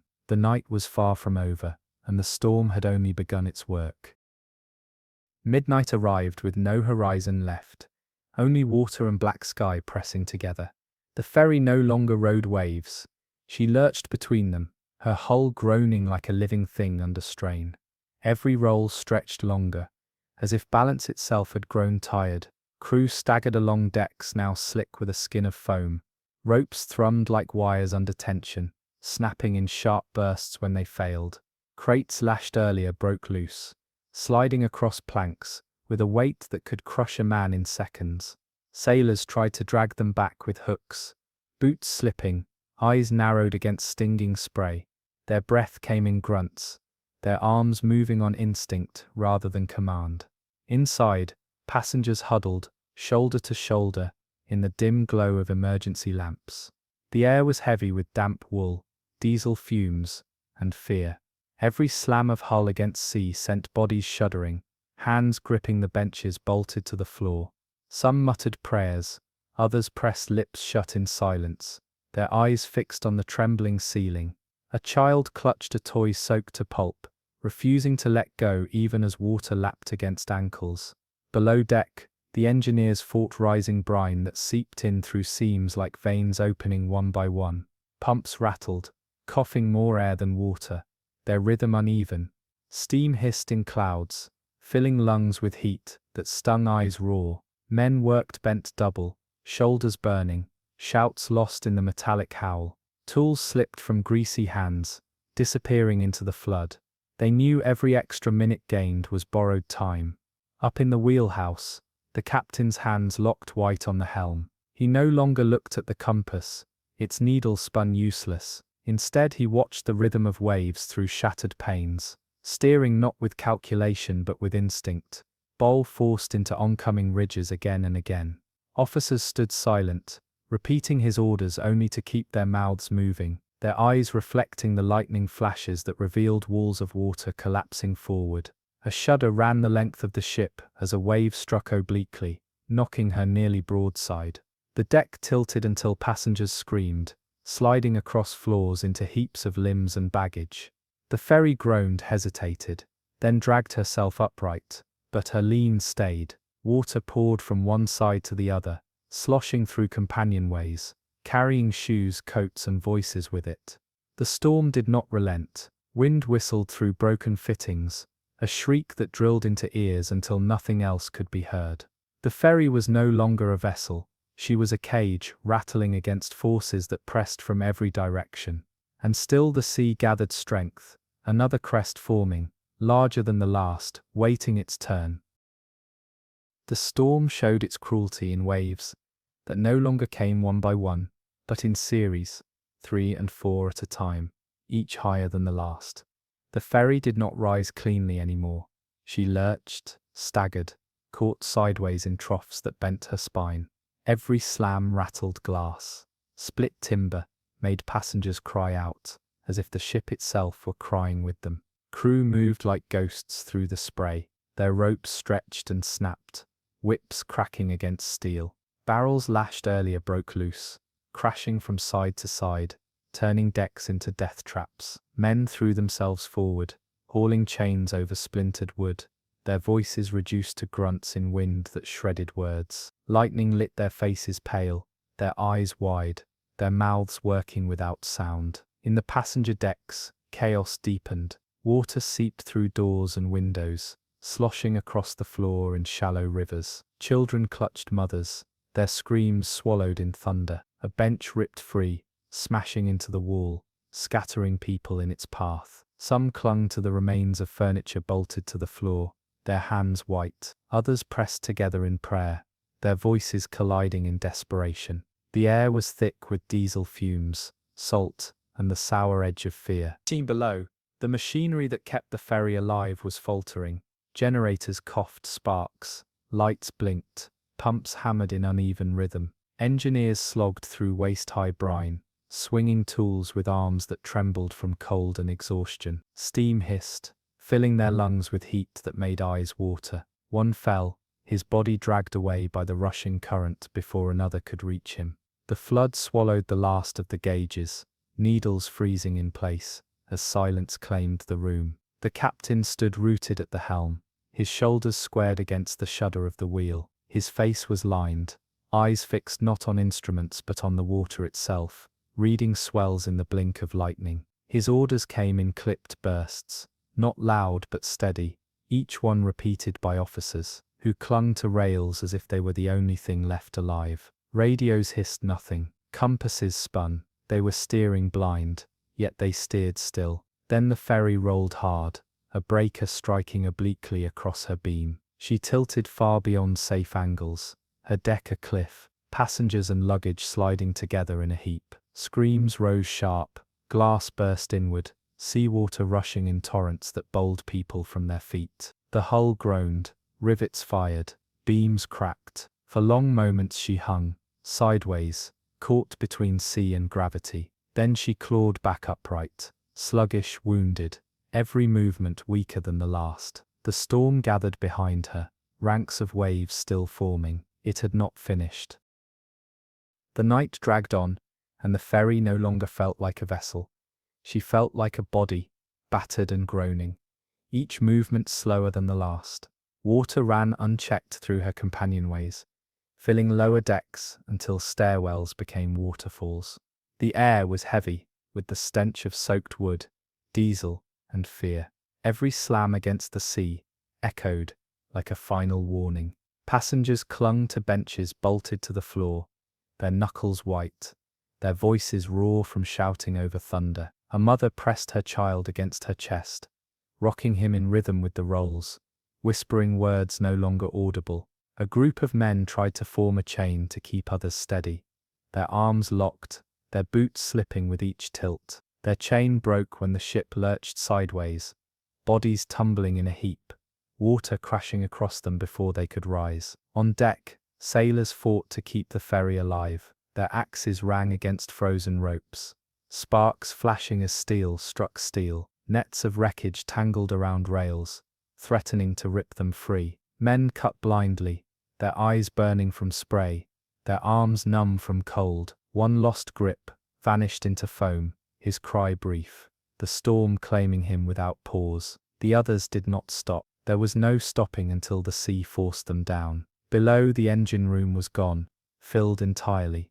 Pumps drowned, gauges silent. Engineers who had fought until the last minute never returned. Water hissed and boiled as it struck hot metal. Then silence spread, heavier than the storm outside. The ship's heart had gone quiet. The captain remained in the wheelhouse, his hands welded to the helm, his jaw set. Lightning showed his face hollow, his eyes sunk deep but fixed forward. His officers stood around him, clinging to rails, repeating orders, though each knew they were no longer steering, only resisting, holding until resistance broke. Compasses lay still, radios dead, the horizon erased. They were alone, and the sea was tireless. Then the breaker rose, taller than the ferry's bridge, its crest curled black above, illuminated silver in lightning before it fell. It struck broadside, crushing, tearing windows inward, sweeping men across steel. The ferry rolled hard, 40 degrees, 50, decks vertical, bodies and cargo tumbling together. For long moments she hung, sideways, her bones creaking, her seams spitting water. Rivets fired loose like musket shots. Then gravity and sea conspired, dragging her further still. She capsized slow, her stern lifting, her screws spinning once in empty air, before the bow plunged. Lightning lit her belly black against the sky, her name erased in the rain. She slid beneath in silence, swallowed whole, the storm folding over her, as if she had never sailed. On the surface, wreckage spun in foam. Passengers clung briefly to planks,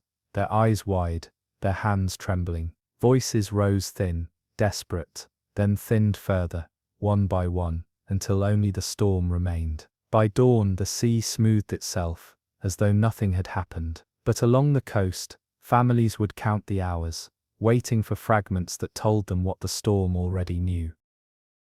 She departed under skies that promised calm, her decks alive with chatter, her saloons glowing in lamplight. Musicians played near the promenade, their notes carried soft across the water, while stewards poured wine in glasses that shivered with the ship's steady hum. Passengers spoke of destinations, of reunions, of business, none giving thought to the dark wall building far out at sea. The captain did, though his eyes lingered on the barometer, its needle falling without pause. By late afternoon, clouds gathered in towers, the horizon blurred, first grey, then black, lightning lacing the distance in crooked veins. Wind stiffened, scattering papers from tables, bending awnings until they tore loose. Crew hurried passengers inside, their voices urgent, their movements quick, securing doors, tightening every latch. The ship pitched, each roll sharper, her bow beginning to bury in swells that had grown to ridges. Laughter died. A silence spread across saloons, broken only by the steady slam of hull against water. Night fell with violence. Rain poured in sheets, hammering decks, sweeping across the bridge in blinding bursts. Waves rose in walls, smashing broadside, tilting her until corridors became climbing paths. Lamps swayed wildly, then shattered, plunging rooms into darkness, where only lightning lit pale faces. Passengers clutched each other, prayers and sobs tangled in the roar. On deck, sailors lashed themselves with rope, their bodies whipped by spray, axes in hand, hacking away wreckage as fast as it formed. Lifeboats swung violently, chains stretched to breaking, wood cracking loud against davits. One broke free, crashing against the side before vanishing into black foam. Shouts followed, sharp, but wind shredded them before they carried far. Below, the engine room roared like a forge under siege. Water seeped through seams, pumps throbbed, belts slipped, engineers worked waist deep, their hands blistered, their eyes raw from steam. Tools clattered, valves hissed, gauges shivered in red before shorting to silence. Each clang of steel echoed like a heartbeat, quickening with every swell. The captain braced himself at the helm, his coat plastered to him, his voice clipped and firm. Orders rattled through the bridge, bearings corrected, bow forced against waves, compasses spun, radios spat static.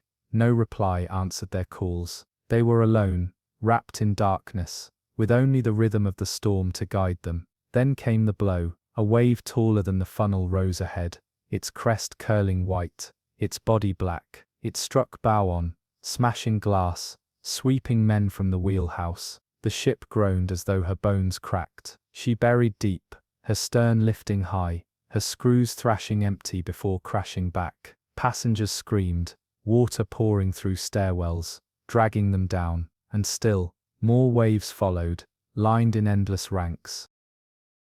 The storm pressed deeper into night, stripping the liner of dignity. She was no longer the proud vessel that had sailed out with music and laughter. She was a shell, groaning, each strike of the sea, pulling more from her frame. Rain drove like nails, rattling steel, drenching every surface. Waves rose in pairs, triplets, battering from all angles, twisting her until her timbers shrieked. Passengers huddled in the grand saloon, once bright with chandeliers, now dark and stinking of seawater. Upholstery floated, carpets lifted in sodden folds, tables skidded with every tilt. Men tried to hold furniture against doors bulging inward, their boots slipping, their faces pale with terror. Women clutched children, rocking them in rhythm with the roll, whispering prayers that dissolved into sobs. A violin floated, strings torn, drifting past boots like a broken bird. Below, engineers battled flood that climbed relentlessly. Pumps hammered, coughing more air than water, their rhythm broken. Steam valves hissed in shrieks, lighting the room in bursts of white. Men dragged hoses with hands shaking from cold and exhaustion, their voices hoarse, their boots slipping. One staggered, seized by current, pulled beneath black water, before another could grab him. The others kept working, though every muscle told them the fight was already lost. On deck, sailors swung axes into frozen ropes, cutting loose wreckage that threatened to smash hull. Spray blinded them, salt-cutting eyes raw. One was flung hard against a rail, his rope snapping, his body vanishing into foam. Another tried to follow, but the captain's voice carried sharp across wind. "Hold your post." It was obeyed, because discipline held longer than hope. The bridge itself shook with every blow. Windows cracked, glass spraying across consoles. Compasses spun in circles, their needles mad. Radios spat static, bursts of broken voices, then silence. Officers clung to rails, their mouths moving as they repeated orders, though none knew if rudder shifts mattered anymore. Lightning lit their faces pale, their eyes hollow with the weight of knowing. The liner leaned permanently, now. Cargo had shifted, beams groaned with each wave, rivets spat like musket fire. She rolled, 30 degrees, then 40, her deck tilting into cliff. Passengers screamed as bodies slid.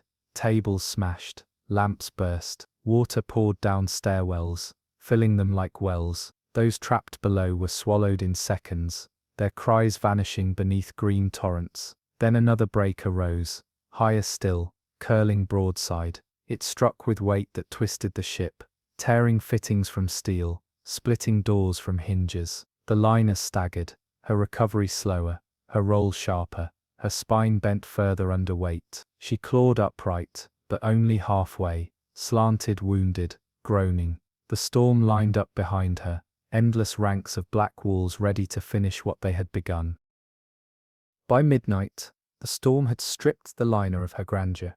Once polished decks were seas of wreckage, benches torn free, lifeboats hanging by twisted chains. Rain fell so heavy it seemed solid, a wall that blinded, turning every step into a guess. The ship groaned in long hollow tones that rose through her frame. The sound of steel, at its breaking point. Passengers crammed into cabins and corridors, their eyes wide in the flicker of failing lamps. The air was sour with seawater and oil, heavy enough to choke. Every slam of the hull sent shudders through their bones. Children screamed in short bursts, their voices muffled in the folds of coats. An old man clutched a Bible, rocking in rhythm with the roll, his lips moving silently while tears streaked down his face. In the saloon, water poured through shattered windows, flooding the floor in waves. Tables lifted, floated, and crashed against walls. The piano that once filled the room with music now smashed from one end to the other, its strings snapping in metallic shrieks. People scrambled to higher corners, their bodies pressed together, voices layering into a single note of panic. Below, the engine room was no longer a workplace but a cavern of rushing water. Pumps had drowned,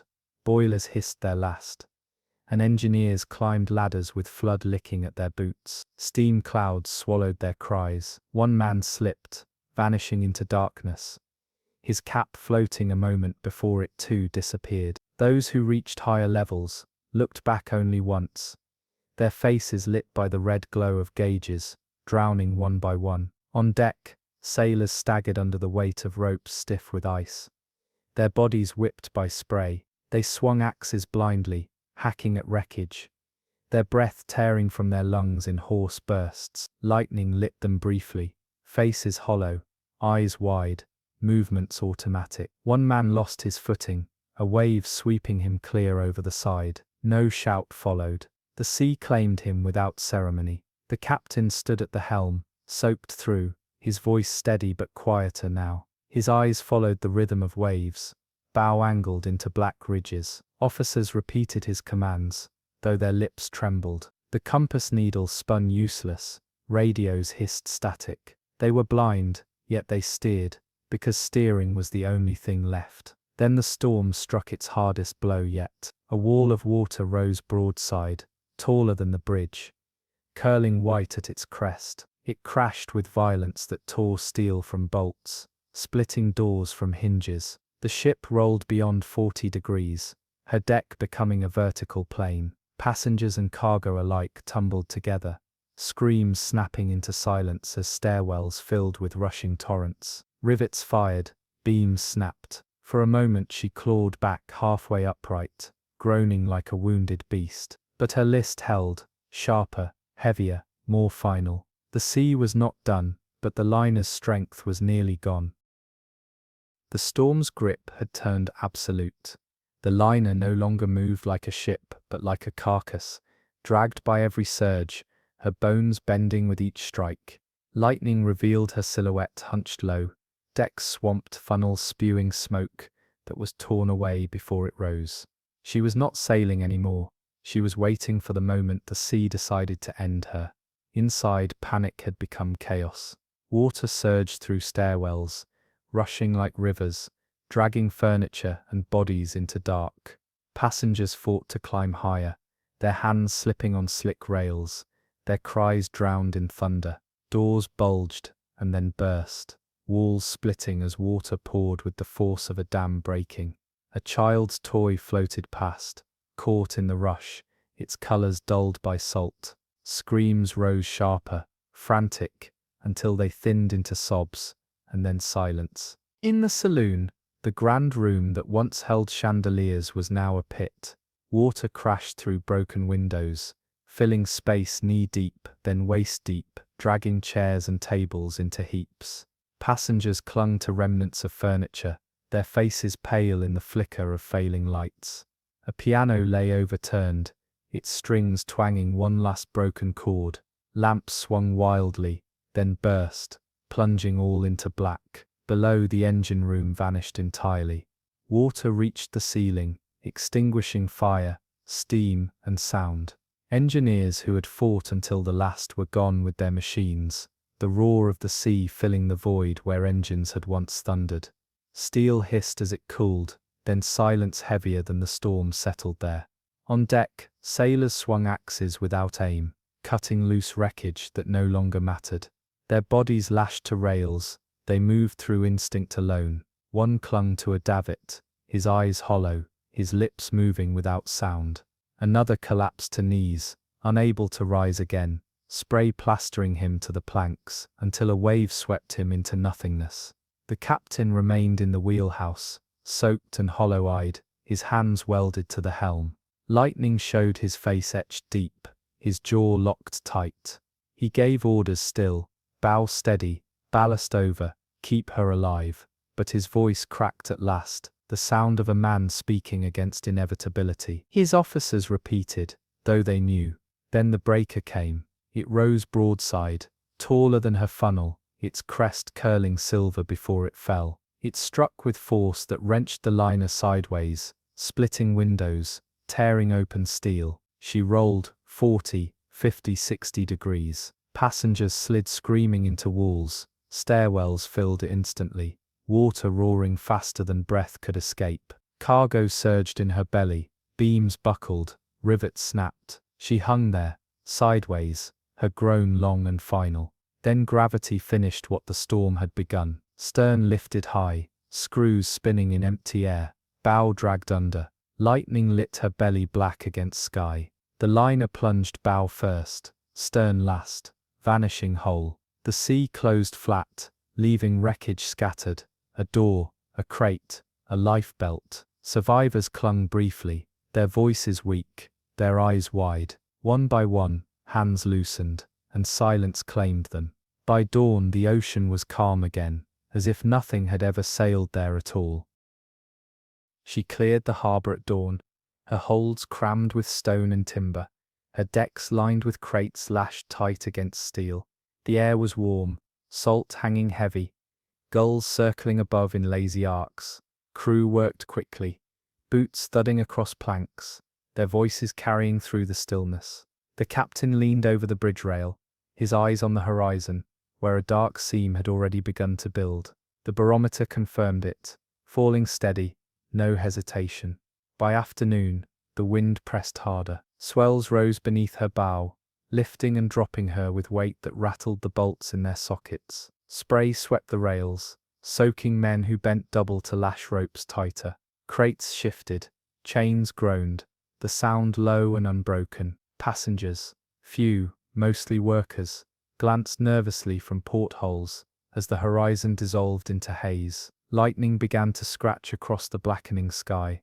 When night came, the storm arrived with it. Rain struck in sheets, hissing off steel, filling scuppers faster than they drained.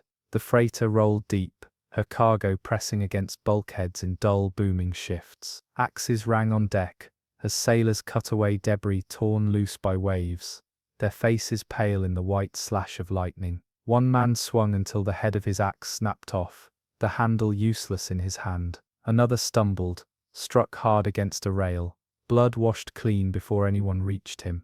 Below, engineers waded ankle-deep through rushing water. Pumps hammered, belts slipping, valves screaming. Steam curled thick, choking eyes and lungs. Gauges trembled in red, dials spinning, alarms shrieking one by one before falling silent. Men shouted names in voices already breaking, their bodies bent under hoses dragged through rising flood. The roar of machinery blurred with thunder until no sound could be separated. Passengers huddled in the mess, their blankets soaked, their voices hoarse. A lantern swung wildly, casting faces gaunt and hollow. A child whimpered into his mother's arms, her lips moving silently in prayer. Chairs tore loose, crashing across the room, scattering bodies against walls. Water pushed under doors, spreading thin at first, then rushing in torrents. Sobs rose, louder, but were drowned in the shudder of hull against sea. The captain braced himself at the helm, soaked through, his eyes locked on black ridges that rose higher with each flash. His voice was sharp, steady, clipped. Bow steady, hold her up, keep her head. Officers repeated, though their voices cracked, their boots slipping on soaked steel. Compasses spun, radios hissed static. Silence answered every call. They were alone, wrapped in thunder, the sea working without pause. Then came the breaker. Taller than the mast, it struck back first, smashing windows, sweeping men from the bridge. The freighter groaned as her bow buried, stern rising high, screws spinning wild. She staggered upright, her decks slick with wreckage, her list sharper, her voice long and hollow. The storm pressed harder still. The night turned the storm into a cage. Black water slammed from every side, each wave taller, heavier, unrelenting. The freighter no longer cut through the sea. She was carried, pitched, dropped like a stone into troughs so deep the masts seemed to scrape the clouds. Each impact sent a booming crack through her frame, steel shuddering as though the hull itself might split. On deck, crew crawled rather than walked, gripping frozen rails with bleeding hands. Chains snapped taut, crates slid free, barrels rolled like weapons across planks. Men swung hooks, struggling to drag them back, their voices breaking in wind that stole every syllable. Lightning flared, showing faces streaked with salt and rain, jaws locked in grim silence.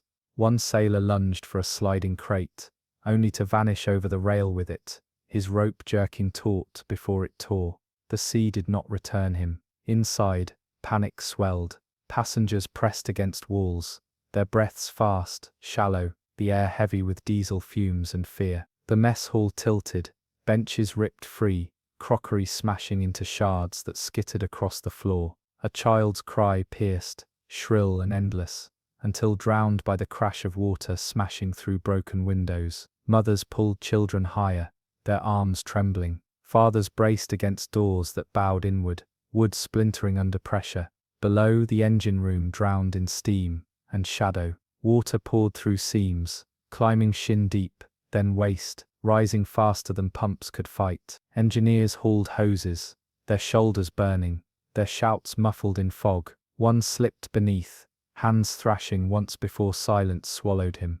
Others pressed on, boots heavy, lungs raw, every motion heavier than the last. Gauges burst, sparks hissed, and the last lights blinked out. The captain braced at the helm, his face etched in lightning, his voice clipped into single words: steady bow, hold. Officers echoed, though their lips trembled, their eyes fixed on walls of water folding ahead. Compasses spun wild, radios spat static. No reply answered.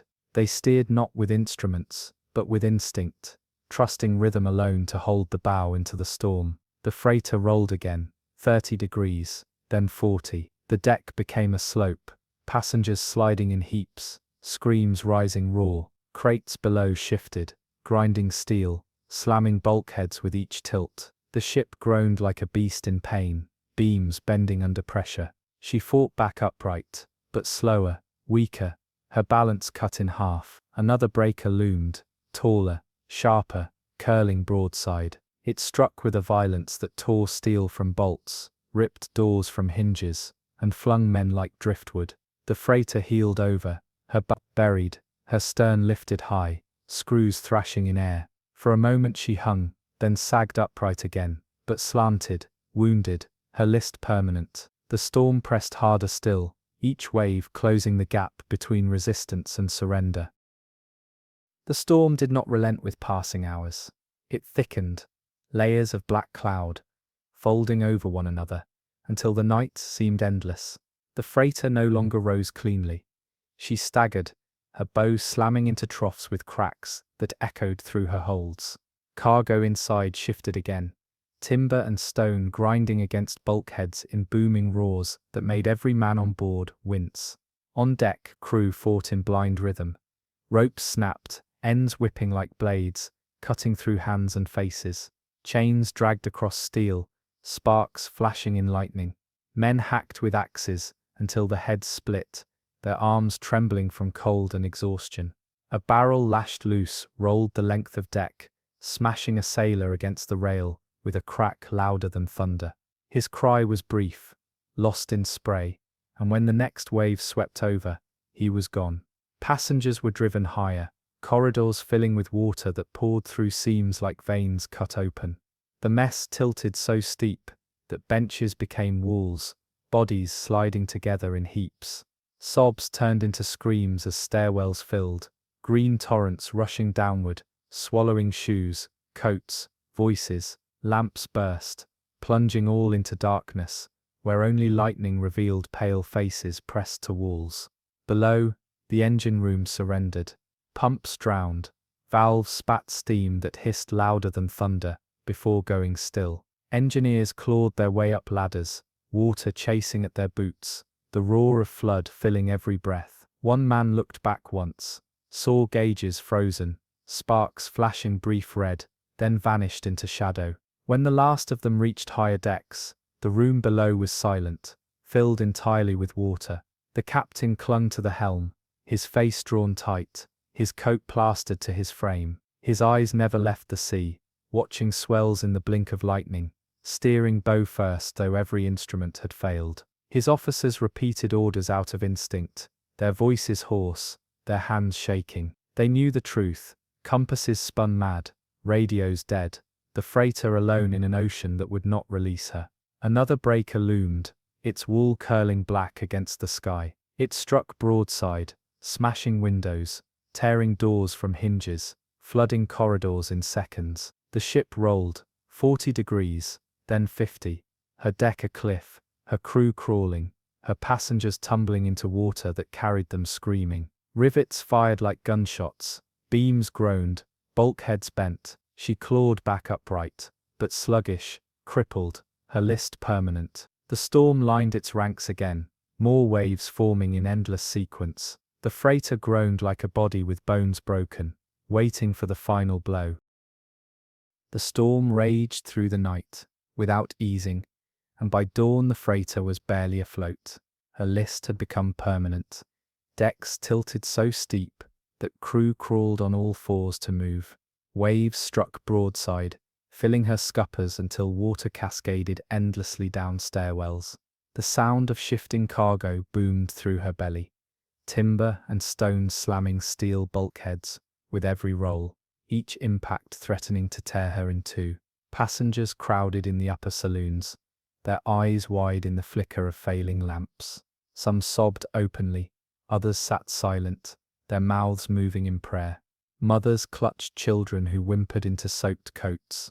Fathers pressed against doors that bulged with water hammering from the other side. The air was thick with diesel fumes, salt, and the metallic tang of fear.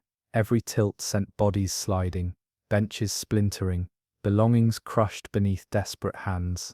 On deck, sailors hacked at wreckage with axes, their faces pale, their mouths open against the roar. Chains snapped, barrels skidded like battering rams, lifeboats twisted in broken davits. One man's rope failed, flinging him into foam that closed before a shout could rise. Another clung to the rail, his knuckles white, his eyes vacant. They no longer fought for safety, they fought for moments, each one borrowed. Below the engine room was gone.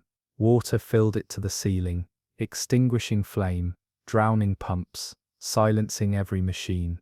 Engineers who had battled until the last were lost beneath the flood, their shouts cut off in seconds. The ship's heart had stopped, leaving only the groan of steel and the roar of storm to fill the silence. On the bridge, the captain gripped the helm with hands frozen stiff. His face was hollow in lightning, his orders hoarse but steady. Officers repeated, their voices cracking, though they knew, no rudder, no ballast, No bearing would save her now. Compasses spun useless, radios hissed dead static. They were steering through instinct alone, blind in black water. Then the wave came, higher than all before, a wall of sea curling broadside, its crest silver in lightning before it fell. It struck with weight that split steel, tearing doors, smashing windows, flinging men like driftwood.